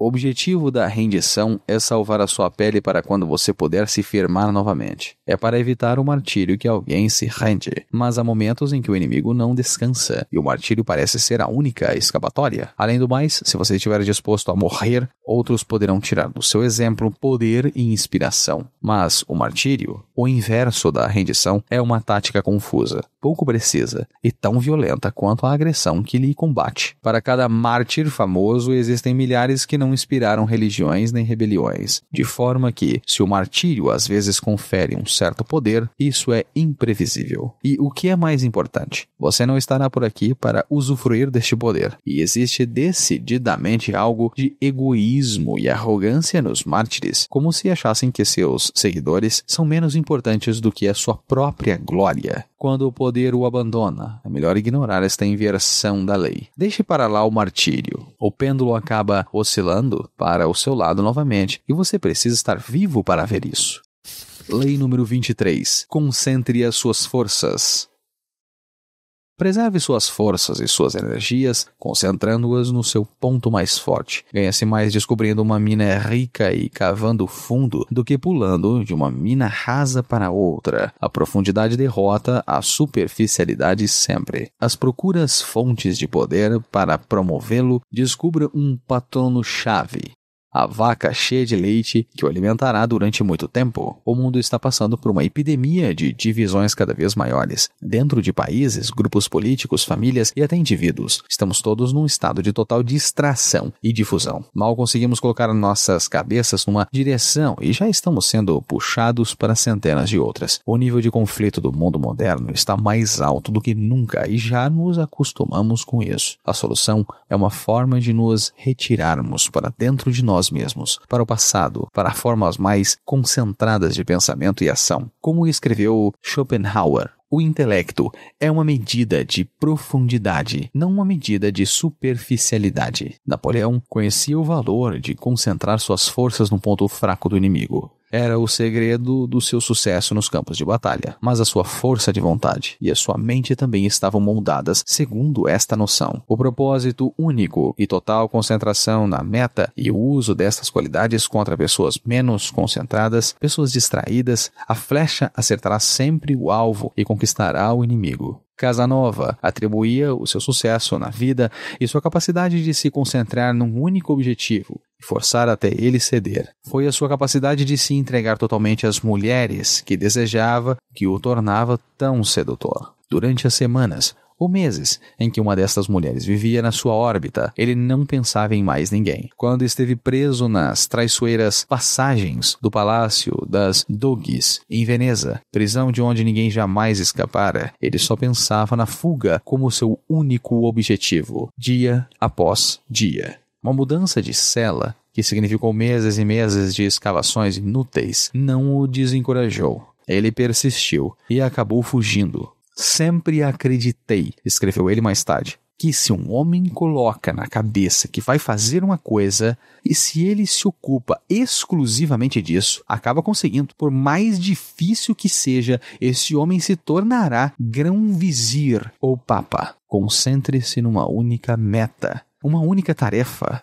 E insista até conseguir. No mundo do poder, você está sempre precisando da ajuda dos outros, em geral daqueles que têm mais poder do que você. O tolo pula de um para outro, acreditando que sobreviverá se espalhando. Mas um dos corolários da lei de concentração é que se economiza muita energia e se obtém mais poder fixando-se a uma única fonte adequada de poder. O cientista Nikola Tesla se arruinou acreditando que conservaria a sua independência se não tivesse de servir a um único senhor. Ele até rejeitou a oferta de J.P. Morgan, que lhe ofereceu um rico contrato. No final, a independência, entre aspas, de Tesla significava que ele podia não depender de um único patrono, mas estava sempre tentando adular uma dúzia deles. No final da vida, ele percebeu seu erro. Todos os grandes pintores e escritores renascentistas se debateram com este problema.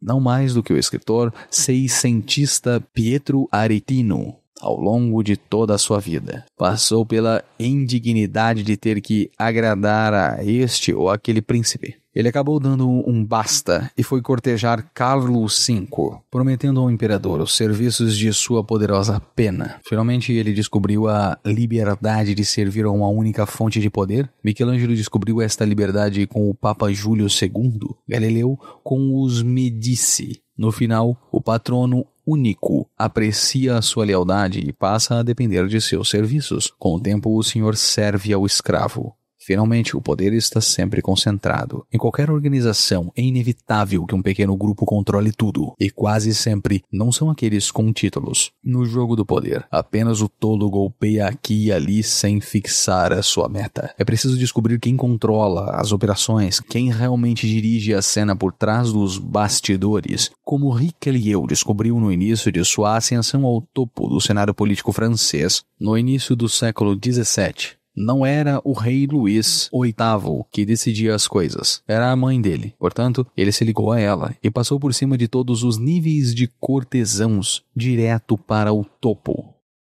Basta encontrar petróleo uma vez, sua riqueza e poder estão garantidos para o resto da vida. A melhor estratégia é ser sempre muito forte, primeiro, em geral, depois no momento decisivo. Não há lei de estratégia melhor e mais simples do que manter as próprias forças concentradas. Em resumo, o primeiro princípio é: haja com a máxima concentração. Livro da Guerra, de Karl von Clausewitz, 1780 a 1831. Preze a profundidade mais do que a superficialidade. A perfeição está na qualidade, não na quantidade. O superficial não sai da mediocridade e a desgraça dos homens com interesse amplos e generalizados é que enquanto desejam comandar tudo, acabam não comandando nada. A profundidade dá fama e equivale ao heroísmo em questões sublimes. Palavras de Balthazar Gracian. O inverso.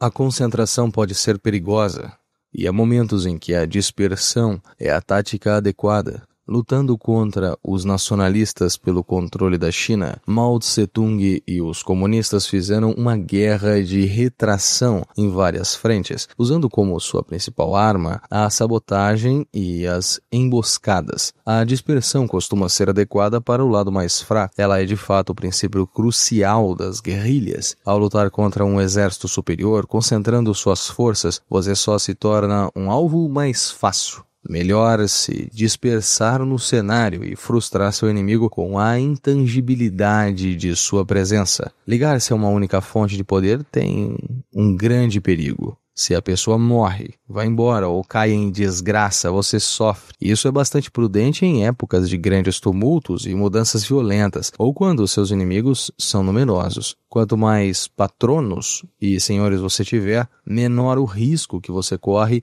se um deles perder o poder. Essa dispersão até permitirá que você jogue um contra o outro. Mesmo que você se concentre numa única fonte de poder, continua tendo de ter cautela e se preparar para o dia em que o seu senhor, o patrono, não estiver mais aqui para protegê-lo. Finalmente, exagerar num propósito único pode fazer de você um chato insuportável, especialmente nas artes. O pintor renascentista Paolo Uccello era tão obcecado com as perspectivas que as suas pinturas chegam a parecer monótonas e até falsas, enquanto Leonardo da Vinci se interessava por tudo, desde arquitetura, pintura, guerra, estrutura e mecânica. A descentralização foi a fonte do seu poder, mas gênios assim são raros. Quanto ao restante de nós, é melhor pender para o lado da profundidade. Lei 24. Represente o cortesão perfeito. O cortesão perfeito prospera num mundo onde tudo gira em torno do poder e da habilidade política. Ele domina a arte da dissimulação. Ele adula, cede aos superiores e assegura o seu poder sobre os outros de forma mais gentil e dissimulada. Aprenda e aplique as leis da corte e não haverá limites para você. Lei 25. Recrie-se. Não aceite os papéis em que a sociedade lhe impinge. Recrie-se forjando uma nova identidade, uma que chame a atenção e não alcance a plateia. Seja senhor de sua própria imagem, em vez de deixar que os outros a definam para você. Incorpore artifícios dramáticos aos gestos e ações públicas. Seu poder se fortalecerá e sua personagem parecerá maior do que a realidade. Compreenda isso. O mundo quer lhe atribuir um papel na vida, e no momento em que você aceitar este papel estará perdido. O seu poder se limita apenas àquela minúscula porção consignada ao papel que você escolheu ou foi forçado a assumir. Um ator, pelo contrário, representa vários papéis. Goze deste poder multiforme, mas se isso não for possível, forje pelo menos uma nova identidade, criada por você mesmo, sem os limites definidos por um mundo invejoso e ressentido. A sua nova identidade o protegerá do mundo exatamente porque não é você. É uma roupa que você veste e depois tira. Não precisa levar as coisas para o lado pessoal. E a sua nova identidade o distinguirá, lhe dará uma presença dramática. Quem estiver lá na última fila poderá ver e ouvir você. Os da primeira fila ficarão maravilhados com a sua ousadia. A personalidade que lhe parece inata não é necessariamente você. Além das características herdadas, seus pais, amigos e colegas ajudaram a moldá-la. A tarefa prometeica do poderoso é a de assumir o controle do processo, não deixar mais que os outros tenham esta capacidade de limitá-la e moldá-la. Recrie-se como um personagem de poder. Esculpir você mesmo em um bloco de argila deve ser uma das tarefas mais importantes e agradáveis da sua vida. Faz de você basicamente um artista criando a si próprio. De fato, a ideia de autocriação vem do mundo artístico. Durante milhares de anos, só os reis e os mais altos cortesãos eram livres para mudar a sua imagem pública e determinar a sua própria identidade. Da mesma forma, só os reis e os senhores mais ricos podiam contemplar a sua própria imagem na arte e, conscientemente, alterá-la. O resto da humanidade representava um papel restrito, exigido pela sociedade, e tinha pouca consciência de si mesma. O primeiro passo no processo de autocriação é a autoconsciência, o estar consciente de si mesmo como ato de assumir o controle da sua aparência e das suas emoções. Como disse Diderot, o mau ator é aquele que é sempre sincero. As pessoas que estão sempre expondo a todos o que sentem são aborrecidas e constrangedoras. Apesar de sua sinceridade, é difícil levá-las a sério. Quem chora em público pode, temporariamente, despertar simpatia, mas a obsessividade destas pessoas transforma logo a simpatia em desdém e irritação. Elas choram para chamar a atenção, é o que achamos. E um lado malicioso em nós não quer lhes dar esta satisfação. Os bons atores se controlam mais. Eles podem fingir sinceridade e franqueza, podem simular uma lágrima e um ar compassivo se quiserem, mas não precisam sentir isso. Eles exteriorizam emoções de uma forma que as outras pessoas possam compreender. Representar, segundo o método, é fatal no mundo real. Nenhum governante ou líder seria capaz de representar este papel se todas as emoções mostradas tivessem de ser reais. Portanto, aprenda a se controlar. Adote a plasticidade do ator, que consegue expressar no rosto as emoções necessárias. O segundo passo no processo da autocriação é uma variedade da estratégia de George Sand, a criação de uma personagem memorável que chame a atenção, que se erga acima dos outros atores no palco. Este era o jogo de Abraham Lincoln. O homem simples, do campo, era um tipo de presidente que a América nunca tinha tido, mas que ficaria encantada em eleger. Embora muitas destas qualidades lhe fossem naturais, ele as representava. O chapéu, as roupas, a barba. Nenhum presidente antes dele usou barba. Lincoln também foi o primeiro presidente a usar fotografias para divulgar a sua imagem, ajudando a criar o ícone do presidente simples, entre aspas. O bom drama, entretanto, requer mais do que uma aparência interessante ou um único momento em evidência. O drama acontece ao longo do tempo. É um evento que se desdobra. O ritmo e o tempo são críticos. Um dos elementos mais importantes no ritmo do drama é o suspense.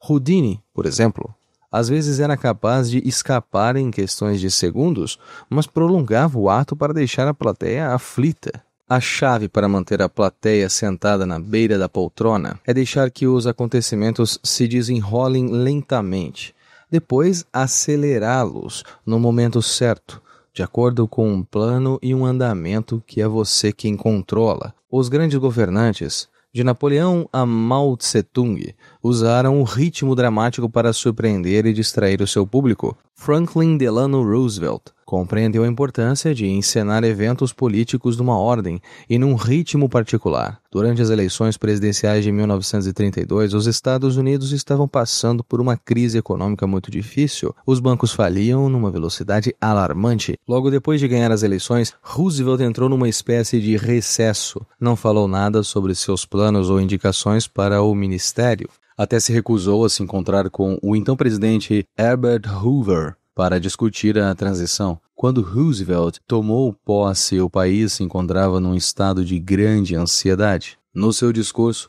Roosevelt mudou de marcha, falou com energia, esclarecendo que pretendia conduzir o país por uma direção totalmente nova, abandonando a timidez dos seus antecessores. A partir daí, seus discursos e suas decisões públicas, indicações para ministérios, leis audaciosas, adquiriram um ritmo incrivelmente veloz. O período que se seguiu à posse ficou conhecido como os 100 dias, e o sucesso na mudança de estado de espírito do país se originou da esperteza e do uso do contraste dramático de Roosevelt. Ele mantinha sua plateia em suspenso e impressionava com uma série de gestos corajosos que pareciam ainda mais imponentes porque não se sabia de onde vinham. Você precisa aprender a orquestrar assim os acontecimentos, sem mostrar todas as suas cartas de uma só vez, mas revelando-as aos poucos para dar mais dramaticidade.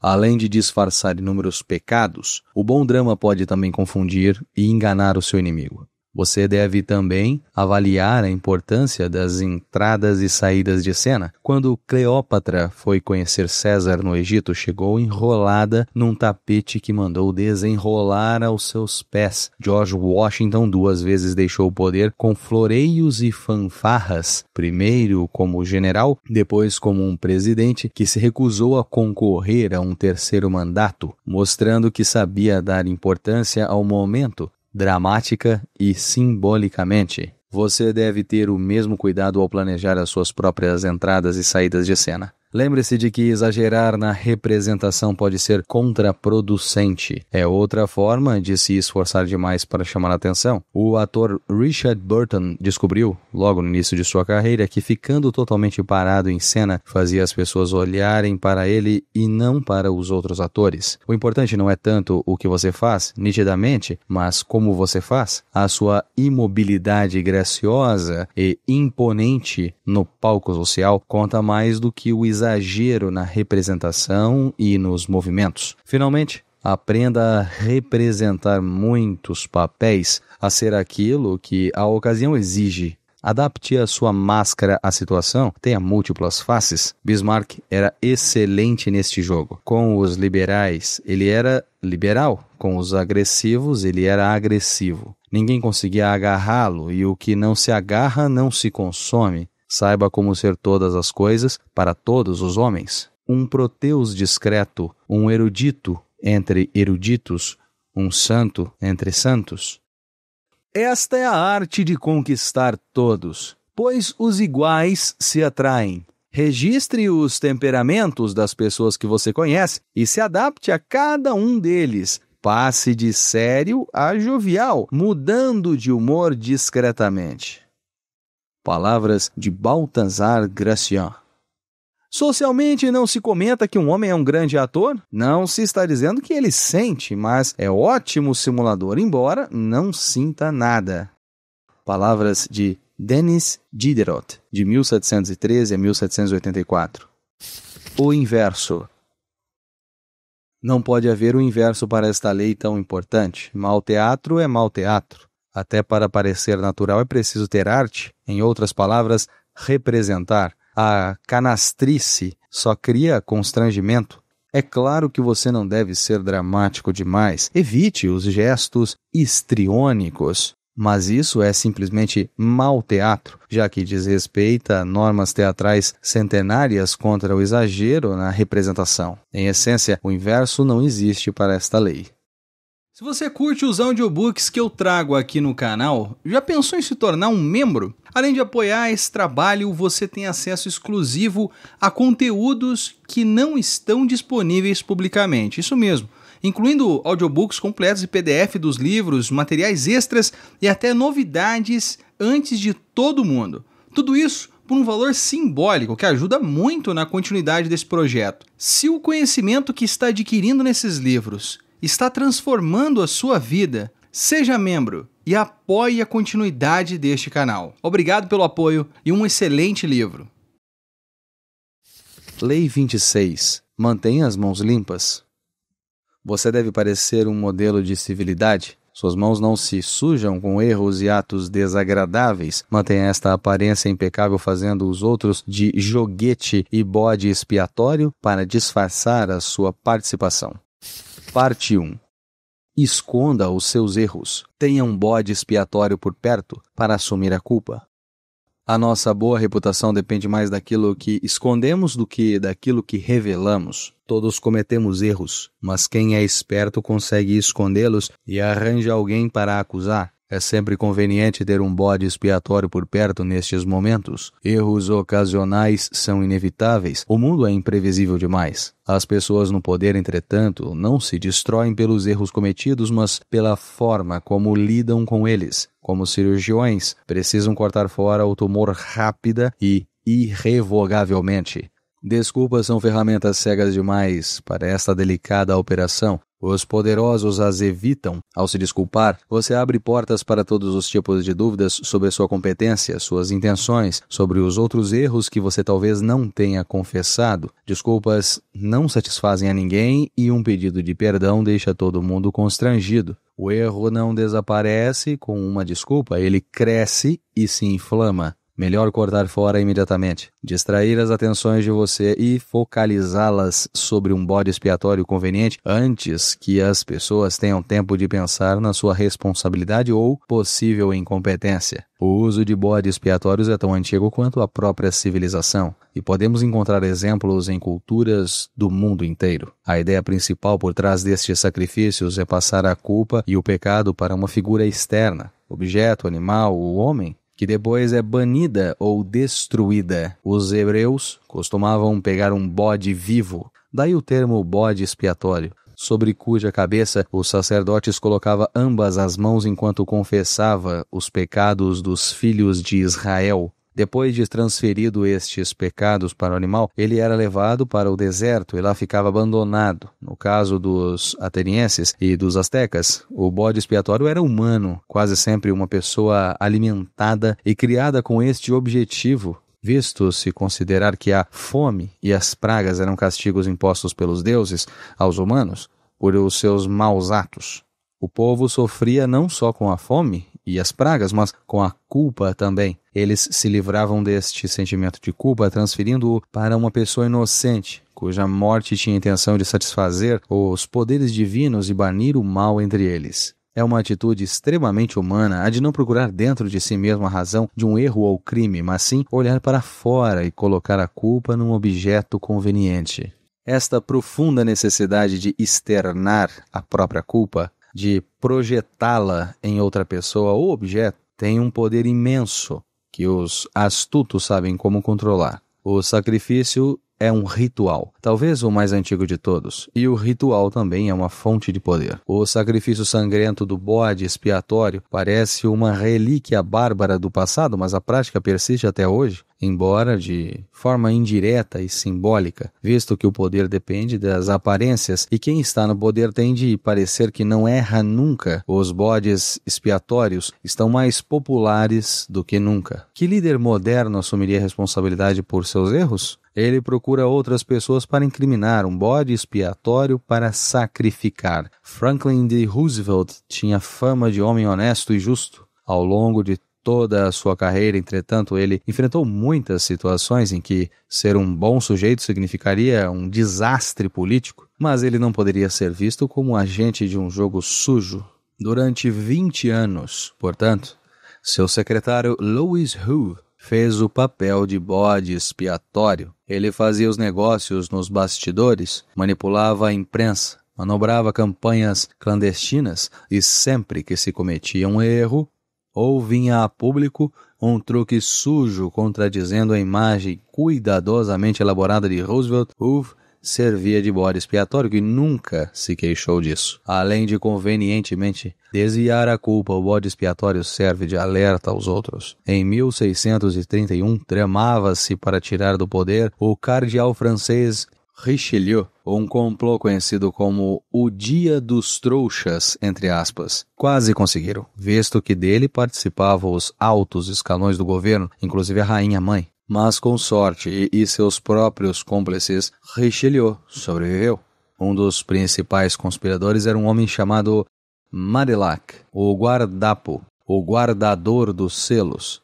Richelieu não poderia mandar prendê-lo sem comprometer a rainha-mãe, tática que seria extremamente perigosa. Portanto, ele mirou o irmão de Marillac, um marechal do exército. Este homem não tinha nada a ver com o complô. Richelieu, entretanto, temendo que houvesse ainda no ar outras conspirações, especialmente no exército, decidiu dar um exemplo. Forjou acusações sobre o irmão de Marillac e ele foi julgado e executado. Assim, indiretamente, ele puniu o verdadeiro criminoso que se achava protegido e avisou aos futuros conspiradores que não relutaria em sacrificar inocentes para proteger o seu próprio poder. De fato, quase sempre é preferível escolher a vítima mais inocente possível como bode expiatório. Pessoas assim não terão poderes suficientes para lutar contra você e seus protestos ingênuos poderão parecer exagerados. Poderão ser vistos, em outras palavras, como sinal de sua culpa. Cuidado, entretanto, para não criar um mártir. É importante que você continue sendo a vítima, o pobre líder traído pela incompetência dos que o cercam. Se o bode expiatório parecer fraco demais e o seu castigo muito cruel, o tiro pode sair pela culatra. Às vezes você deve encontrar um bode expiatório mais poderoso, que a longo prazo desperte menos simpatia. Seguindo esta tendência, a história tem demonstrado várias vezes que vale a pena usar um associado próximo como bode expiatório. Isto é conhecido como, entre aspas, a queda do favorito. A maioria dos reis teve um favorito pessoal na corte, um homem a quem eles distinguiam dos outros, às vezes sem nenhum motivo aparente, e cobriam de favores e atenção. Mas este favorito podia servir como um conveniente bode expiatório se a reputação do rei se visse ameaçada. O público facilmente acreditaria na culpa do bode expiatório, porque o rei sacrificaria o seu favorito se ele não fosse culpado. E os outros cortesões, já ressentidos com o favorito, se alegrariam com a sua queda. O rei, enquanto isso, se livraria de um homem que provavelmente já sabia demais sobre ele, tendo até atitudes arrogantes e desdenhosas. Escolher um associado próximo como bode expiatório tem o mesmo valor da queda do favorito. Você pode perder um amigo ou ajudante, mas a longo prazo é mais importante esconder os seus erros do que confiar em alguém que um dia provavelmente vai se virar contra você. Além do mais, você sempre pode substituí-lo por outro favorito. Loucura não é cometer loucuras, e sim não conseguir escondê-las. Todos os homens erram, mas o sábio esconde os enganos que cometeu, enquanto o louco os torna públicos. A reputação depende mais do que de se esconder do que daquilo que se mostra. Se você não pode ser bom, seja cuidadoso.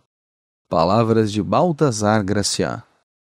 Os atenienses mantinham regularmente uma quantidade de seres degradados e inúteis. E quando acontecia uma calamidade, tal como uma praga, enchente ou escassez de alimentos, estes bodes expiatórios eram levados e depois sacrificados, aparentemente apedrejados do lado de fora da cidade. Palavras de Sir James George Fraser, no livro The Golden Bough, em 1854 a 1941. Parte 2. Não coloque a sua mão no fogo. Uma rainha não deve sujar as suas mãos com tarefas inglórias. Nenhum rei pode aparecer em público com o rosto manchado de sangue. mas o poder não sobrevive sem o esmagar constante de inimigos.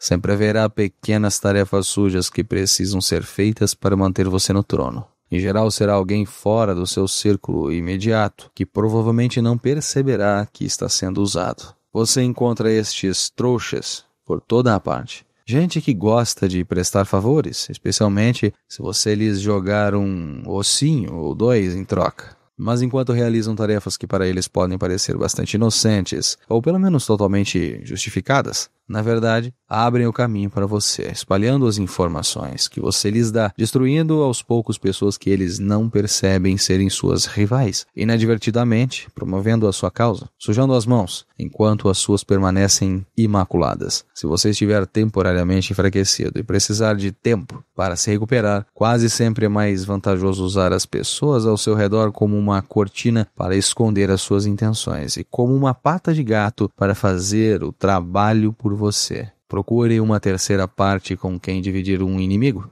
mesmo que por motivos diversos. Depois se aproveite do seu poder superior para dar golpes que lhe custariam muito mais energia, visto que você é mais fraco. Você pode até, delicadamente, guiá-los para atitudes hostis. Procure sempre o flagrantemente agressivo. Com frequência, eles estão mais dispostos a entrar numa briga, e você pode escolher exatamente a briga certa para o seu objetivo. Saiba que prestar um favor não é coisa simples. Não se deve fazer estardalhaço, nem ser óbvio demais, pois quem recebe sente o peso da obrigação. Isto pode dar um certo poder a quem dá, mas é um poder que acaba se autodestruindo, porque só desperta ressentimento e resistência. Um favor prestado indiretamente e com elegância tem 10 vezes mais poder. O cortejador usa a mão enluvada para abrandar os golpes desfechados contra ele.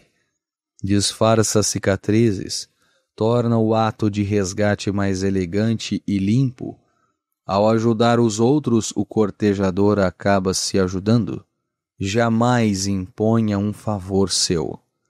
Busque um jeito de tirar indiretamente seus amigos de dificuldades sem se impor ou fazer com que eles se sintam devedores. Como líder, você pode imaginar que o zelo constante e a aparência de trabalhar mais do que todos signifique poder. Na verdade, entretanto, tudo isso tem o efeito contrário, sugere fraqueza. Por que você trabalha tanto? Talvez seja incompetente e tenha de se esforçar mais para continuar onde está. Talvez você seja uma destas pessoas que não sabem delegar poderes e precisam se meter em tudo. Os verdadeiramente poderosos, por outro lado, não parecem nunca ter pressa ou estar sobrecarregados de trabalho. Enquanto os outros se esfalfam, eles descansam.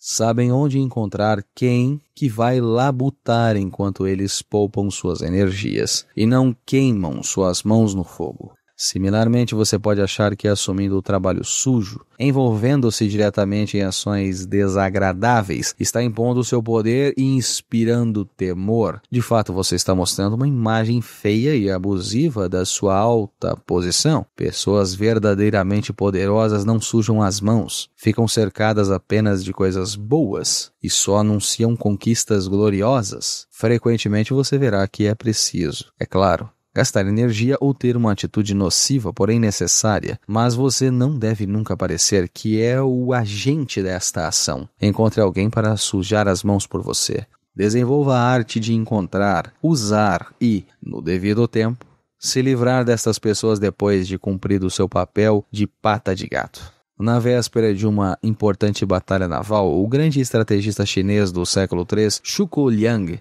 se viu falsamente acusado de trabalhar em segredo para o outro lado. Como prova da sua lealdade, seu comandante mandou que ele produzisse 100.000 flechas para o exército em 3 dias, ou morreria. Em vez de tentar fazer as flechas, uma tarefa impossível, Liang pegou uma dúzia de barcos e mandou amarrar montes de palha ao lado de cada um deles. No fim da tarde, enquanto o rio costumava ficar coberto de neblina, ele arrastou os barcos em direção ao campo inimigo. Temendo uma armadilha do astuto Zhuge-Liang, o inimigo não usou os seus próprios barcos para atacar os do adversário, que mal conseguia enxergar, mas fez chover sobre eles uma nuvem de flechas atiradas da margem. À medida que os barcos de Liang se aproximavam, ele ia aumentando a chuva de flechas que ficavam espetadas na palha. Depois de várias horas, os homens escondidos a bordo desceram rapidamente o rio com os barcos até onde Zhuge-Liang os encontrou e recolheu as suas 100.000 flechas.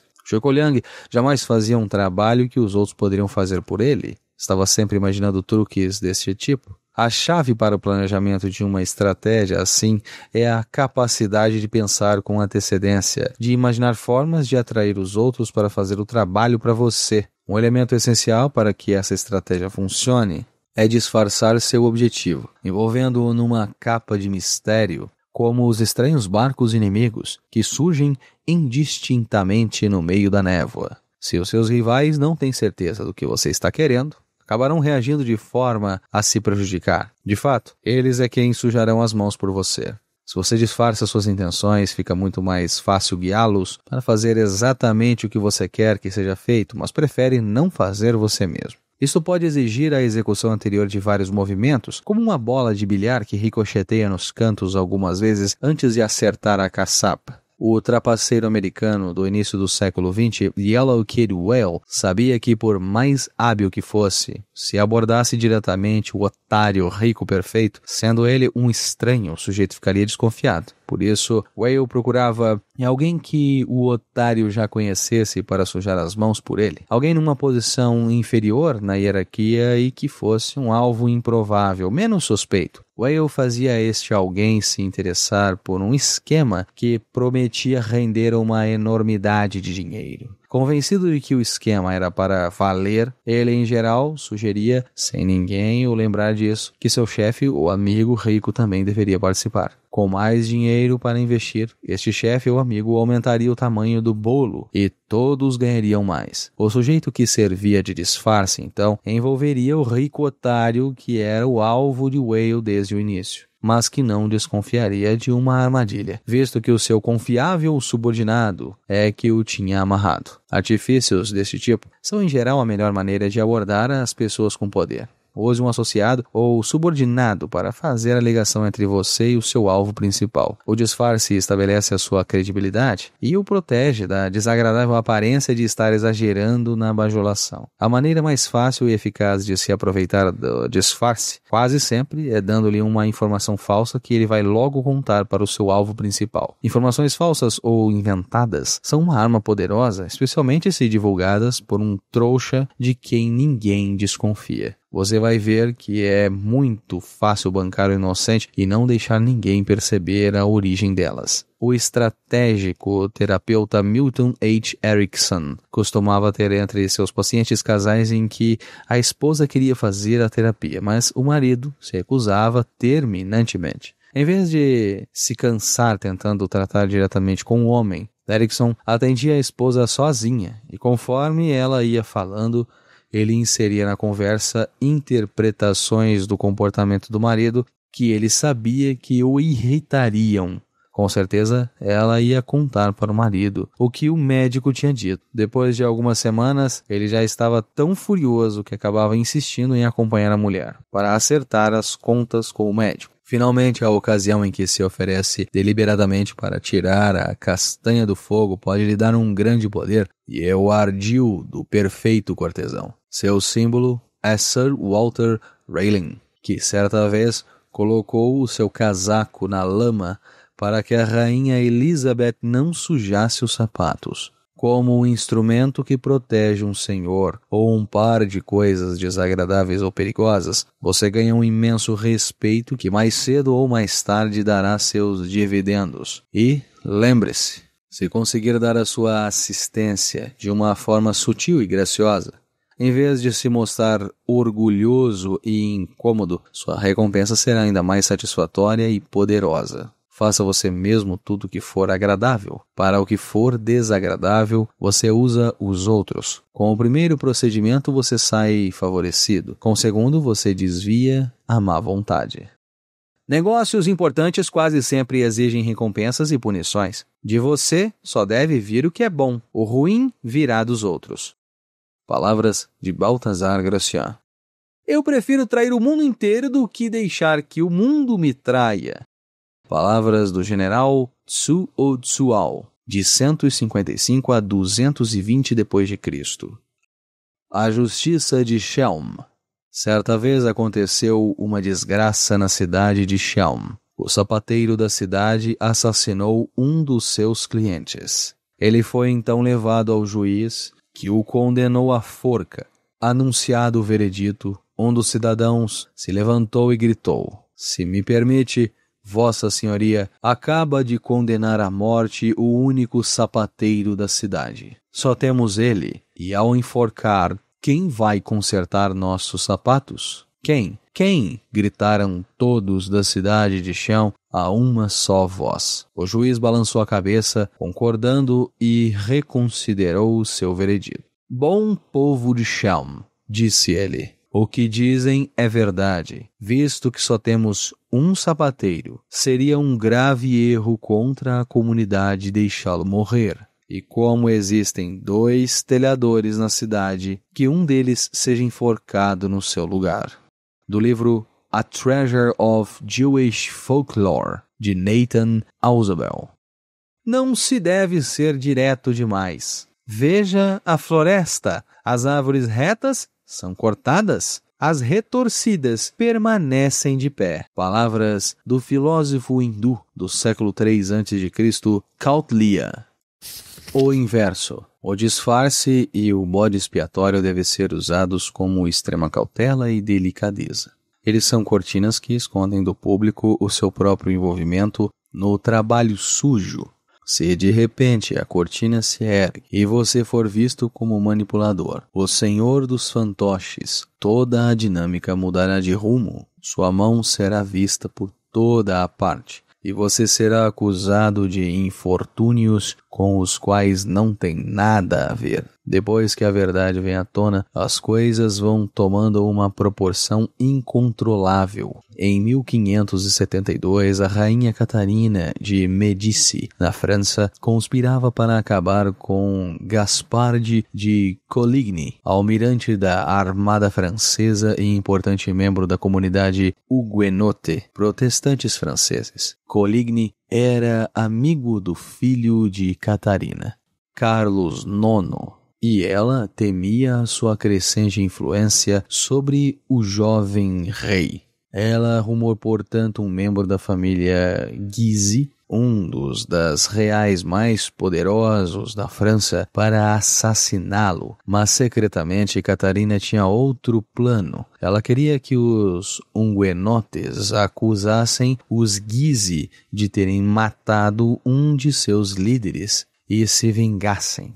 Com uma só tacada, ela apagaria ou prejudicaria 2 perigosos rivais, Coligny e a família Guise, mas os 2 tiros saíram pela culatra. O assassinato errou o alvo, ferindo apenas Coligny. Sabendo que Catarina era sua inimiga, ele desconfiou seriamente de que ela é quem tinha tramado o ataque e contou para o rei. Acabou que o assassinato fracassado e as discussões que se seguiram deram origem a uma série de acontecimentos, resultando numa sangrenta guerra civil entre católicos e protestantes, que culminou no horrível massacre conhecido como a Noite de São Bartolomeu, quando milhares de protestantes foram mortos. Se tiver de usar um disfarce ou o bode expiatório numa ação de sérias consequências, cuidado. Exagerar pode ser prejudicial. É sempre mais sensato usar estes trouxas em tarefas mais inocentes, quando um erro não causará danos graves. Finalmente, há momentos em que é mais vantajoso não disfarçar o seu envolvimento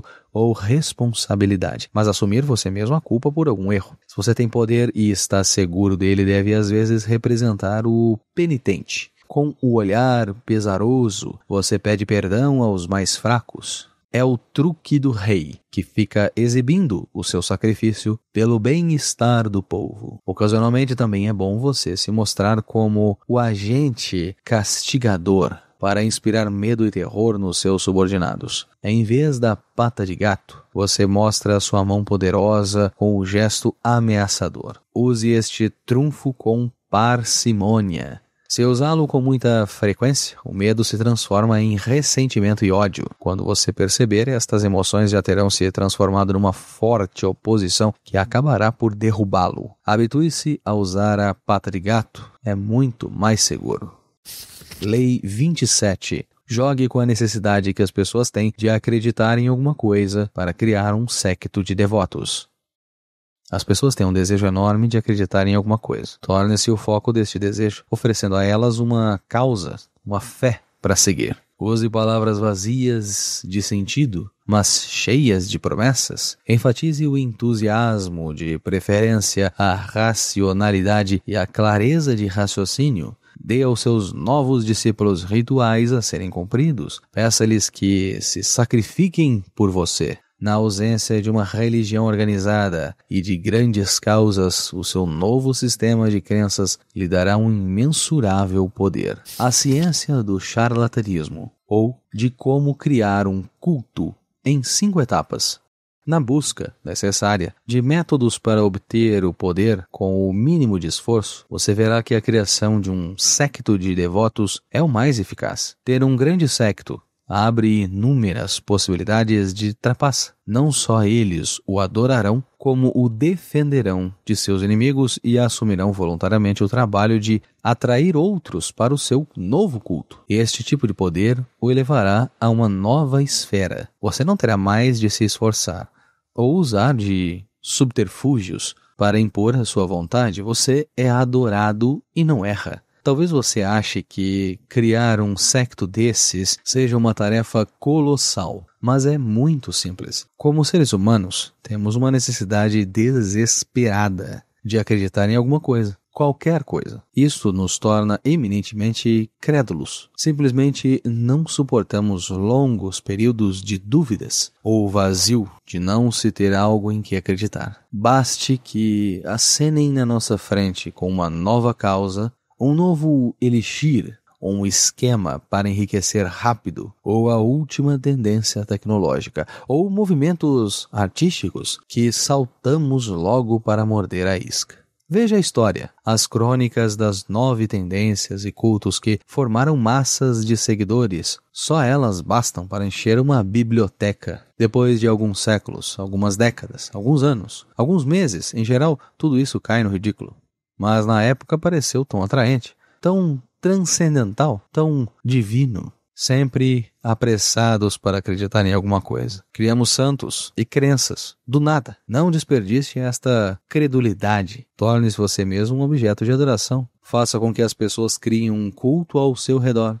Os grandes charlatões europeus do século XVII e XVIII dominaram a arte da criação de cultos. Eles viveram, como sabemos, uma época de grande transformação. A religião organizada estava em declínio, a ciência em ascensão. As pessoas estavam desesperadas para se reunir em torno de uma nova causa ou fé. Os charlatões começaram mascateando elixires medicinais e atalhos alquímicos para a riqueza. Nas rápidas passagens de cidade em cidade, eles originalmente focalizavam pequenos grupos, até que, por acaso, tropeçaram num fato real da natureza humana. Quanto maior o número de pessoas reunidas ao seu redor, mais fácil era enganá-las. O charlatão subia numa plataforma de madeira. Daí o termo saltimbanco, e multidões afluíam ao seu redor. Em grupo, as pessoas tornavam-se mais emotivas, menos capazes de raciocinar.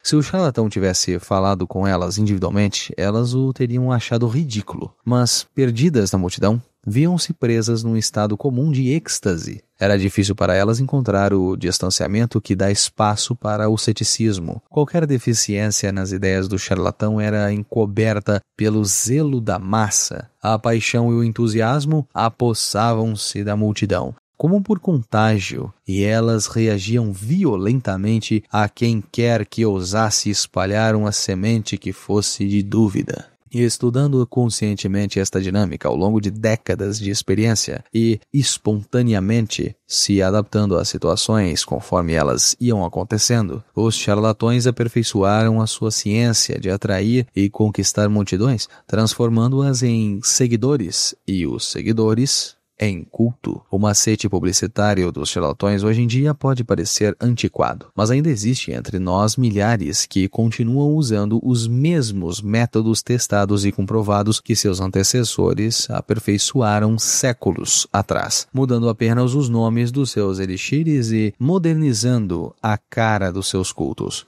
Encontramos estes charlatões contemporâneos em todas as áreas da vida, nos negócios, na moda, na política e na arte. Muitos deles talvez seguem a tradição charlatã sem ter nenhum conhecimento histórico, mas você pode ser mais sistemático e premeditado. Simplesmente siga as 5 etapas da criação de um culto que nossos ancestrais charlatões aperfeiçoaram ao longo dos anos. Primeira etapa. Seja vago, seja simples. Para criar um culto, você deve primeiro chamar a atenção. Isto não deve ser feito com ações que são muito claras e de fácil compreensão, mas com palavras que são nebulosas e enganadoras. No início, seus discursos, conversas e entrevistas devem incluir 2 elementos. 1. A promessa de algo grandioso e transformador. E outro, a total indefinição. Estes 2 elementos combinados estimularão os mais variados tipos de sonhos nebulosos nos seus ouvintes, que farão as suas próprias conexões e verão o que quiserem ver. Torne atraente a sua indefinição. Use palavras de grande ressonância, mas significado obscuro. Palavras cheias de calor e entusiasmo. Títulos sofisticados para coisas simples são úteis, como são os usos de números e a criação de novas palavras para conceitos vagos. Tudo isso cria a impressão de conhecimento especializado, dando a você um verniz de profundidade. Para provar o que estou dizendo, tente tornar o assunto do seu culto uma novidade, de forma que poucos o compreendam. Feita corretamente, a combinação de promessas vagas, conceitos nebulosos, mas atraentes, e ardente entusiasmo alvoroçam as almas das pessoas e um grupo se formará ao seu redor. Use um discurso vago demais e você perderá a credibilidade. Ser específico, porém, é mais perigoso. Se você explica em detalhes os benefícios que as pessoas terão seguindo o seu culto, você terá de satisfazê-las. Como um corolário a essa indefinição, o seu apelo deve também ser simples. A maioria dos problemas das pessoas é de origem complexa, neuroses profundas, fatores sociais interrelacionados, raízes num passado distante e excessivamente difíceis de desemaranhar. Poucos, entretanto, têm paciência para lidar com isto. A maioria quer uma solução simples para seus problemas. A capacidade de oferecer este tipo de solução lhe dará um grande poder e aumentará o número dos seus seguidores. Em vez de explicações complicadas baseadas na vida real, volte às soluções primitivas dos nossos ancestrais, a velha medicina natural, as panaceias misteriosas.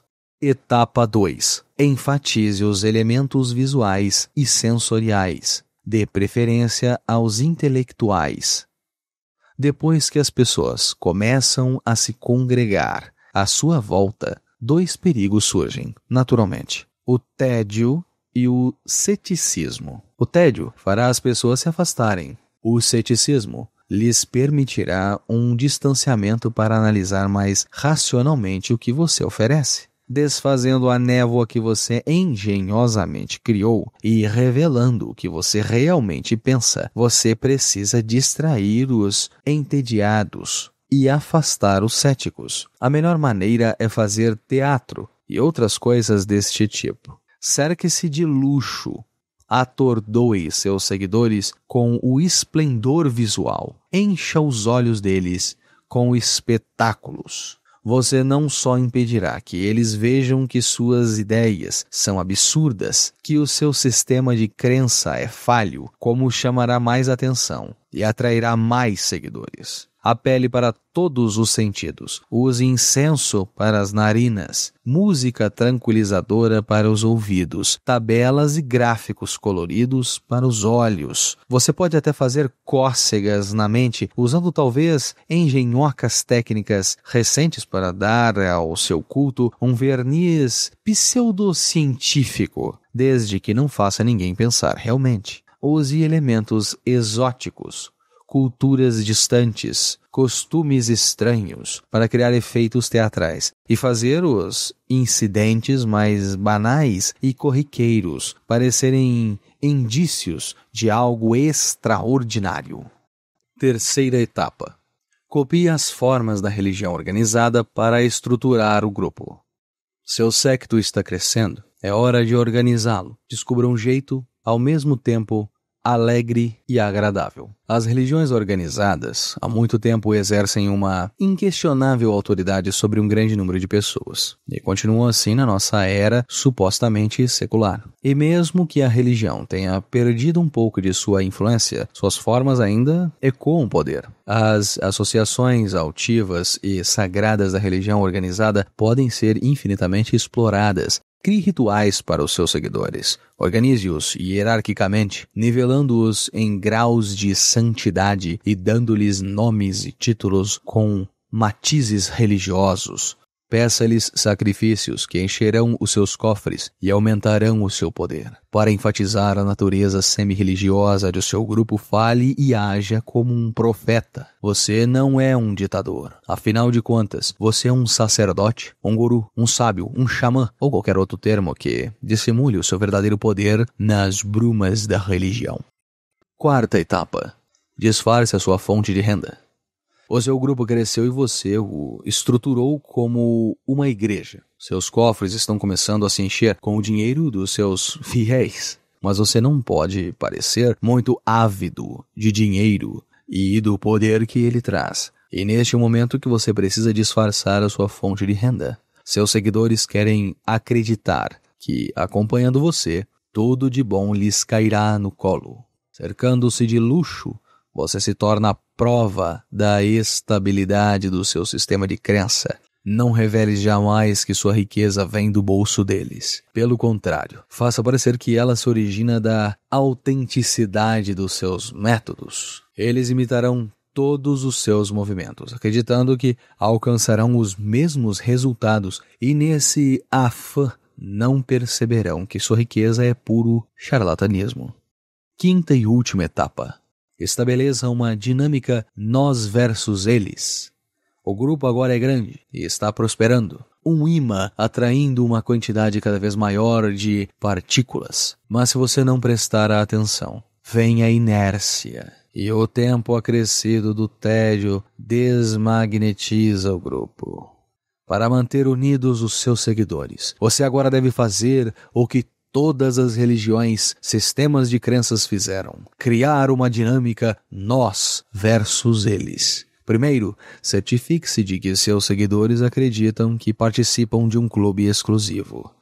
Sim, unidos por uma mistura de objetivos comuns a todos. Depois, para reforçar esta união, crie a ideia de que um inimigo, traiçoeiro, disposto a acabar com vocês, existe um exército de infiéis que farão tudo para deter você. Qualquer forasteiro que tentar revelar a natureza charlatã do seu sistema de crenças pode agora ser descrito como um membro desta força traiçoeira. Se você não tiver inimigos, invente um. Achando um Judas para malhar, seus seguidores ficarão mais unidos e coesos. Eles têm uma causa em que acreditar, a sua, os infiéis para destruir. Lembre-se, as pessoas não estão interessadas na verdade sobre a mudança. Elas não querem ouvir, dizer que ela é resultado de muito esforço, não. Ou foi motivada por coisas banais como exaustão, tédio ou depressão. Elas morrem de vontade de acreditar em algo romântico, de outro mundo. Querem ouvir falar de anjos e experiências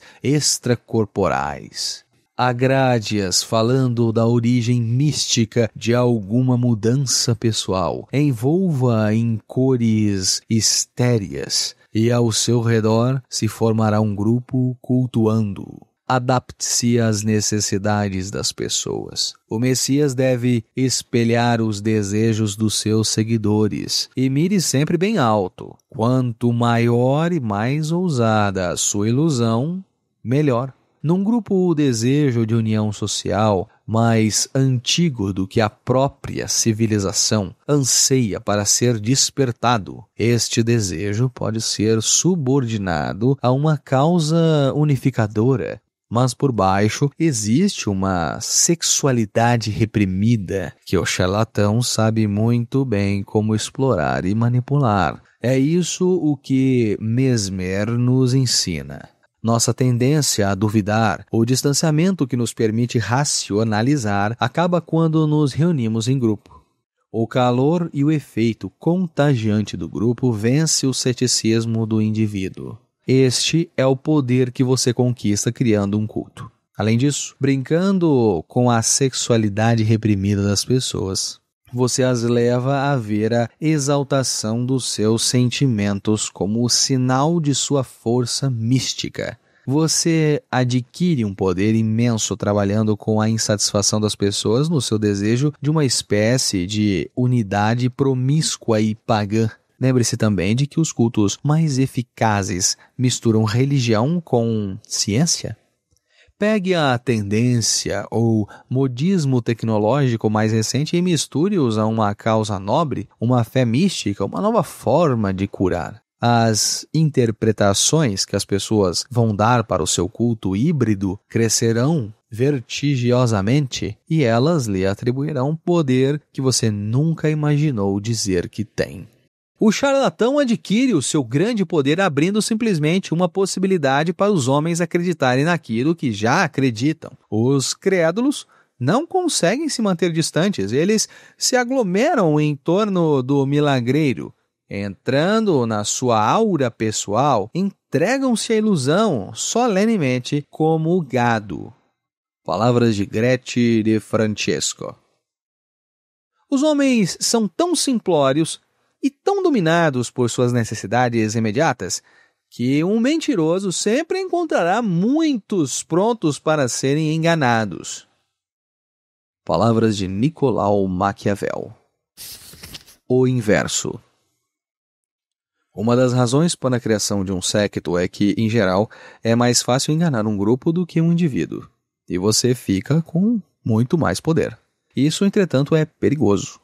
Se num determinado momento o grupo percebe o que você está fazendo, você não só se verá diante de uma alma iludida, mas de uma multidão irada que o estralhaçará tão avidamente quanto o seguiu antes. Os charlatões enfrentavam constantemente este risco e estavam sempre prontos para se mudar para outra cidade quando se tornava evidente que seus elixires não funcionavam e suas ideias eram uma impostura. Se demorassem, pagavam com a vida. Brincando com as multidões, você brinca com fogo e deve ficar de olho sempre à espreita de lampejos de dúvida nos inimigos que colocarão a multidão contra você. Quando se brinca com as emoções de uma multidão, é preciso saber se adaptar, afinando-se constantemente com os humores e desejos do grupo. Os espiões mantenham-se informado e no controle, e de malas prontas. Por isso, talvez você prefira lidar com as pessoas individualmente. Isolando-as no seu ambiente normal, você pode conseguir o mesmo efeito de quando as coloca num grupo.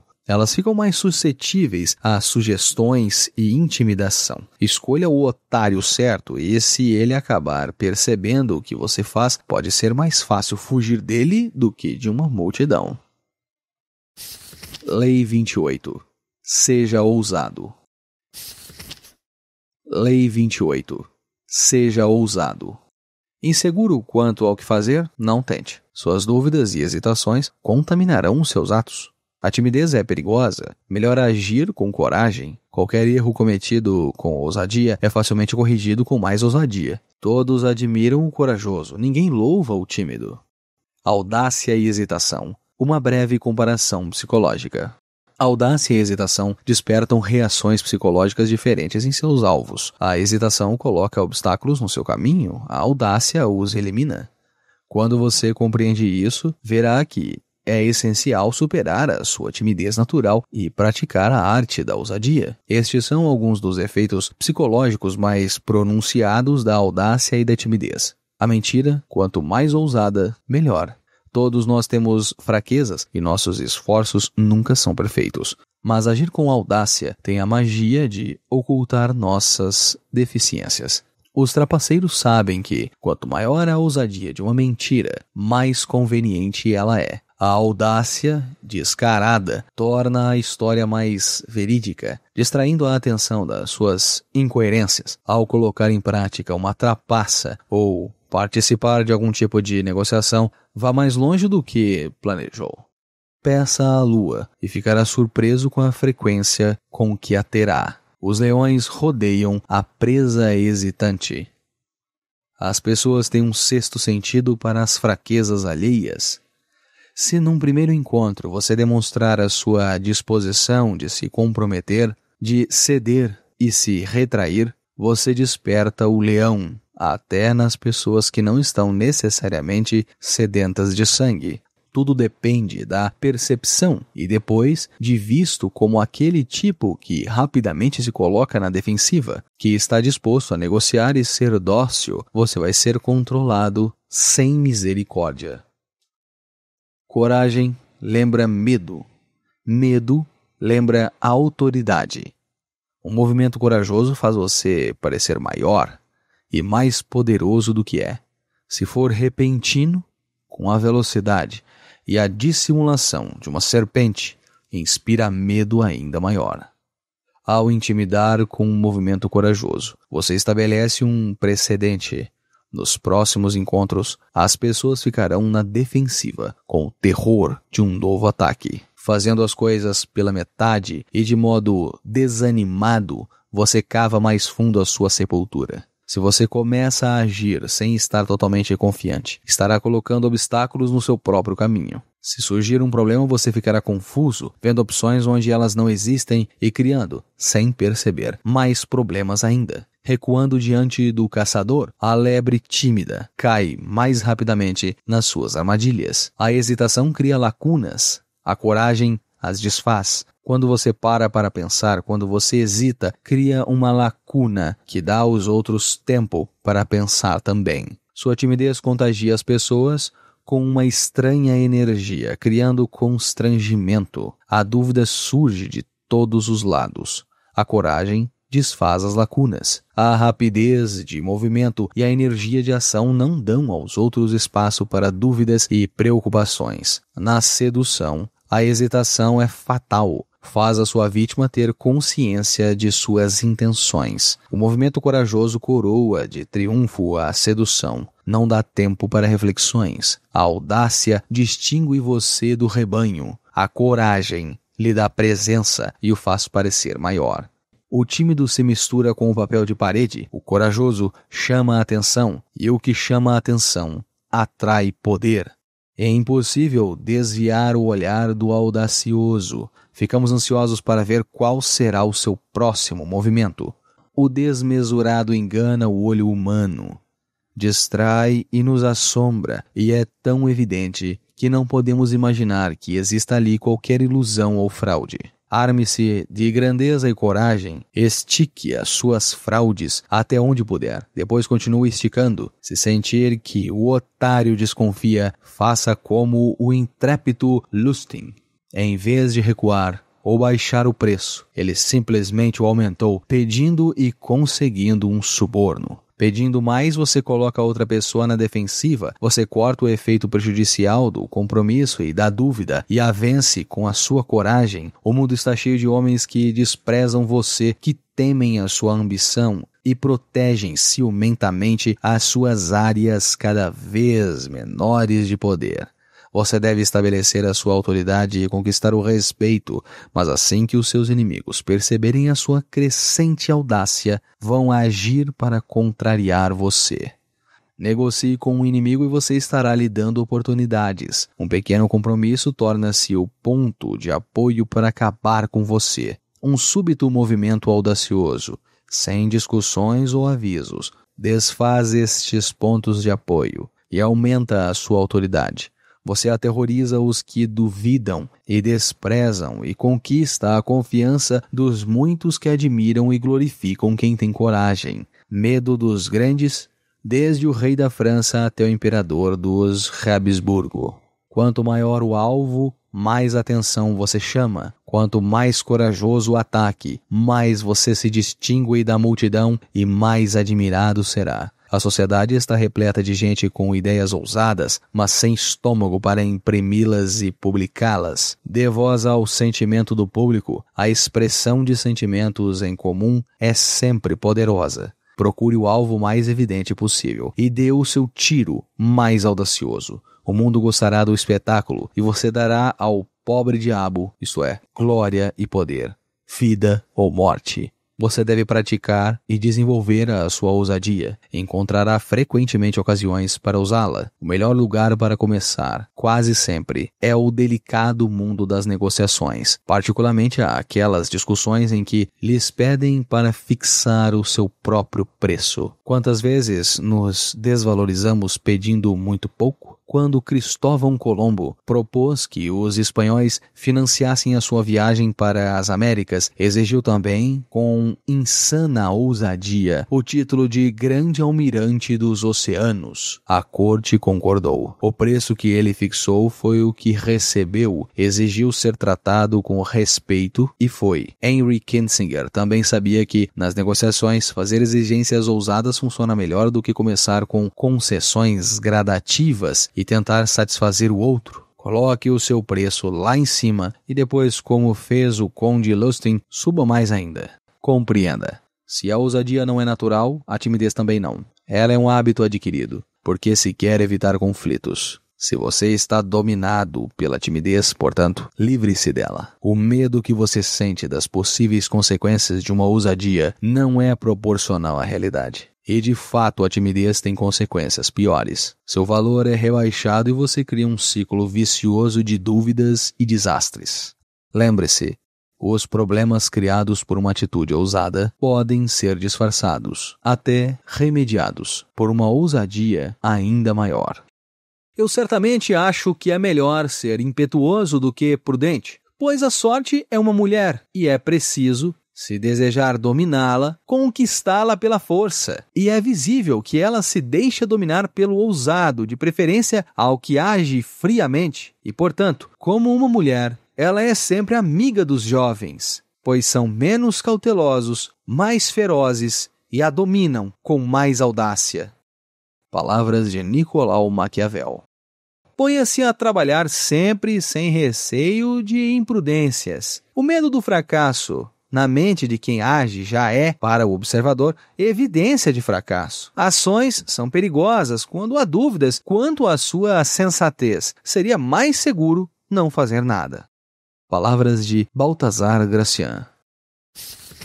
Como ser vitorioso no amor.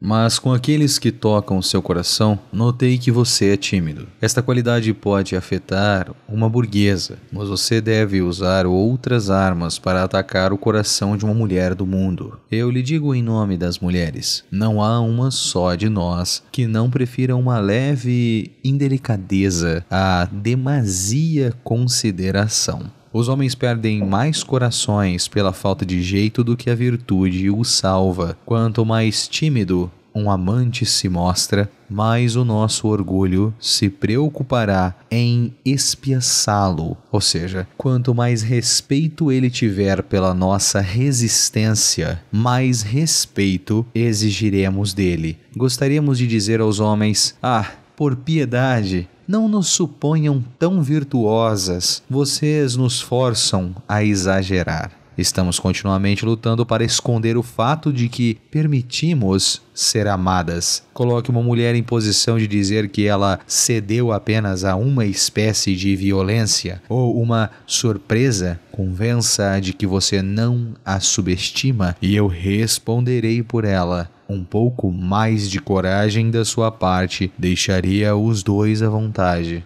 Lembre-se do Mr. de la Rochefoucauld, lhe disse recentemente: um homem sensato ou apaixonado pode agir como um louco, mas ele não deve nem pode agir como um idiota. Do livro Life Letters and Epicurean Philosophy of Ninon de l'Enclos, escrito por Ninon de l'Enclos de 1620 a 1705. O inverso. A ousadia não deve ser uma estratégia por trás de todas as ações. É um instrumento tático para ser usado no momento certo. Planeje e pense com antecedência e que o elemento final seja um movimento ousado que lhe dará o sucesso. Em outras palavras, visto que a ousadia é uma reação apreendida, também se aprende a controlá-la, utilizá-la à vontade. Passar pela vida armado apenas de audácia seria cansativo e também fatal. Você ofenderia muita gente, como provam os que não conseguem controlar a sua audácia. A timidez não tem lugar no reino do poder, mas com frequência será vantajoso você fingir que é tímido. Aí, é claro, não se trata mais de timidez, mas de uma arma ofensiva. Você está iludindo os outros exibindo uma timidez para lhes mostrar as suas garras corajosamente mais tarde.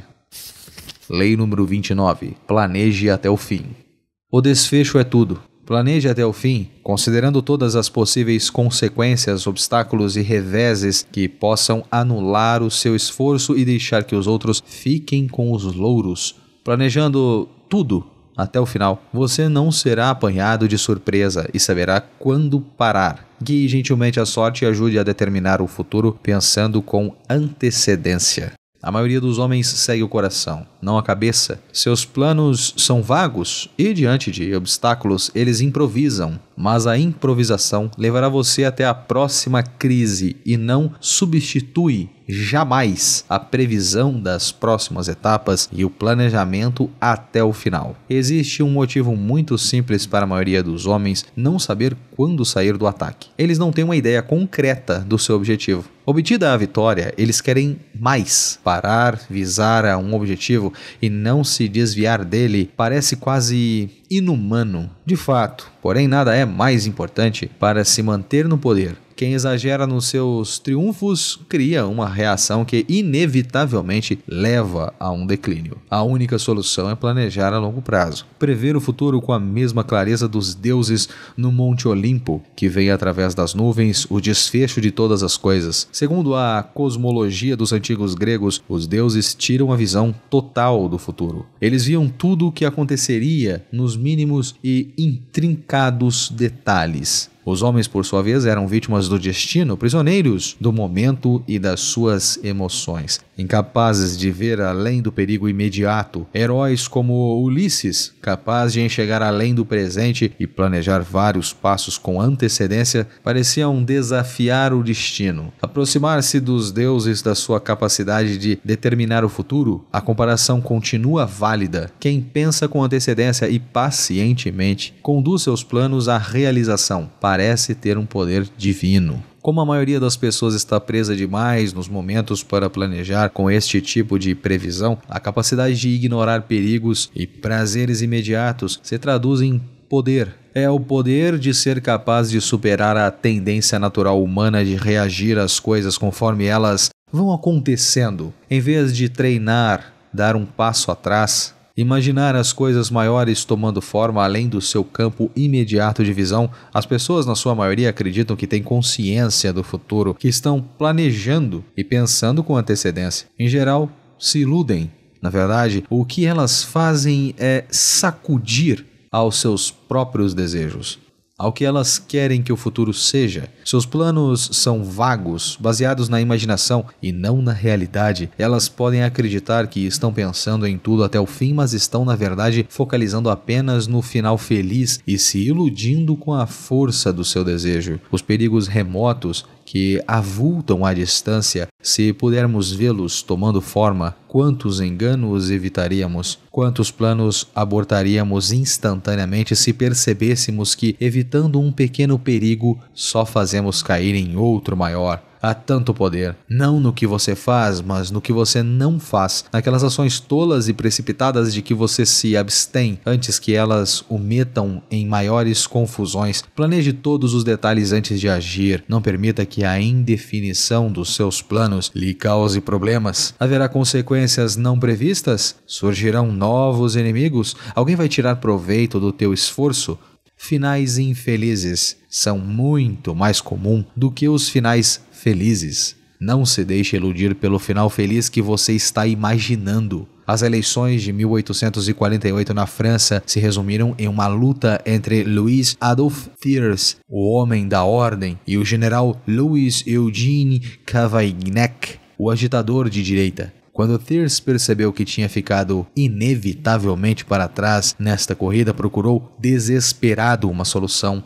Seu olhar caiu sobre Louis Bonaparte, sobrinho neto do grande Napoleão e um modesto representante do parlamento. Este Bonaparte parecia meio imbecil, mas bastava o seu nome para elegê-lo num país que ansiava por um governante forte. Ele seria uma marionete nas mãos de Thiers e no final seria empurrado para fora de cena. A primeira parte do plano funcionou perfeitamente e Napoleão foi eleito com grande vantagem. O problema foi que Thiers não previu um fato muito simples. O imbecil era na realidade um homem de enorme ambição. 3 anos depois ele dissolveu o parlamento, declarou-se imperador e governou a França por mais 18 anos, para o horror de Thiers e o seu partido. O desfecho é tudo.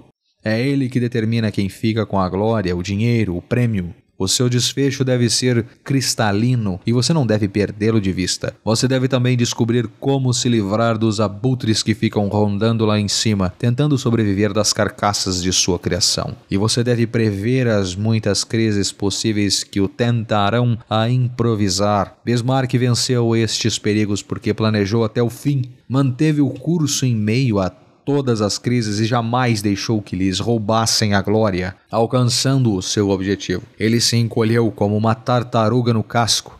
Este tipo de autocontrole é divino. Quando você prevê várias etapas com antecedências e planeja seus movimentos até o fim, não será mais tentado pela emoção ou pelo desejo de improvisar. Sua lucidez o livrará da ansiedade e da indefinição, que é a razão básica de tantos deixarem de concluir com sucesso as suas ações. Você enxerga o desfecho e não tolera desvios. Não entrar é tão mais fácil do que ter de sair. Devemos agir ao contrário do junco, que ao primeiro despontar lança uma haste longa e reta, mas depois, com que exausto, faz vários nós densos, indicando que não possui mais o vigor e o impulso original. É melhor começar gentil e tranquilamente, poupando o fôlego para o embate e os golpes vigorosos para concluir o nosso trabalho. No início, nós é que orientamos os negócios e os mantemos em nosso poder, mas frequentemente, uma vez colocados em ação, são eles que nos guiam e nos arrastam. Palavras de Montaigne, 1533 a 1592. Veja o desfecho. Não importa o que esteja considerando, com frequência Deus permite a um homem de felicidade para em seguida arruiná-lo totalmente. O livro As Histórias, de Heródoto, século V a.C. Quem procura videntes para saber o futuro está se privando, inconscientemente, de uma sugestão interior 1000 vezes mais precisa do que qualquer coisa que eles possam dizer. Palavras de Walter Benjamin, de 1892 a 1940. A experiência mostra que, prevendo com bastante antecedência os passos a serem dados, é possível agir rapidamente na hora de executá-los. Palavras do cardeal Richelieu, de 1585 a 1642. O inverso. Entre as estratégias, Já é comum a ideia de que o seu plano deve incluir alternativas e ter uma certa flexibilidade. Não há dúvida quanto a isso. Se você se prende a um plano com muita rigidez, não será capaz de lidar com as súbitas mudanças na sorte. Depois de examinar as possibilidades futuras e decidir qual é a sua meta, você deve aumentar as alternativas e estar aberto a novos caminhos para chegar até lá. A maioria das pessoas, no entanto, perde menos com o excesso de planejamento e rigidez do que com a indefinição e a tendência a improvisar constantemente diante das circunstâncias. Portanto, não há motivo para se cogitar no inverso desta lei, pois nada se ganha recusando-se a pensar no futuro e planejar tudo até o fim. Pensando com bastante clareza e antecedência, você verá que o futuro é incerto e que deve estar disposto a fazer adaptações. Só um objetivo claro e um plano de longo alcance lhe dará esta liberdade. Lei número 30. Faça suas conquistas parecerem fáceis. Seus atos devem parecer naturais e fáceis. Toda a técnica e o esforço necessário para sua execução e também os truques devem estar dissimulados. Quando você age sem se esforçar, como se fosse capaz de muito mais. Não caia na tentação de revelar o trabalho que você teve. Isso só despertará dúvidas. Não ensine a ninguém os seus truques ou eles serão usados contra você. Como uma pessoa de poder, você deve pesquisar e praticar exaustivamente antes de aparecer em público, no palco ou em outro lugar qualquer. Jamais exponha o suor e o esforço por trás de sua pose. Há pessoas que pensam que esta exposição mostrará que são honestas e dirigentes, mas na verdade só parecerão mais fracas, como se bastasse a prática e o esforço para qualquer um fazer o que elas fizeram, ou como se não estivessem à altura da tarefa. Guarde para você o seu esforço e os seus truques, e parecerá ter a graça e a facilidade de um deus. Ninguém jamais vê revelada a origem do poder divino, só se vê os seus efeitos. A humanidade teve as suas primeiras noções de poder com os primitivos confrontos com a natureza. Um relâmpago riscando o céu, uma súbita enchente, a rapidez e ferocidade de um animal selvagem, essas forças não exigiriam pensamento nem planejamento. Elas nos assombravam com a sua repentina aparição, sua graciosidade e seu poder sobre a vida e a morte. E esta continua sendo o tipo de poder que estamos sempre querendo imitar. Usando a ciência e a tecnologia, recriamos a velocidade e o poder sublime da natureza, mas falta alguma coisa. Nossas máquinas são barulhentas e desajeitadas. Elas revelam o esforço que fazem. Até as melhores criações da tecnologia não anulam a nossa admiração por coisas que se movem rápida e facilmente. O poder que as crianças têm de nos fazer ceder às suas vontades vem de um tipo de encanto sedutor que sentimos na presença de uma criatura menos reflexiva e mais graciosa do que nós. Não podemos voltar a este estado, mas se pudermos criar a aparência desse tipo de facilidade, despertaremos nos outros a reverência primitiva que a natureza sempre evoca na humanidade. Um dos primeiros escritores europeus a expor este princípio vinha de um dos ambientes mais antinaturais, a corte renascentista. Em O Livro do Cortesão, publicado em 1528, Baldassare Castiglione descreveu os modos altamente elaborados e sofisticados do perfeito cidadão palaciano. E, no entanto, explica Castiglione, o cortesão deve executar estes gestos com o que ele chama de espresatura, a capacidade de fazer o que é difícil parecer fácil. Ele recomenda ao cortesão que pratique em tudo um certo descaso que dissimula o talento artístico e torna o que se diz e o que se faz aparentemente natural e fácil. Todos nós admiramos a realização de algum efeito extraordinário, mas se ele for natural e gracioso, nossa admiração é 10 vezes maior. Enquanto esforçar-se no que está fazendo e não fazer mistério disto revela uma extrema falta de graça e faz com que tudo, não importa o seu valor, tenha um desconto. A ideia de espresatura vem principalmente do mundo da arte. Todos os grandes artistas do Renascimento mantinham suas obras cuidadosamente em sigilo. Só depois de terminada a obra era mostrada ao público, Michelangelo proibia até os papas de verem os seus trabalhos em andamento. O artista renascentista tinha o cuidado de fechar a porta de seus estúdios, seja para os patronos como para o público em geral, não por medo de imitação, mas porque a feitura da obra prejudicaria a magia do efeito e a sua estudada atmosfera de beleza fácil e natural. O pintor renascentista Vasari, que foi também o primeiro grande crítico de arte, ridicularizava as obras de Paolo Uccello, obcecado com as leis de perspectiva. Um esforço de Uccello para melhorar a aparência de perspectiva era óbvio demais nas suas obras. Suas pinturas ficavam feias e elaboradas, sobrecarregadas com o esforço que ele fazia para conseguir os efeitos que desejava. Reagimos da mesma forma quando vimos artistas representando de uma forma muito exagerada. O excesso de esforço desfaz a ilusão, também nos deixa constrangidos. Os artistas calmos e graciosos, por suas vezes, não deixam a vontade, dando a ilusão de naturalidade e de serem eles mesmos,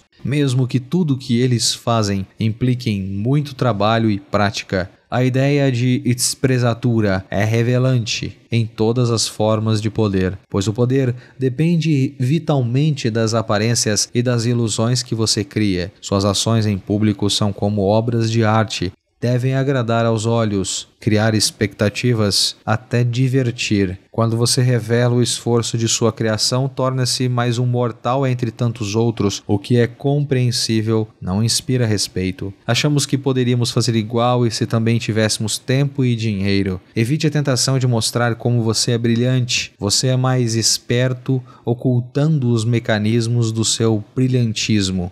Ao aplicar este conceito à sua vida diária, Taylor Rand ampliou muito a sua aura de poder. Nunca lhe agradou trabalhar demais, portanto fazia os outros trabalharem por ele, espionando, pesquisando, fazendo minuciosas análises. Com tanta força disponível, ele mesmo nunca parecia se cansar. Quando os seus espiões revelavam que uma determinada coisa estava para acontecer, ele a comentava socialmente como se estivesse sentindo esta iminência. Consequentemente, as pessoas achavam que ele era clarividente. Suas declarações medulares e sua espirituosidade pareciam sempre resumir uma situação perfeitamente, mas estavam baseadas em muita pesquisa e raciocínio. Para quem estava no governo, inclusive o próprio Napoleão, Taylor Rand dava a impressão de um poder imenso, efeito que dependia totalmente da aparente facilidade com que ele realizava suas proezas. Existe um outro motivo para esconder seus atalhos e truques. Se você deixar vazar estas informações, estará dando aos outros ideias que poderão usar contra você.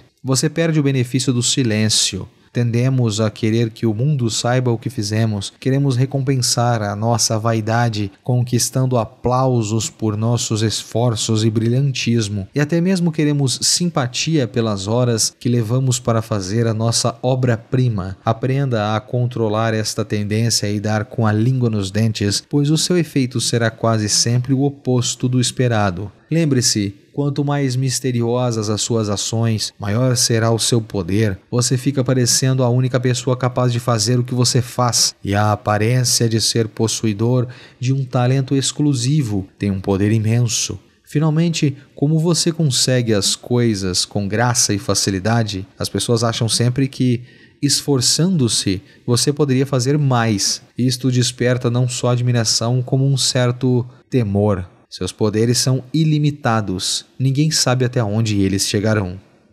Qualquer ação, por mais banal que seja, não só revela a habilidade da pessoa, mas também, com muita frequência, a faz ser considerada maior do que é na realidade. Isto porque leva os observadores a acreditar que o homem que faz as coisas tão facilmente deve ser mais hábil do que é na verdade. Palavras de Baldassare Castiglione, de 1478 a 1529. Um verso de um poema nos tomará 1 hora talvez, mas se não parecer a ideia de um momento, o nosso cuser e discuser terá sido inútil. Palavras de Adam Kurz, em William Butler Yeats, de 1865 a 1939.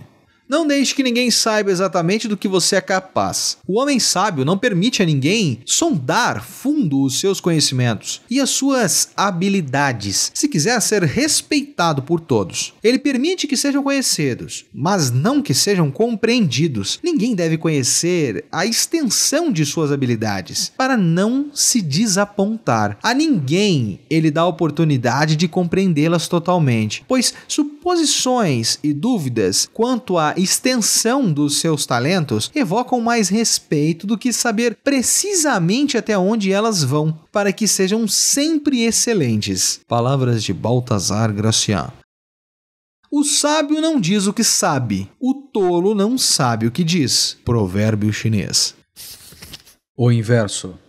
O sigilo que você envolve em suas ações deve aparentar despreocupação. O zelo em esconder o seu trabalho cria uma impressão desagradável, quase paranoica. Você está levando o jogo muito a sério. Houdini tinha o cuidado de fazer o mistério dos seus truques parecer um jogo. Tudo era parte do espetáculo. Não mostre o seu trabalho antes de terminá-lo, mas se você se esforçar demais para escondê-lo, acabará como um louco. Mantenha o seu bom humor. Há momentos também em que vale a pena revelar o esforço dos seus projetos. Tudo depende do gosto da sua plateia e da época em que você opera. P.T. Barnum percebeu que o público queria participar dos seus espetáculos e adorava entender os seus truques em parte. Talvez porque ao espírito democrático americano agradasse desmascarar implicitamente quem ocultava das massas a origem do seu poder. O público também apreciava o humor e a honestidade do showman. Barnum chegou ao exagero de publicar as suas próprias mistificações na sua popular autobiografia escrita no auge da carreira. Desde que a revelação parcial do truque e técnicas seja cuidadosamente planejada e não resulte de uma necessidade incontrolável de dar com as línguas nos dentes, é o máximo da esperteza. Dá à plateia a ilusão de ser superior e de participar, mesmo que grande parte do que você faz ninguém veja. Lei número 31. Controle as opções. Quem dá as cartas é você. As melhores trapaças são as que parecem deixar ao outro uma opção. Suas vítimas acham que estão no controle, mas na verdade são suas marionetes. Dê às pessoas opções que sempre resultem favoráveis a você. Force-as a escolher entre o menor de dois males, ambos atendendo ao seu propósito. Coloque-as num dilema, não terão escapatória. Palavras como liberdade, opções e escolhas evocam possibilidades muito além dos seus reais benefícios. Examinando bem, as nossas opções no mercado, nas urnas, nos empregos, tendem a ser incrivelmente limitadas. Quase sempre trata-se de escolha entre A e B. O resto do alfabeto não entra. No entanto, se houver a mais leve miragem de opções lá longe, raramente tentamos ver as que faltam. Nós escolhemos, entre aspas, acreditar que o jogo é limpo e que mantemos a nossa liberdade. Preferimos não pensar muito no alcance de nossa liberdade de escolhas. Essa falta de vontade de sondar a limitação das nossas opções vem do fato de que liberdade em excesso gera ansiedade. A frase, entre aspas, opções ilimitadas, soa infinitamente promissora, mas na verdade as opções ilimitadas nos deixariam paralisados e perturbariam a nossa capacidade de optar. O nosso leque reduzido de opções é confortável. Com isso, o esperto e o ardiloso ganham enormes oportunidades para trapacear. Quem está escolhendo entre duas alternativas acha difícil acreditar que está sendo manipulado ou enganado. Não vê que você está lhe permitindo uma pequena porção de livre-arbítrio em troca de imposição muito mais forte do seu próprio arbítrio. Definir um leque estreito de opções, portanto, deve sempre fazer parte das suas trapaças. Existe um ditado: o pássaro que entra na gaiola, por sua livre vontade, canta melhor. Estas são algumas das formas mais comuns de controle de opções. Disfarce as opções. A técnica preferida de Henry Kissinger. Como secretário de Estado do presidente Richard Nixon, Kinzinger se considerava mais bem informado do que o seu chefe e acreditava que na maioria das situações era capaz de decidir melhor sozinho. Mas se tentasse determinar a política, ofenderia ou, quem sabe, irritaria um homem notoriamente inseguro. Assim, Kinzinger sugeria 3 ou 4 opções de ações para cada situação e as apresentava de tal forma que a sua preferida sempre parecia ser a melhor, comparada com as outras. Seguidas vezes, Nixon mordeu a isca, jamais desconfiando que estava sendo induzido por Kissinger. Era um artifício excelente para usar com o mestre inseguro. Force o resistente.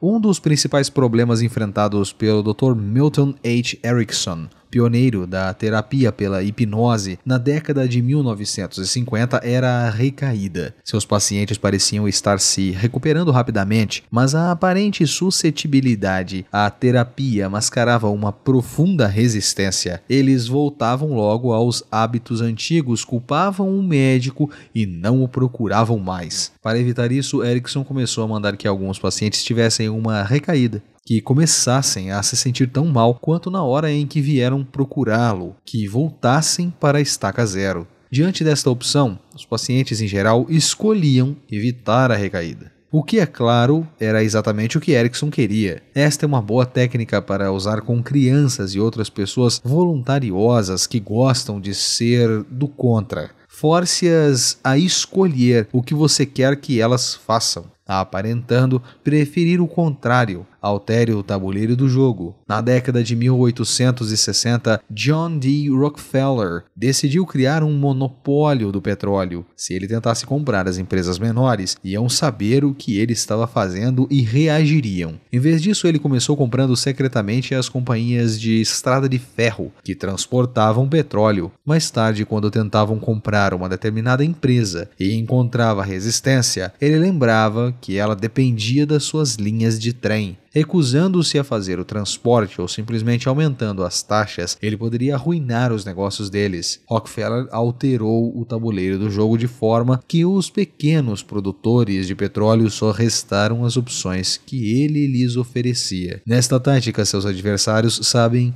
que estão sendo forçados, mas não importa, a técnica funciona com aqueles que resistem a qualquer custo. Opções reduzidas. O marchand do século XXI, Ambroise Vollard, aperfeiçoou esta técnica. Os clientes vinham à loja da Vollard ver alguns Cézanes. Ele mostrava 3 quadros, esquecia de dizer o preço e fingia cochilar. Os visitantes tinham de sair sem ter decidido nada. Em geral, voltava no dia seguinte para ver os quadros novamente, mas aí Vollard mostrava obras menos interessantes, fingindo achar que eram as mesmas da véspera. Os clientes desconcertados examinavam as novas ofertas e iam embora para pensar melhor e voltar depois. Mas uma vez a cena se repetia, Vollard mostrava quadros de qualidade ainda mais inferior. Finalmente, os compradores percebiam que era melhor pegar o que ele estava mostrando, porque amanhã poderiam ter de se satisfazer com algo pior, talvez até mais caro. Uma variação desta técnica é elevar o preço todas as vezes que o comprador hesitar, adiando a decisão para o dia seguinte. É uma excelente tática de negociação com os indecisos crônicos, que vão achar que é melhor comprar hoje do que esperar até amanhã. O homem fraco à beira do precipício. Os fracos são os mais fáceis de manobrar, controlando suas opções. O cardeal de Hertz, o grande agitador do século XVII, serviu como assistente extraoficial do Duque de Orleans, que era notoriamente indeciso. Era uma luta constante tentar convencer o Duque a agir. Ele hesitava, pensava as opções e aguardava até o último momento, provocando úlceras nas pessoas que viviam à sua volta. Mas Hertz descobriu um jeito de lidar com ele. Descrevia todos os tipos de perigos, exagerando-os ao máximo, até que o Duque visse abismos se abrindo em todas as direções, exceto uma, a que Hertz o estava forçando a seguir. Esta tática é semelhante à de disfarçar as opções, mas com os fracos você precisa ser mais agressivo. Trabalhe com as emoções deles, use o medo e o terror para forçá-los a tomar uma atitude. Tente a razão e eles sempre encontrarão um jeito de deixar para depois. Irmãos no crime.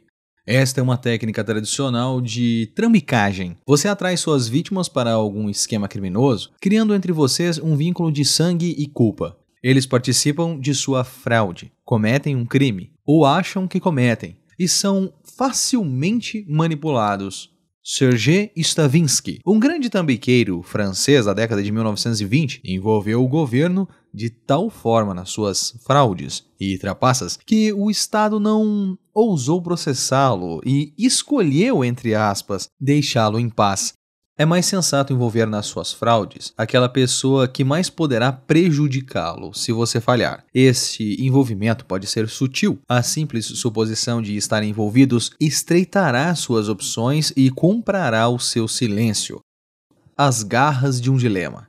Esta ideia foi demonstrada na famosa Marcha sobre a Geórgia do general William Sherman durante a Guerra Civil Americana. Embora os confederados soubessem em que direção Sherman estava indo, eles nunca sabiam se ele estaria pela direita ou pela esquerda, pois ele dividia seus exércitos em duas alas e, desviando-se de uma, eles enfrentavam a outra. Esta é uma técnica clássica usada pelos advogados nos julgamentos. O advogado leva as testemunhas a decidir entre duas explicações possíveis para o que aconteceu, ambas fragilizando a sua história. Elas têm de responder às perguntas do advogado, mas tudo o que dizem as incrimina. A chave para este movimento é atacar rapidamente. Não deixar que as vítimas tenham tempo para pensar na sua escapatória. Enquanto tentam resolver o dilema, cavam o próprio túmulo. Compreenda. Na luta contra os seus rivais, em geral é necessário que você os magoe. Se você for nitidamente o agente da punição deles, espere um contra-ataque, espere a vingança. Se, no entanto, eles acharem que são eles mesmos os agentes do seu próprio infortúnio, vão se submeter quietos. Quando Ivan, o Terrível, trocou Moscou por uma cidadezinha no campo, os cidadãos que pediram para voltar concordaram com suas exigências de poder absoluto. No futuro, eles se ressentiram menos com o terror que ele desencadeou por todo o país, porque afinal de contas, eles é quem lhe tinham dado este poder. Por isso é sempre bom deixar que a vítima escolha o veneno, e dissimular ao máximo que você quem está lhe oferecendo. Pois as feridas e todos os outros males que os homens infligem a si próprios espontaneamente e por sua livre escolha são a longo prazo menos dolorosos do que os infligidos por outras pessoas. Palavras de Nicolau Maquiavel, de 1469 a 1527. O mentiroso. Era uma vez na América um rei que, sentindo-se num estranho estado de espírito e precisando se divertir um pouco, enviou arautos por todo o reino, proclamando o seguinte: ouçam todos! Aqueles que provar ser o maior mentiroso da Armênia receberá uma maçã de ouro das mãos de Sua Majestade o Rei. Gente de todas as cidades e aldeias, de todos os níveis e condições, príncipes, mercadores, fazendeiros, sacerdotes, ricos e pobres, altos e baixos, gordos e magros, vieram em multidão ao palácio. Não faltavam mentirosos naquela terra, e cada um contou a sua mentira ao rei. Governantes, entretanto, estão acostumados com todos os tipos de mentira, e nenhum daqueles convenceu o rei de que era a melhor. Ele começou a se cansar com este tipo de esporte e já estava pensando em cancelar a competição sem declarar um vencedor, quando apareceu diante dele um homem pobre e esfarrapado, carregando debaixo do braço uma grande ânfora de barro. "O que posso fazer por você?" perguntou a Sua Majestade. "Senhor", disse o homem, ligeiramente espantado. "Sem dúvida, não se recorda? Deve-me um pote de ouro e vim pegá-lo." "Você é um grande mentiroso", exclamou o rei. "Não lhe devo nada." "Um grande mentiroso eu sou?" disse o homem pobre. "Então me dê a maçã de ouro." O rei, percebendo que o homem estava tentando lhe passar a perna: Não, você não é mentiroso." "Então me dê um pote de ouro que me deve, senhor", disse o homem. O rei se viu num dilema. Ele entregou a maçã de ouro. Este é um conto e uma fábula do folclore armênio Charles Downing, de 1993. O inverso. O controle das opções tem um só propósito: despistá-lo como agente do poder e punição. A tática funciona melhor, portanto, com aqueles cujo poder é frágil, que são incapazes de agir abertamente sem despertar suspeitas, ressentimento e raiva. Até como regra geral, raramente é sensato ser visto exercendo o poder de maneira direta e prepotente, não importa o quanto você seja seguro ou importante. Por outro lado, ao limitar as opções dos outros, você às vezes limita as suas. Há situações em que é mais vantajoso deixar seus rivais com mais liberdade. Vendo-os agir, você tem ótimas oportunidades para espionar, reunir informações e planejar suas fraudes. Um banqueiro do século XIX, James Rothschild, gostava deste método. Ele sabia que se tentasse controlar os movimentos dos adversários, perderia a chance de observar as suas estratégias e planejar uma ação mais eficaz. Quanto mais liberdade ele lhes dava a curto prazo, mais poderia impor a sua vontade a longo prazo. Lei 32. Desperte a fantasia das pessoas. Em geral, evita-se a verdade porque ela é feia e desagradável. Não apele para o que é verdadeiro ou real se não estiver preparado para enfrentar a raiva que vem com o desencanto. A vida é tão dura e angustiante que as pessoas capazes de criar romances ou invocar fantasias são como oásis no meio do deserto. Todos correm até lá. Há um enorme poder em despertar a fantasia das pessoas. Tal é o poder das fantasias que tomam conta de nós, especialmente em épocas de escassez e declínio. As pessoas raramente acreditam que a origem dos seus problemas é a sua própria iniquidade e estupidez. A culpa é sempre de alguém ou alguma coisa externa, o outro, o mundo, os deuses, e portanto a salvação também vem de fora. Para conquistar o poder, você tem de ser fonte de prazer para as pessoas que o cercam, e o prazer vem de brincar com as fantasias destas pessoas. Não lhes prometa uma melhoria gradual por meio do trabalho árduo. Pelo contrário, prometa-lhes a lua, a grande e súbita transformação, o pote de ouro. A fantasia não atua sozinha. Ela exige a rotina como pano de fundo. É a opressão da realidade que permite à fantasia enraizar-se e florescer.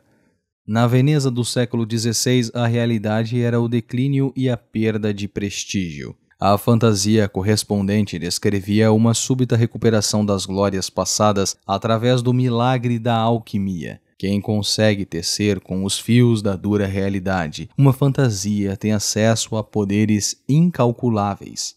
Na busca pela fantasia que vai dominar as massas, portanto, fique de olho nas trivialidades que pesam tanto sobre todos nós. Não se distraia com o retrato glamuroso que as pessoas fazem de si mesmas e das suas vidas. Pesquise o que realmente as aprisiona. Uma vez descobrindo isso, você tem a chave mágica que colocará em suas mãos um grande poder. Embora os tempos e as pessoas mudem, vamos examinar algumas das realidades opressivas que não mudam e as oportunidades de poder que elas proporcionam. A realidade. A mudança é lenta e gradual. Exige muito trabalho, um pouco de sorte, uma quantidade razoável de sacrifício pessoal e muita paciência. A fantasia. Uma transformação repentina provocará uma mudança total no destino de uma pessoa, evitando o trabalho, a sorte, o sacrifício pessoal e a demora de um só golpe fantástico. Esta é a fantasia por excelência dos charlatões que até hoje ficam nos rondando. Prometa uma grande e radical mudança da pobreza para a riqueza, da doença para a saúde, da miséria para o êxtase. E você terá seguidores. O que fez o grande trambiqueiro alemão do século XVI, Leonhard Turensheim, para se tornar médico da corte do príncipe de Brandesburgo, sem nunca ter estudado medicina? Em vez de receitar amputações ventosas e purgativos de gosto ruim, medicamentos da época, Turensheim oferecia elixires adocicados e prometia recuperação imediata. Os cortesões sofisticados, especialmente, queriam a sua solução de ouro potável, que custava uma fortuna. Se você fosse atacado por uma doença inexplicável, Turrenside consultava um horóscopo, receitava um talismã. Quem resistia a esta fantasia? Riqueza e bem-estar, sem dor nem sacrifícios. A realidade. A sociedade tem códigos e limites bem definidos. Nós compreendemos estes limites e sabemos que temos que nos mover dentro dos mesmos circuitos familiares dia e noite.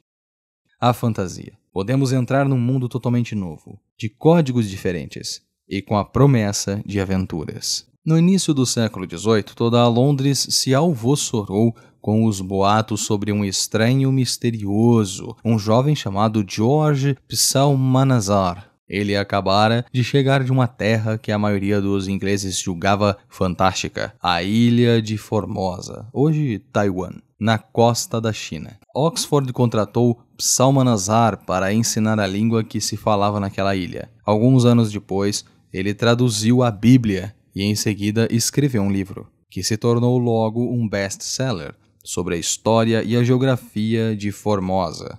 A realeza inglesa recebia prodigamente o jovem e ele, onde quer que fosse, divertia seus anfitriões com histórias maravilhosas sobre a sua terra natal e seus costumes bizarros. Quando Psalmanazar morreu, entretanto, seu testamento revelou que ele era apenas um francês com uma fértil imaginação. Tudo o que ele contara sobre Formosa, seu alfabeto, seus idiomas, a sua literatura, toda a sua cultura era invenção sua. Ele se baseou na ignorância de seus ouvintes para inventar uma complicada história que satisfazia um desejo pelo que era estranho e exótico. O rígido controle da cultura britânica sobre os perigosos sonhos das pessoas lhe deu uma oportunidade ótima para explorar as suas fantasias. A fantasia com o exótico, é claro, passa também pela fantasia sexual. Mas não precisa chegar muito perto, porque o físico perturba o poder da fantasia. Ele pode ser visto, agarrado, e depois se torna cansativo, o destino da maioria dos cortesões. Os encantos físicos da amante só despertam o apetite do seu senhor por prazeres diferentes. É uma nova beleza a ser adorada. Para dar poder, a fantasia deve permanecer até certo ponto irrealizada, diretamente irreal. A dançarina Matuhari, por exemplo, que ficou famosa em Paris antes da Primeira Guerra Mundial, tinha uma aparência bastante comum. Seu poder vinha da fantasia que ela criou sobre si mesma, como uma mulher exótica e estranha, impenetrável e indecifrável. O tabu com o que ela operava não era tanto o sexo em si, mas o desrespeito aos códigos sociais. Outra forma de fantasia como o exótico é simplesmente a esperança de alívio para o tédio.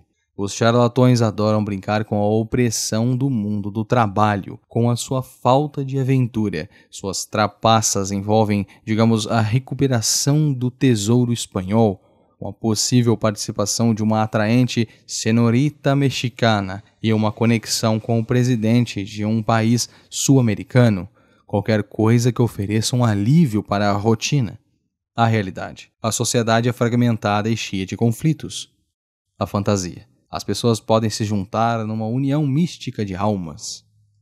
Na década de 1920, o trapaceiro Oscar Hartzell ficou rico de repente com o velho truque de Sir Francis Drake, e prometia basicamente a qualquer otário que tivesse o sobrenome Drake uma boa parte do desaparecido tesouro de Drake, ao qual Hartzell tinha acesso. Milhares de pessoas de todo o meio oeste caíram no logro, que Hartzell espertamente transformou numa cruzada contra o governo e todos que tentassem impedir que a fortuna de Drake chegasse às mãos de seus legítimos herdeiros. Criou-se uma união mística dos oprimidos Drake, com encontros e comícios exaltados. Prometa uma união deste tipo e você conquistará muito poder, mas é um poder perigoso que pode se voltar facilmente contra você. Esta é uma fantasia para demagogos. A realidade. Morte. Os mortos não voltam. Não se muda o passado. A fantasia. Uma súbita inversão deste fato intolerável. Esta trapaça tem muitas variações, mas exige grande habilidade e sutileza. Há muito tempo que se reconhece a beleza e a importância da arte de Vermeer, mas seus quadros são poucos e extremamente raros. Na década de 1930, entretanto, começaram a surgir Vermeers no mercado da arte. Chamaram especialistas para conferir e eles garantiram que eram autênticos. Possuir um destes novos Vermeers seria o auge da carreira de um colecionador. Era como a ressurreição de Lázaro.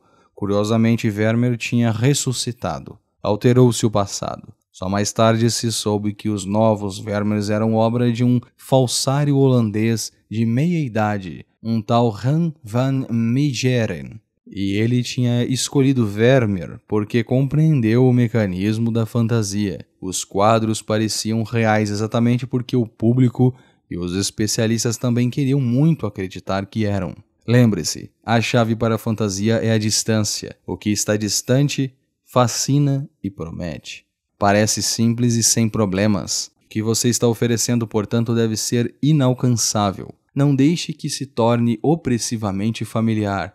É a miragem lá longe, que vai se afastando conforme o tolo se aproxima. Não seja muito objetivo ao descrever a fantasia. Mantenha-a indefinida. Como um forjador de fantasias, deixe a vítima se aproximar o bastante para ver e se sentir tentada, mantendo-a, porém, afastada o suficiente para continuar sonhando e desejando. A mentira é um feitiço, uma invenção, que pode ser ornamentada como uma fantasia. Pode estar revestida com ideias místicas. A verdade é fria, sombria, não tão confortável de se assimilar. A mentira é mais apetitosa. A pessoa mais detestável do mundo é a que sempre fala a verdade, nunca romanceia. Eu acho sempre mais interessante e lucrativo romancear do que dizer a verdade. Palavras de Joseph Van Vurgo, The Yellow Kid, de 1875 a 1976. O funeral da leoa. Tendo o leão perdido subitamente a sua rainha, todos se apressaram a mostrar fidelidade ao monarca, oferecendo-lhe consolo. Mas, infelizmente, estes cumprimentos só estavam deixando o viúvo mais aflito. Noticiou-se por todo o reino a hora e o lugar do funeral. Os oficiais receberam ordem para ficar de prontidão, dirigir a cerimônia e distribuir as pessoas segundo os seus respectivos lugares na sociedade. Pode-se bem imaginar que não faltou ninguém.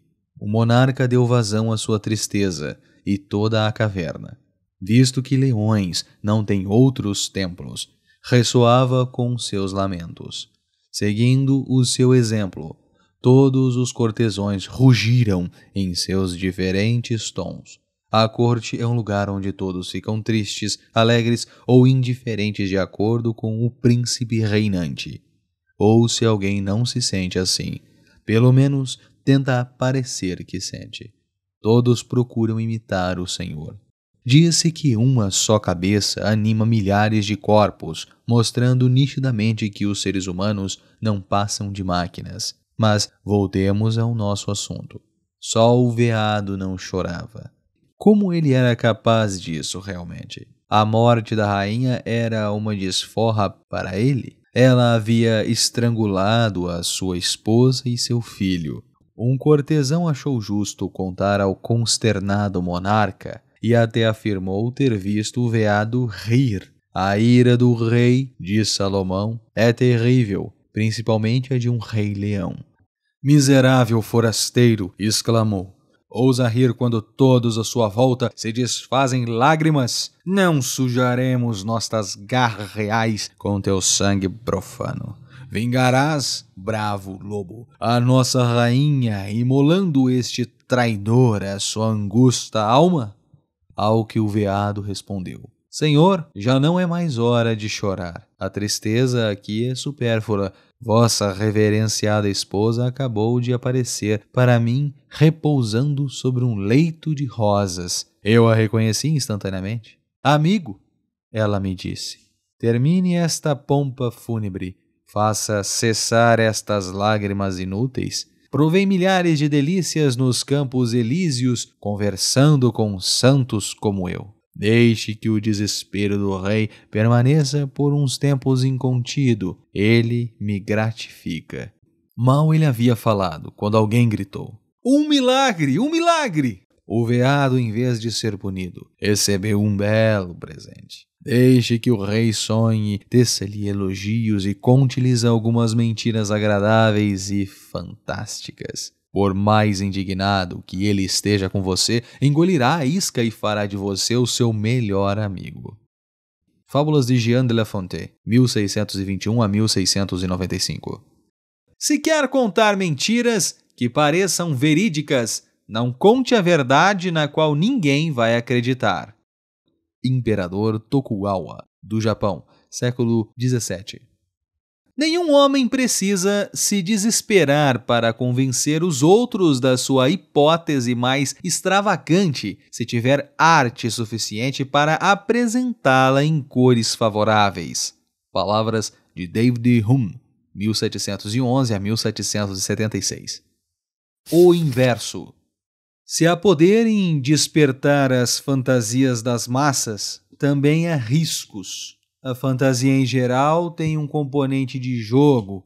O público percebe, mais ou menos, que está sendo enganado. Mesmo assim, alimenta o sonho. Se diverte e aprecia o afastamento temporário da rotina que você está lhes proporcionando. Portanto, não exagere, não se aproxime demais do ponto onde se espera que você produza resultados. Esse lugar pode ser extremamente arriscado. Uma última coisa, não cometa, jamais, o erro de achar que a fantasia é sempre fantástica. Ela, sem dúvida, contrasta com a realidade, mas a própria realidade é, às vezes, tão teatral e estilizada que a fantasia se torna um desejo por coisas simples.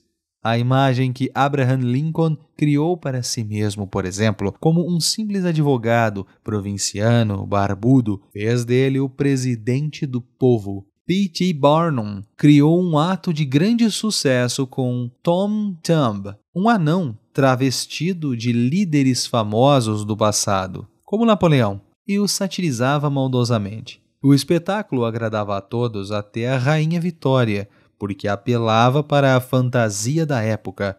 Basta com os vaidosos governantes da história. O homem comum é que sabe das coisas. Tom Thumb inverteu o modelo familiar de fantasia em que o ideal é o que é estranho e desconhecido. Mas o ato continuava obedecendo à lei, pois a base era a fantasia de que o homem simples não tem problemas e é mais feliz do que o rico e poderoso. Tanto Lincoln quanto Tom Thumb representou o plebeu que se mantinha cuidadosamente à distância. Se você jogar com esta fantasia, deve também ter o cuidado de cultivar o distanciamento e não deixar que a sua persona plebeia se torne familiar demais, ou não se projetará como fantasia.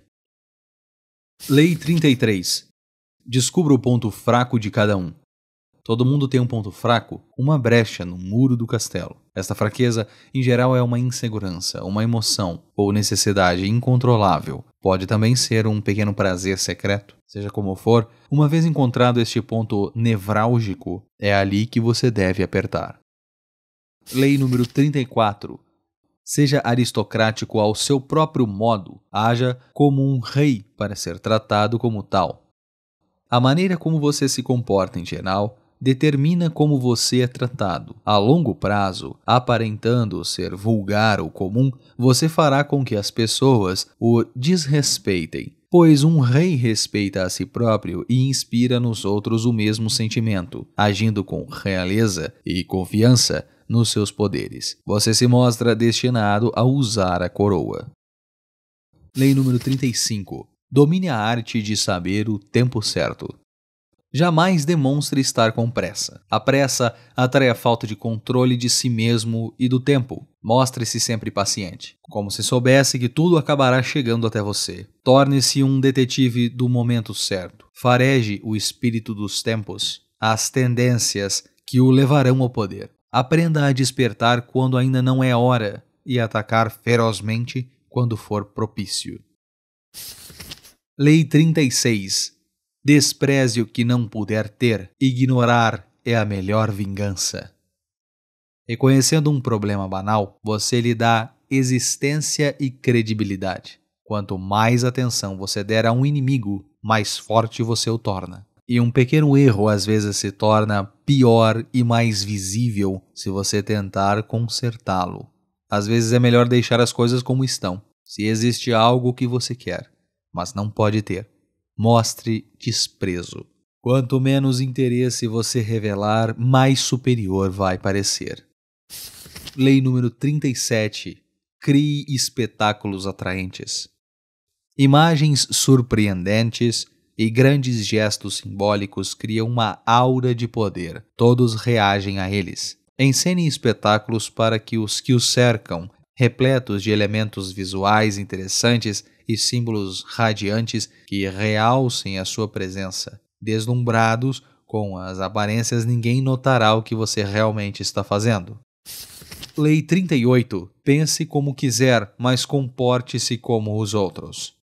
Se você alardear que é contrário às tendências da época, ostentando suas ideias pouco convencionais e seus modos não ortodoxos, as pessoas vão achar que você está apenas querendo chamar a atenção e se julga superior. Acharão um jeito de punir você por fazê-las se sentir inferiores. É muito mais inseguro juntar-se a elas e desenvolver um toque comum. Compartilhe a sua originalidade só com os amigos tolerantes e com aqueles que certamente apreciarão a sua singularidade. Lei 39. Agite as águas para atrair os peixes. Raiva e reação emocionais são contraproducentes. Do ponto de vista estratégico, você precisa se manter sempre calmo e objetivo. Mas se conseguir irritar o inimigo sem perder a calma, você ganha uma inegável vantagem. Desequilibre o inimigo, descubra uma brecha na sua vaidade para confundi-lo e é você quem fica no comando. Lei número 40. Despreze o que vier de graça. O que é oferecido de graça é perigoso. Em geral, é um ardil ou tem uma obrigação oculta. Se tem valor, vale a pena pagar. Pagando, você se livra de problemas de gratidão e culpa. Também é prudente pagar o valor integral. Com a excelência não se economiza. Seja pródigo com o seu dinheiro e o mantenha circulando, pois a generosidade é um sinal e um ímã para o poder. Lei 41. Evite seguir as pegadas de um grande homem. O que acontece primeiro sempre parece melhor e mais original do que o que vem depois. Se você substituir um grande homem ou tiver um pai famoso, terá de fazer o dobro do que eles fizeram para brilhar mais do que eles. Não fique perdido na sombra deles ou preso a um passado que não foi obra sua. Estabeleça o seu próprio nome e identidade mudando de curso. Mate o pai dominador, menospreze o seu legado e conquiste o poder com sua própria luz. Lei 42. Ataque o pastor e as ovelhas se dispersam. A origem dos problemas em geral pode estar num único indivíduo forte, o agitador, o subalterno arrogante, o envenenador da boa vontade. Se você der espaço para estas pessoas agirem, outros sucumbirão à sua influência. Não espere os problemas que eles causam se multiplicarem. Não tente negociar com eles. Eles são irredimíveis. Neutralize a sua influência, isolando-os ou banindo-os. Ataque a origem dos problemas e as ovelhas se dispersarão. Lei 43. Conquiste corações e mentes. A coerção provoca reação, que acabam funcionando contra você. É preciso atrair as pessoas para que queiram vir até você. A pessoa seduzida torna-se um fiel peão. Seduzem-se os outros atuando individualmente em suas psicologias e pontos fracos. Amacie o resistente atuando em suas emoções, jogando com aquilo de que ele gosta muito ou teme. Ignore os corações dos outros e eles o odiarão. Lei 44. Desarme e enfureça com o efeito espelho. O espelho reflete a realidade, mas também é a ferramenta perfeita para a ilusão. Quando você espelha os seus inimigos agindo exatamente como eles agem, eles não entendem a sua estratégia. O efeito espelho os ridiculariza e humilha, fazendo com que reajam exageradamente. Colocando um espelho diante de suas psiques, você os seduz com a ilusão de que compartilha os seus valores. Ao espelhar as suas ações, você lhes dá uma lição. Raros são os que resistem. Lei 45. Pregue a necessidade de mudança, mas não mude muita coisa ao mesmo tempo. Teoricamente, todos sabem que é preciso mudar, mas na prática as pessoas são criaturas de hábitos. Muitas inovações é traumático e conduz à rebeldia. Se você é novo numa posição de poder ou alguém de fora tentando construir a sua base de poder, mostre explicitamente que respeita a maneira antiga de fazer as coisas. Se a mudança é necessária, faça aparecer uma suave melhoria do passado. Lei 46. Não pareça perfeito demais. Parecer melhor do que os outros é sempre perigoso, mas o que é perigosíssimo é parecer não ter falhas ou fraquezas. A inveja cria inimigos silenciosos. É um sinal de astúcia exibir ocasionalmente alguns defeitos e admitir vícios inofensivos para desviar a inveja e parecer mais humano e acessível. Só os deuses e os mortos podem parecer perfeitos impunemente. Lei 47. Não ultrapasse a meta estabelecida. Na vitória, aprenda a parar.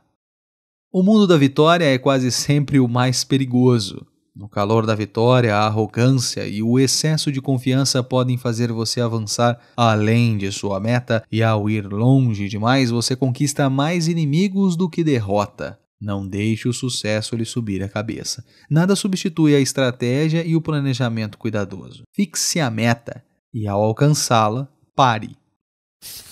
Lei 48. Evite ter uma forma definida.